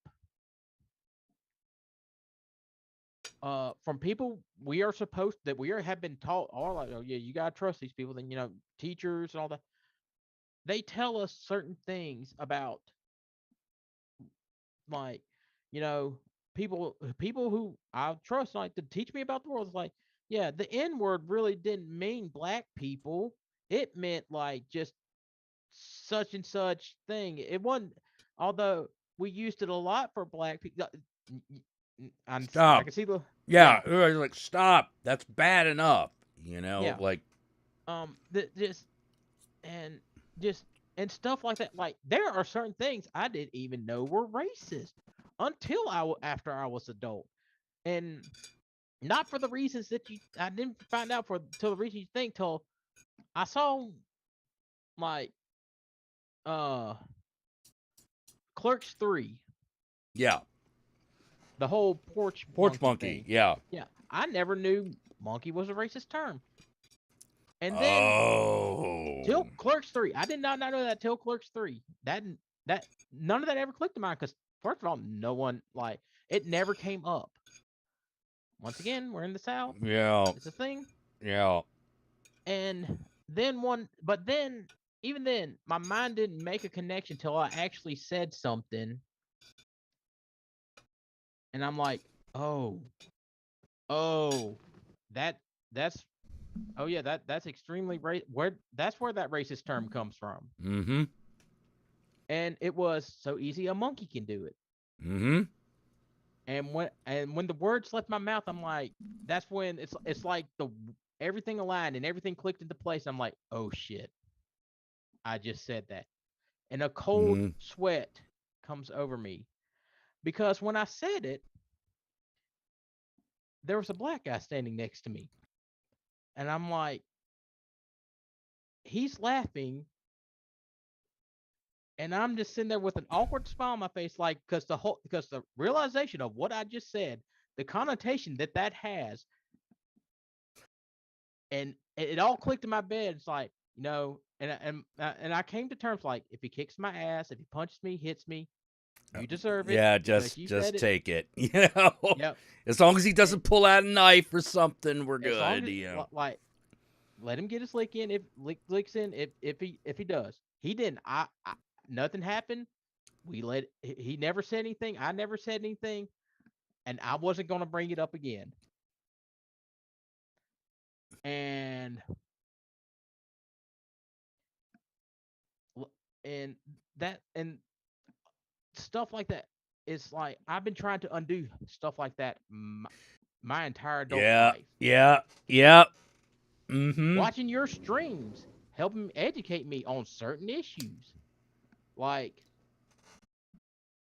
when the whole trans thing got real big, and we talk about trans identity and stuff like that. Yeah. Like I didn't know really what was going on because I'm not trans. Right, right, right. If you're like, yeah, it's one of those things where it's like, yeah, if you're a white male, like, you don't, especially in the South, you don't run into this stuff as often. White straight male, cis male, you don't run into this stuff. Now, But now, you start to run into it once you step out of that zone.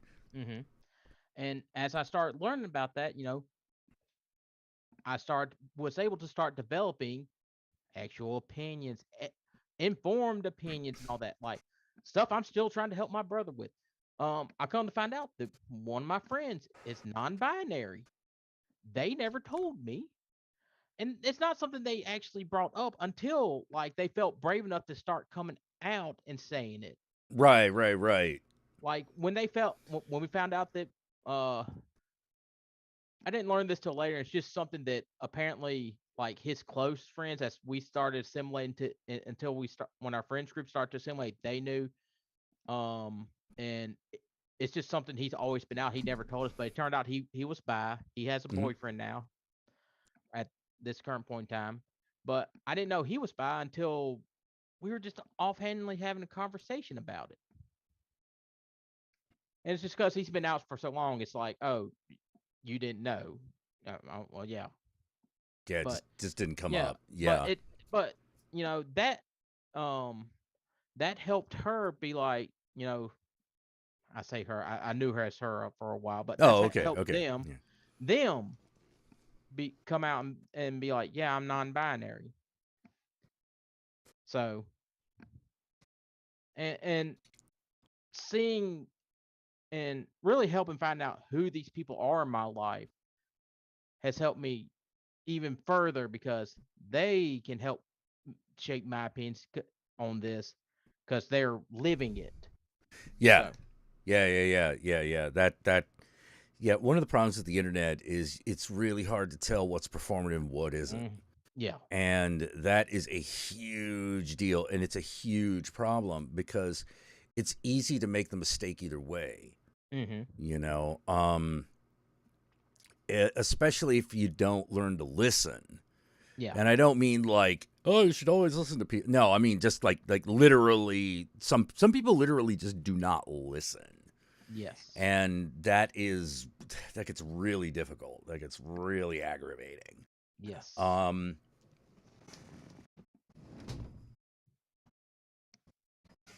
But yeah, in the end it's one of those things where, particularly with the trans issue, it kind of sticks with me because I I don't see why that's anyone. One, I'm like, I don't see how that's anyone's business. And everything that someone came up with as a reason for why it should be my business was something I didn't give a shit about. It's Yeah. like, oh, but what about the bathroom? I don't care. I share a toilet with my wife all the time. You know, like, I've had I ain't gonna lie. I haven't had to go bathroom so bad that I ran into a women's bathroom before. oh yeah, totally. Like no one said anything. Yeah. No one said nothing. I went, used a woman's, didn't realize I was in the woman's bathroom. Used it, washed my hands, and walked out. Yep. Nothing happened. Like nothing happened, and someone was like, "Jack, did you just come out of the woman's bathroom?" And I'm like, "Did I? Oh shit, I guess I did." The thing is, like, all their arguments fall apart when you realize, listen, if the pedophile's gonna go to the bathroom to look at the kids, they're not gonna care. They're not even gonna bother. They're not gonna bother with the theatrics of, oh, I identify as a woman. No, they're just gonna go in. No. They're just gonna go in. Yeah. That's exactly right. Yeah, You know, it's like it's this weird idea that, like, partially it's this weird idea that it's somehow a put on, but what it really comes down to is the trans issue. Really, it's weaponizing women's fear of men. Yep. At the end of the day, it's weaponizing women's fear of men and fathers' fears for their daughters. Yep. You know, that's a man. Oh, that's powerful mojo. You know, like, activate that shit, and you can make hay out of anything if you can tap it into that. And it's like, why I'm such a big proponent of, like, basically demystifying all that. Yeah. You know, because I'm like, that. You know how big that mechanism of control actually is? I see it all the time. You know, like, people just don't know what to do when that gets challenged. And it's not even like it's not even necessarily fear. Like, they're just stunned, and they're just like, it does not compute. You know, like, danger, Will Robinson, you know. Yeah. They it's like their brain short circuits, and I'm just sort of like, that this is not that hard. This is actually quite easy. All you have to do is not care as much. Yep. There are some things that are worth caring about, and other things that just aren't. And this is definitely one of the aren't. Yeah. You know, not my business. The other thing about the whole toilet, the whole issue, basically for me comes down to this. No one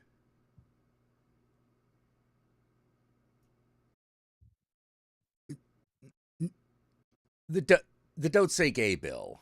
Yeah. The fuck did that come from? Ron DeSantis. Well, I know it came from Ron DeSantis, but I'm like, the fuck? Like, nobody. What? That's a thing that I'm not used to, it being about things that don't exist. I'm used to it being about things that people are afraid of that do exist, but they shouldn't be afraid of them. Yeah. You know, the only good thing I can say about the Don't Say Gay bill, it has been some teachers' responses to the memo. It's like, okay, because of this bill had to be written so vague to where where you can't emphatically say it's to infringe on trans rights. I can't say Mr. George Washington, so it has to be mixed. Like, we can't do this anymore, like, because the law has to be so vague. So when it gets challenged in court, it doesn't get outright dismissed.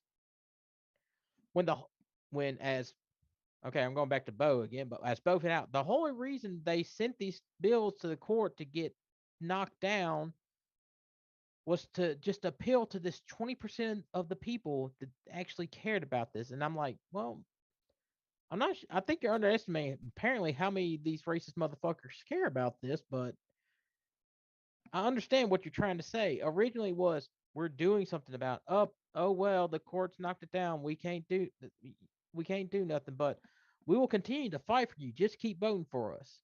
That's the way it used to be.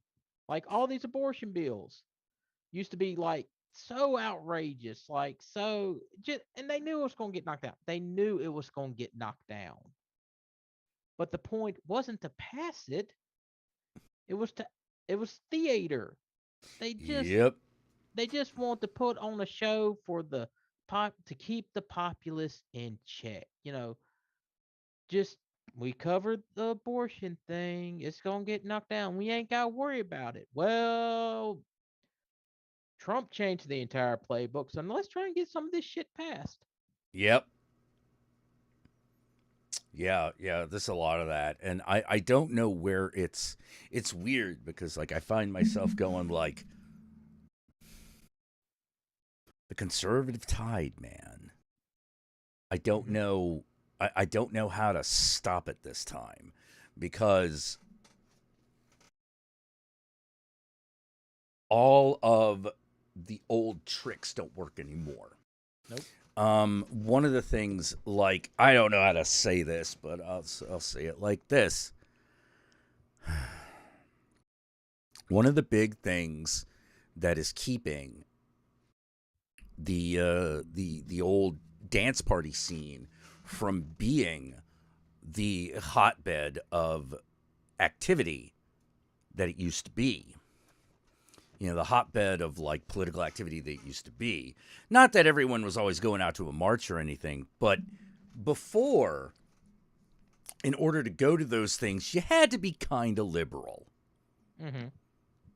You had to be kind of liberal. You had to be okay with gay people. You had to be okay with, marijuana, blah, blah, blah, blah, blah. Yeah. Problem is, now you can claim that you're okay with those sorts of things and actually be a Republican and be a conservative otherwise. And so now those people are fucking showing up. And it's really hard to get anything going when you feel like there are people whose whole job, the only reason they are here is to interrupt whatever conversation is trying to happen. Yeah. By just talking about like, well, let's talk about COVID. Let's talk about how the fake media, fake news. Let's talk about Hunter Biden's emails. Who gives a shit about Hunter Biden's emails? I didn't care about Hillary's emails. I sure as hell don't give a shit. Give a shit about Hunter Biden? He didn't run for office. Oh no, someone in a position of political power got a favor. What? I mean, like, fucking... No shit. No shit. Like... You're comparing it against Donald Trump. That's how he does everything. Like, his children are literally part of the administration. Are you fucking shitting me? That's what gets me. It's like, oh, Hunter Biden, Joe Biden got Hunter Biden like that on that got due to his political connections. Hunter Biden got a job. No shit, Sherlock. How about your fucking God Emperor putting his children in jobs in the White House? That's the same shit. Yeah, it's the same shit. It's worse, and it's actually. Because it's him? Yeah, it's worse, actually, because that's actually, like, nepotism on a direct government level. Like, oh, I'm sending our troops to my Trump hotel. Like, literally funneling money directly into his businesses. Yeah. Like, on a grand scale. And, like, these Trumpers, we gotta empty the swamp. We gotta drink. We gotta get all those crap. Yes. Someone walked into my room. Yes. Do I need to keep it down? Hold on. What? There's still plenty of night left. Go reset the damn dishwasher. I just loaded. I put the stuff in the refrigerator.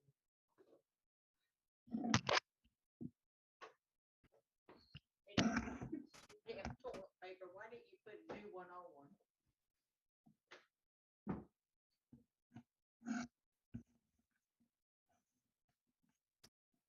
Okay. Was that Well, your mom's? yes, that was my mom. Oh man, you gotta go. No, I ain't gotta go.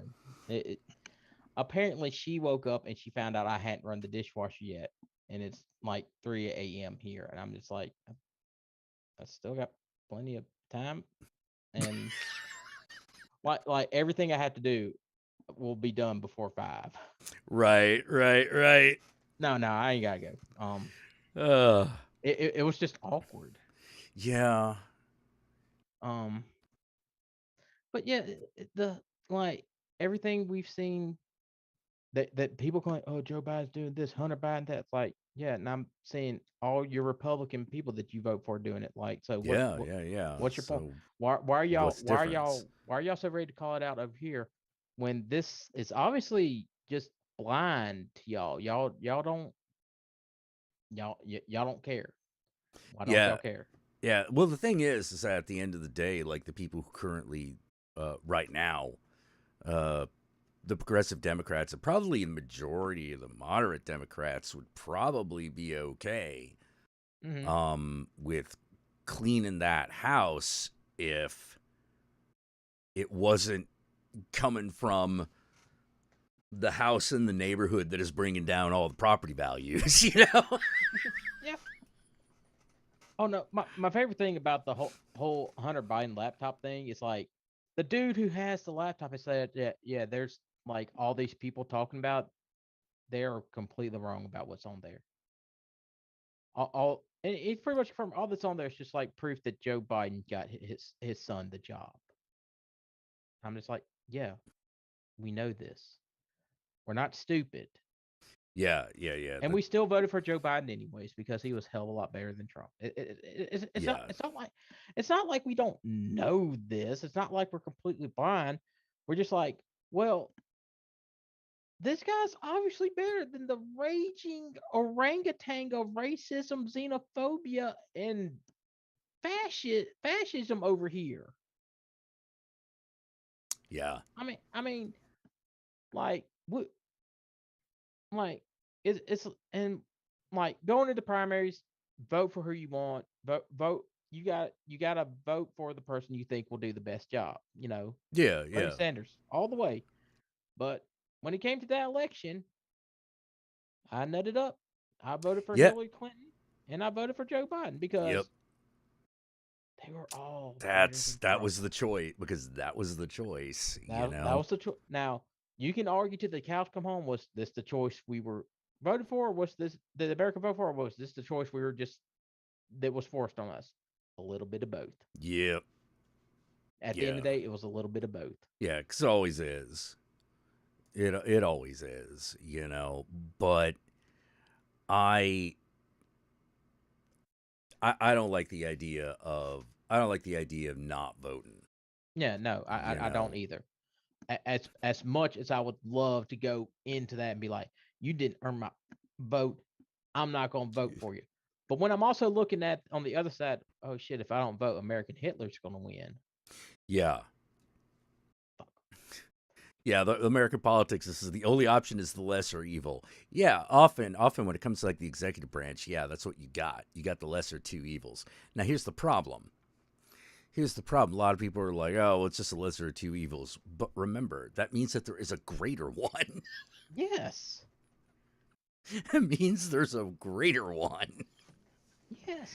You know, it's hard to see how that matters sometimes. It really does. It really does, and it's really really upsetting. Although Mhm. I'll tell you one thing, like all I really want to do is, man, I kind of want to just make my game, build my I'm company, and like fucking just do that for a bit. I know that feeling. Yeah, My friend Brody, he's trying to get his he he has I'm helping him work on his like setting for that's gonna be for fifth edition. He calls it Stigande. He's working on that. Like I help him through the playtest material and all that because from early 2000s to about 2012, that's pretty much what I did just for fun because I love fifth edition, third edition D&D. Just like, oh yeah, we're going like, oh man, you know what we can do with this? We can make Cloud from Final Fantasy VII like legally by Yeah. rules. Here's what we need to do. You know what's broken, what's not broken. Like, and he also Alco has like he's putting some broken stuff in front of me, and I was like, that's broken. You need to change that out. And I love when his best friends like reach through all our chat logs. He's like, I don't know what to do. I'm getting all these opinions, and he goes, listen to George. He knows what he's talking about. Yeah. Well, like the big thing when you're dealing with a game, when you're making a game, is if it's not fun for you, it ain't gonna be fun for anybody. Exactly. You know. With that said, one thing that I'm pretty fucking set with is that game balance is not what everyone thinks it is. It isn't. Yeah, game balance is not everyone's shit being of the same value as all the other shit. No, it isn't. Yeah, like I think D&D 4th edition proved that because that's how that game is built. Yeah. And to be fair, it's really well balanced that way, but nobody gives a shit. Yeah. You know, it's one of those like it's why when I hear some companies say like, yeah, you think you want that, but you don't. I tend to be like, yeah, they're probably right. Because like for example, a lot of people, I'm just going to bring a personal example. A lot of people liked Fallout New Vegas.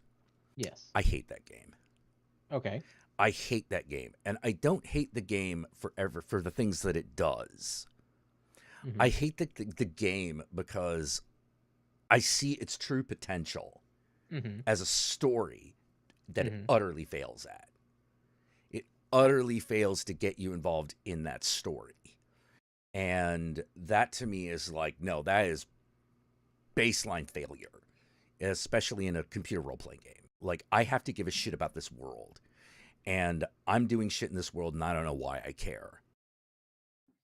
It's like, oh, because you got to get back at the guy who... I'm like, yeah, but what are we fighting over? You know, he screwed me over on a heist. I give a shit. You know, like, it needs to be something more than that, man. You know, unless it's just going to be post-apocalyptic heist time all the time, at which point then that does matter. But that's not what the story was. The story was who's going to rule Vegas. Yeah. And that has so much potential. Yeah, because I'm thinking like, oh my God, fucking new Vegas and Fallout. Okay. Gonna have the big like Pyramid of Giza, and there's like gonna be like fucking guards and fucking like the power armor, but it's got like Elvis decked out in Elvis shit. I wish you got that. I know. I'm surprised that's not even a mod. Like nobody modded that. Exactly. I'm like, why didn't you do that? And it's like you're allowed to make a parody of Elvis. Yeah. You couldn't do the legit Elvis stuff. You can't play his music or anything. You couldn't put his picture in it, but like, just put on that onesie with that big fucking wide collar or whatnot. Done. Like everyone knows you talk about Elvis. I mean, we literally got a robot that had like basically was a caricature of John Wayne on it. I'm just like, you got me that? You can't get me a caricature Elvis? Yeah, like you can at least do. We know you can at least do the Bubba Hotep thing. Yeah. Yeah, it's like you just call him the King. You never call him Elvis. You just say things like the King. Because they can't keep you from saying that stuff. No. And yeah, they didn't deliver any of that, and I was like, oh come on, man! Like, it's Las Vegas. where are the fucking ghoul showgirls? You know, where's the everything that is Vegas? Vegas is just another dirt hole. And I'm like, but it's I mean, Vegas. I'm glad the strip survived for the most part, but you like to me Fallout New Vegas really it, it's really like the former employees of Interplay who went to work for Obsidian just really want to do their own version of Fallout 3. Oh yeah, no, that was totally that was exactly what it was. Basically, what you have is, And uh, I do like the game for that merit alone. But I mean, yeah. you're bringing up legit criticism Well, with the story. here's the thing. Here's the thing. Fallout is still in the hands of people who fucking built it for Interplay. Mm-hmm. Because there was a split. Okay. Bethesda hired up the old narrative team. Ah, okay. Whereas was it Black Obsidian? Yeah. Yeah. No, Black Isles. Black Isles was made up primarily of the old programmers. Uh-huh. And the game system designers. Mm-hmm. So the narrative team was like, okay, well, we're at Bethesda now. We kind of want to do a different system. Yeah. You know, we don't want to use the old system. We didn't. Mm-hmm. It barely worked anyway. Let's fucking do something else. It was GURPS. It was exactly, GURPS. Exactly. Yeah. But like, you can't that's really hard to scale up. Yes. You know, it's really difficult. When oh boy, like the fact that when they did 3 and 4, that they just got it down to they were able to get it down to 7 attributes. Mm-hmm. I was like, oh my God, I'm amazed that you did that. You know, no additional skills, no nothing, none of this crap. Just okay, everything's just handled by your attributes because it's a computer game. Who gives a shit? Yeah. You know, you're already making people run around and look for the items to make the thing, right? That should be enough. For a game, that should be enough. Yes. You know, to actually have all right, so I'm sitting here, dink, making up dink. Yeah, professions always blow. Yes. You know, professions kind of blow. It's just sort of no. Just give me the thing and let me make it. You know, if I have to go in a special raid to get the super amber quartz dragon gem in order to get it, then I can just get it. You know, I just go there and get it and I make the thing. You know, easy. So when people are Black Isles is the old Fallout team, I'm like, it is, but the other half is actually at Bethesda. Yeah. That's why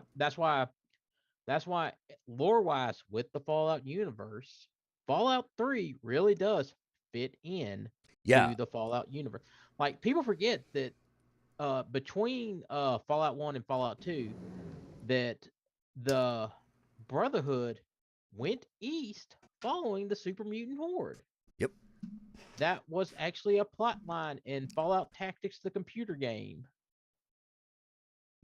Yep. Yeah, they took a lot of pains to stick with, to keep the lore and continuity over at Bethesda. They did not get enough credit for that. Yeah. And it was a big deal. There were fights. Yeah. Oh, I remember. There were. Oh no, I mean among the developers. It's no, it's gonna be this way. No, it's gotta be that way. They took the lore very seriously. Yes. You know, which is kind of what you want, and it's one of the reasons why Fallout 4 is as good as it is. Mm-hmm. You know, now if you talk to me about Fallout 76, I can't talk about that. Listen, there's no defense. There's no defense for Fallout 76. None. There were a lot of bad decisions made. We'll just say that. Mistakes were made. Mistakes were made. Boy, were they made. Yeah. But I'm looking forward to. I'm looking forward to Starfield. I'm looking forward to Starfield. Yeah. Even though, Yeah. Have you seen any of the trailers they've done for it? I've avoided all trailers for Starfield. Yeah. So I just. I mentioned it only because my brother's in those trailers. Oh, really? Mhm. Interesting. Yeah, he's Will Shen. Oh, okay. Well, damn. Now I feel the need to look up the Starfield trailers now. Yeah. Like there's not a lot of. They're really obviously doing the teaser thing before they do the real announce.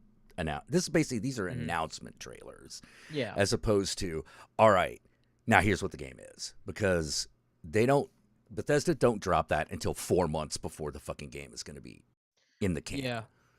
Although I will say this, I think they realized they fucked up with announcement trailers with the last Elder Scrolls trailer for like the whatever's supposed to be after Skyrim, because they That released that announcement and haven't said anything since, and I'm just like, y'all might have said something a little bit too early. there would.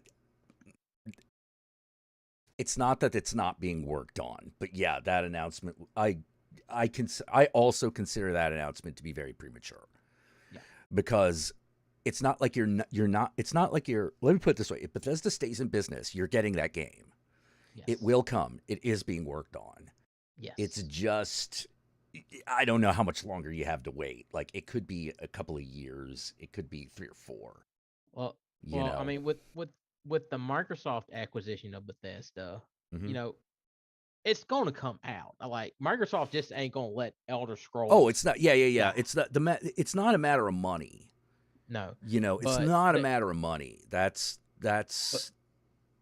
one thing it is not.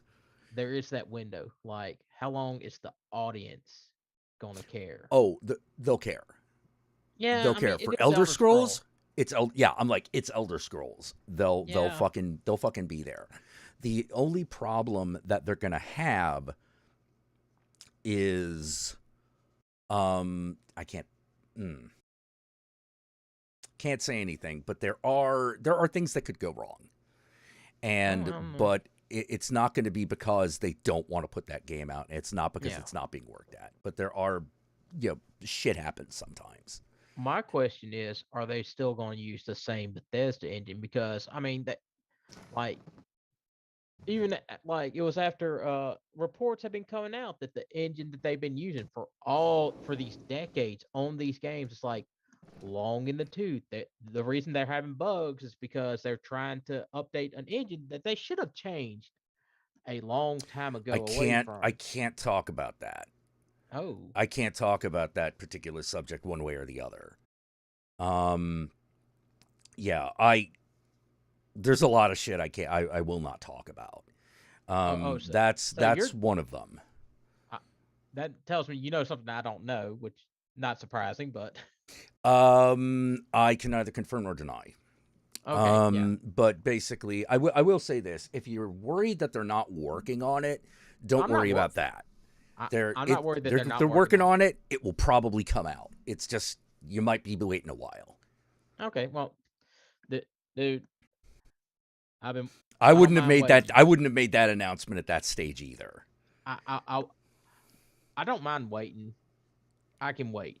Like, I'm not like I got my nice gaming computer. It, like, oh my god, like I was so resistant to join computer gaming for the longest time, but then I built my first one. I'm on my second one now, and I'm just like, my PS3 my PS4 sits in a den, and it's used to, and the only thing it's used for is to do Netflix and stuff off of, because the TV's so it's a smart TV, but it's just so old it doesn't run all the apps that the people who want to watch that stuff it doesn't run them. So I was just like, all right, I just hook up my PS4. Y'all can watch anything else y'all want to watch on those. Yeah, so, I am still waiting for them to. I'm still wondering if Blizzard is still going to make Diablo 4. I don't know. Yeah, I don't know. First of all, that cinematic trailer from Diablo 4, like, oh, I actually really dug it. My my problem with Blizzard and their cinematic trailers is like they come up with these great stories that they present to you in their cinematic trailers, and it's barely touched upon in their games. And I'm just like, Oh, that kind of thing. Yeah, the because Blizzard. This is why we have a love-hate relationship. Like, I enjoyed playing Diablo 3. I enjoyed playing the campaign in Diablo 3, but it's short, and there's nothing else I want to do after that. Like, I don't need to climb ladders to get all this loot that I'm just going to use to climb ladders and gain more loot. I'm more, just like, yeah. It's like I already beat like the boss. The game's Yeah. kind of over at that point. Well, one Yeah, of the things that I have noticed, that I did notice, is that, yeah, Blizzard is headed for hard times. They're all of their best dudes, as far as like a lot of the narrative guys, the guys pushing the narrative direction, a lot of those guys are gone. yeah. And That's not you can surprising. already kind of feel it. Like they did that announcement over, and that's, a lot of them been gone for a while, like for a few years. Yeah. So the new World of Warcraft thing, expansion, Dragonflight. Wow, nobody cared. Yep. Actually, You know, like my I watched the trailer and I was like, wow, I don't care. Like you can fly on dragon mounts. That's great. I can do that buddy already. James, my you buddy know? James has a story from the Book of James about how he came in on, like, they were trying to farm for this rare, like, it was basically a Chinese dragon mount. Yeah. Like, I think it was in Pandora. It was rare. It was only going to be for this one time. He came in right at the end. They were doing. He was the only one that got it. And they saw his friends were pissed at him as he flew around them with the dragon mount. Great, you got dragons. What else is new? Like, you know, like I Like love because some of their cinematic trailers, because Oh, some yeah, of their yeah. cinematic trailers tell great fucking stories. And I'm Oh, like, yeah. I want to play that.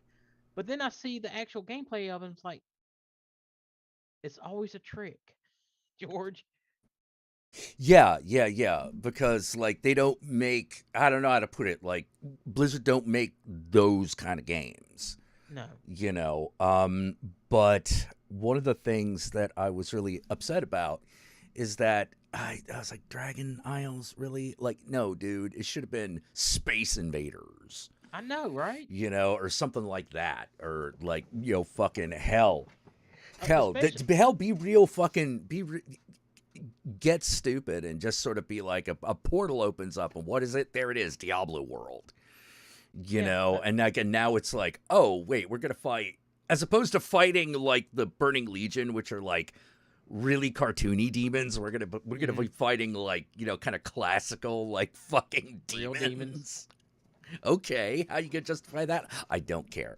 You know, I don't care. We're just gonna be like, no, get it up, get ready to get bloody and get badass. You know, my friends have tried to get me into World of Warcraft, and I'm like, I can't do it. I can't do it because I loved World of War. I dipped out for a while. And then came back for Legion. And then I was there for Legion, Battle for Azeroth, and the current one, Shadowlands. Mm-hmm. I stopped playing during Shadowlands, and I'm looking at the new one, and it's not. Well, it's not bad. The biggest problem that it has, is I keep feeling like there's some sort of, we've reached a limit with World of Warcraft, and I don't exactly know what that limit is, but like we can't get much bigger. I mean, the last time, like the last time I was actually paying attention to this World of Warcraft. I was actually okay with the half dragons, but I'm like, that's the kind of cool thing that's like, that's the side dish. Yeah. You know, like the half dragons are a side dish, whereas normally that would be the meal. You know what I mean? Like if it had been like, no, we're gonna be an asshole. They're actually gonna be like special dragon classes, and you can play a dragon. That I'd be like, okay, Yeah, that's a little different, you know. but you're not getting that. No, we're not getting that. Yeah, Honestly, I would like to see them introduce a third faction. yeah, that's what a lot of people have been saying, and I agree.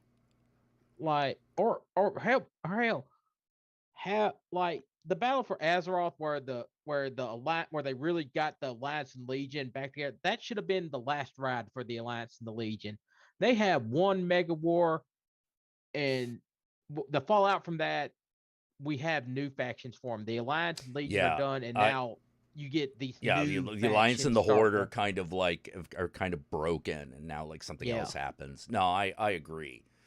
Like Uh, there is no good, real good reason, um, on the PVE side of things why they can't do that. The yeah. PvP, I don't know what. There's apparently a hold up with that, but I don't understand what it is. Because I'm like, figure it out. Yeah. Like, if it has to be one of those things where, like, all right, your faction only really applies to PvP, I think people would be okay with that. It Mm-hmm. wouldn't be the best, but I think people would be okay with it. I think they'd be like, oh, okay, so if I'm a horde race, it's always going to be orcs and shit. And if Yeah. I'm like over here, then it's always going to be elves and dwarves and things like that. You know, Yeah, like, that's fine. Like if you just need PvP to be like it's always going to be Alliance for Sword, that people will live with that. yeah, They yeah, will cope. There will be some people who will complain about it on your message boards or whatever they have nowadays, but you know they'll live with it. They'll understand it so long as yeah, the other of the section of the game is good, and they can do what and they can are no longer constrained by these factions, and you're actually giving them something worthwhile come back for, then you're going to be fine. yeah, yeah. I actually thought that one of this would be hard to do, Mm-hmm. but I think it's something worth trying for. Is actually building the game to where different things open up or happen depending on what you do in the PvE game. Mm-hmm. You know, like they've already got a little bit of this with the phasing, but Yeah. like say like, okay, this dungeon has now been done 100,000 times. Mm-hmm. That means that this server now goes over here in this direction. Yeah. And the very last patch for that expansion is basically the reset button. Yeah. You know, like, okay, we're doing this, we're doing this. You yourself as the individual player can still do anything, but the plot of that server is going in this direction. Yes. And the next expansion is the reset button. Mm-hmm. You know, it's sort of like, all right, so here we are at the end. This is how this is going to go down. You know, and but I mean, that would be a lot of work. I mean, that's not a small task. It's really hard to get that kind of thing going in an MMO. It's real easy a tabletop game. That's super easy. You know? Destiny has kind of done that with some of their expansions, like you know, especially when they introduced like old strikes and raids back into the system. Like they'll give you an update, and around the time it was after the Taken King, but like when the Iron uh Banner one, I can't remember what it was called, where they brought back one of the old strikes, the Sepix Prime strike, but they's like, well, they but they wrote it into the lore that we've been going on this strike the entire time and destroying Sepix Prime. They just kept rebuilding him. Well, now they've done something more to him, and he's now more powerful. And it's the same strike, but when you get to the end, the boss is different. He does different things. Uh, with they explained the reason why we're constantly going on the raid in the Vault of Glass is because the Vault of Glass exists outside of time, and because the Vex warp time and space and all that, they can basically keep on resetting what we do in there. Ah. Yeah. The reason we keep on going on Vex raids is because since the Vex manipulate time, they can reset everything we done in the previous strike. So we have to keep on sending Guardians back through on the strike. But that's always been a part of Vex lore. They since the game was first released, that they manipulate time in a way to try and have the outcome be in their favor. Right. Right. Uh, Actually, here's the thing. I'm looking over some of the newer stuff about the Drakthir, the half dragons. Oh god, fuck that human form though. What? They got a human form? Yeah. They have a human form. Why not just give them a hybrid form? No, they do. They do have a hybrid form. Like, It's but that should be their only form. Like, unless you want them turning into dragons like that, yeah, that I can understand. But we don't need a human form for these dragons. Just keep them the hybrid form in a dragon form. Yeah, that's what I would. That's probably what I would have done. Like, giving them a human form, that's just needless programming. Because first of all, anybody that's playing these things, they're either going to be in the hybrid form the entire time, exactly, or they're going to be or they're going to be in their dragon form. Yeah, that's the issue that I'm having, because I'm like, no. Like, I understand what the holdup is, though. I understand why they don't do that, but it's really honestly a technological problem they should solve. What's the holdup?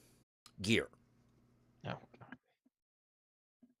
Getting the gear to appear on the character correctly. Yeah, Huge amount of work. Yes. But yes, it is. I'm like, figure it out. Yeah. For example, this is what you're paid for. Yeah. This is what you're paid for. Yeah, like, here's probably what I would have done. I would have said, like, yeah. Well, I have all the new gear that's here for this fucking thing, for this expansion. You'll be able to put on your dragon character. The old shit ain't gonna show up. We have like we have a standard plate, leather, and cloth thing that shows up no matter what you're wearing if you got the earlier stuff. But all the stuff in the current expansion and later, it will come on. It will put on, or there will be specific gear that shows up on the damn thing if we can't get all of it to work. That way, we can then go back and redo some of the major outfits, which are really honestly the ones people care about. Yeah. To fit them, and then that can be an update.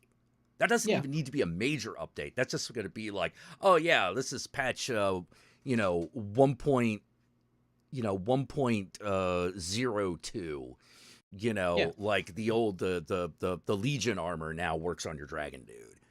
Funny enough, and then people will go back and be like, okay, well now I got to go with my dragon guy and fucking beat the shit out of dudes. Funny so enough, I can get the equipment. That's what Bungie does with Destiny. Like, okay, here's our new update. Here's all the shit that you can use, and then throughout the season. And if you already have it, it already applies. Yeah. If you already went back and got it. Yeah. Like, well, that's the part where Bungie falls apart. If you already have it and they update later, you still have to get it back. That's the part where they fuck up. But, yeah. But isn't that shit random? Don't make people fucking play slots twice. Well, I already have to do that on every character I want the goddamn thing on. Yeah. Like, there's no reason to fucking do that again. Yeah. I mean, well, that they have gotten better about it, because you do have like certain, like, if you have a certain type of thing, you can go in there and, like, you can go up to one of their vending machines on the tower and just get the weapon out, or you can just, Right. or their Right. traveling merchant that shows up on the weekend. You can spend legendary shards, which are just easy to do. Like, I have a vault full of legendary weapons. I could just dust all and get legendary shards, and whenever that weapon pops up on him, I can just go out there and buy it. Yeah. All So- right. Well, I should probably let you go. Okay. But it's been great talking to you, man. That's great talking to you. Yeah. By the yeah. way, I didn't get a chance to watch y'all stream Babylon except for a few times. I was busy during that Yeah. time. Yeah. Oh, okay. Yeah. I would love to look at it whenever you have something like playtest you want to send out to the public. I would love to look at it. Yeah. We're probably gonna be making quick start rules. I would love to look at it. If it's something I can get some people to play, I'll let you know, and we might videotape it and send it to you to see it, so you can see it out in the wild. Yeah. Actually, the big thing that we're gonna want is to get people's feedback. Yeah. In particular, like, they're like, okay, this plays well, this doesn't play well. Like, this thing seems dick cheesy. Just so that we have an idea of if things are working the way we want them to work. Okay. Yeah. All right. Well, I want to thank George. I want to thank you again. I want to thank Town Eccentric again, and Yishify and Silly Palm. I want to thank you all for dropping on down and hanging out with your old pal Count Jackula from Planet Dracula. And always. So till next time, Ave Satans, Disco Inferno. And remember, Satan and I love y'all very much. And because John ain't here, don't forget to wash your ass. It smells. Yes. All right. I will see you guys later. Take care.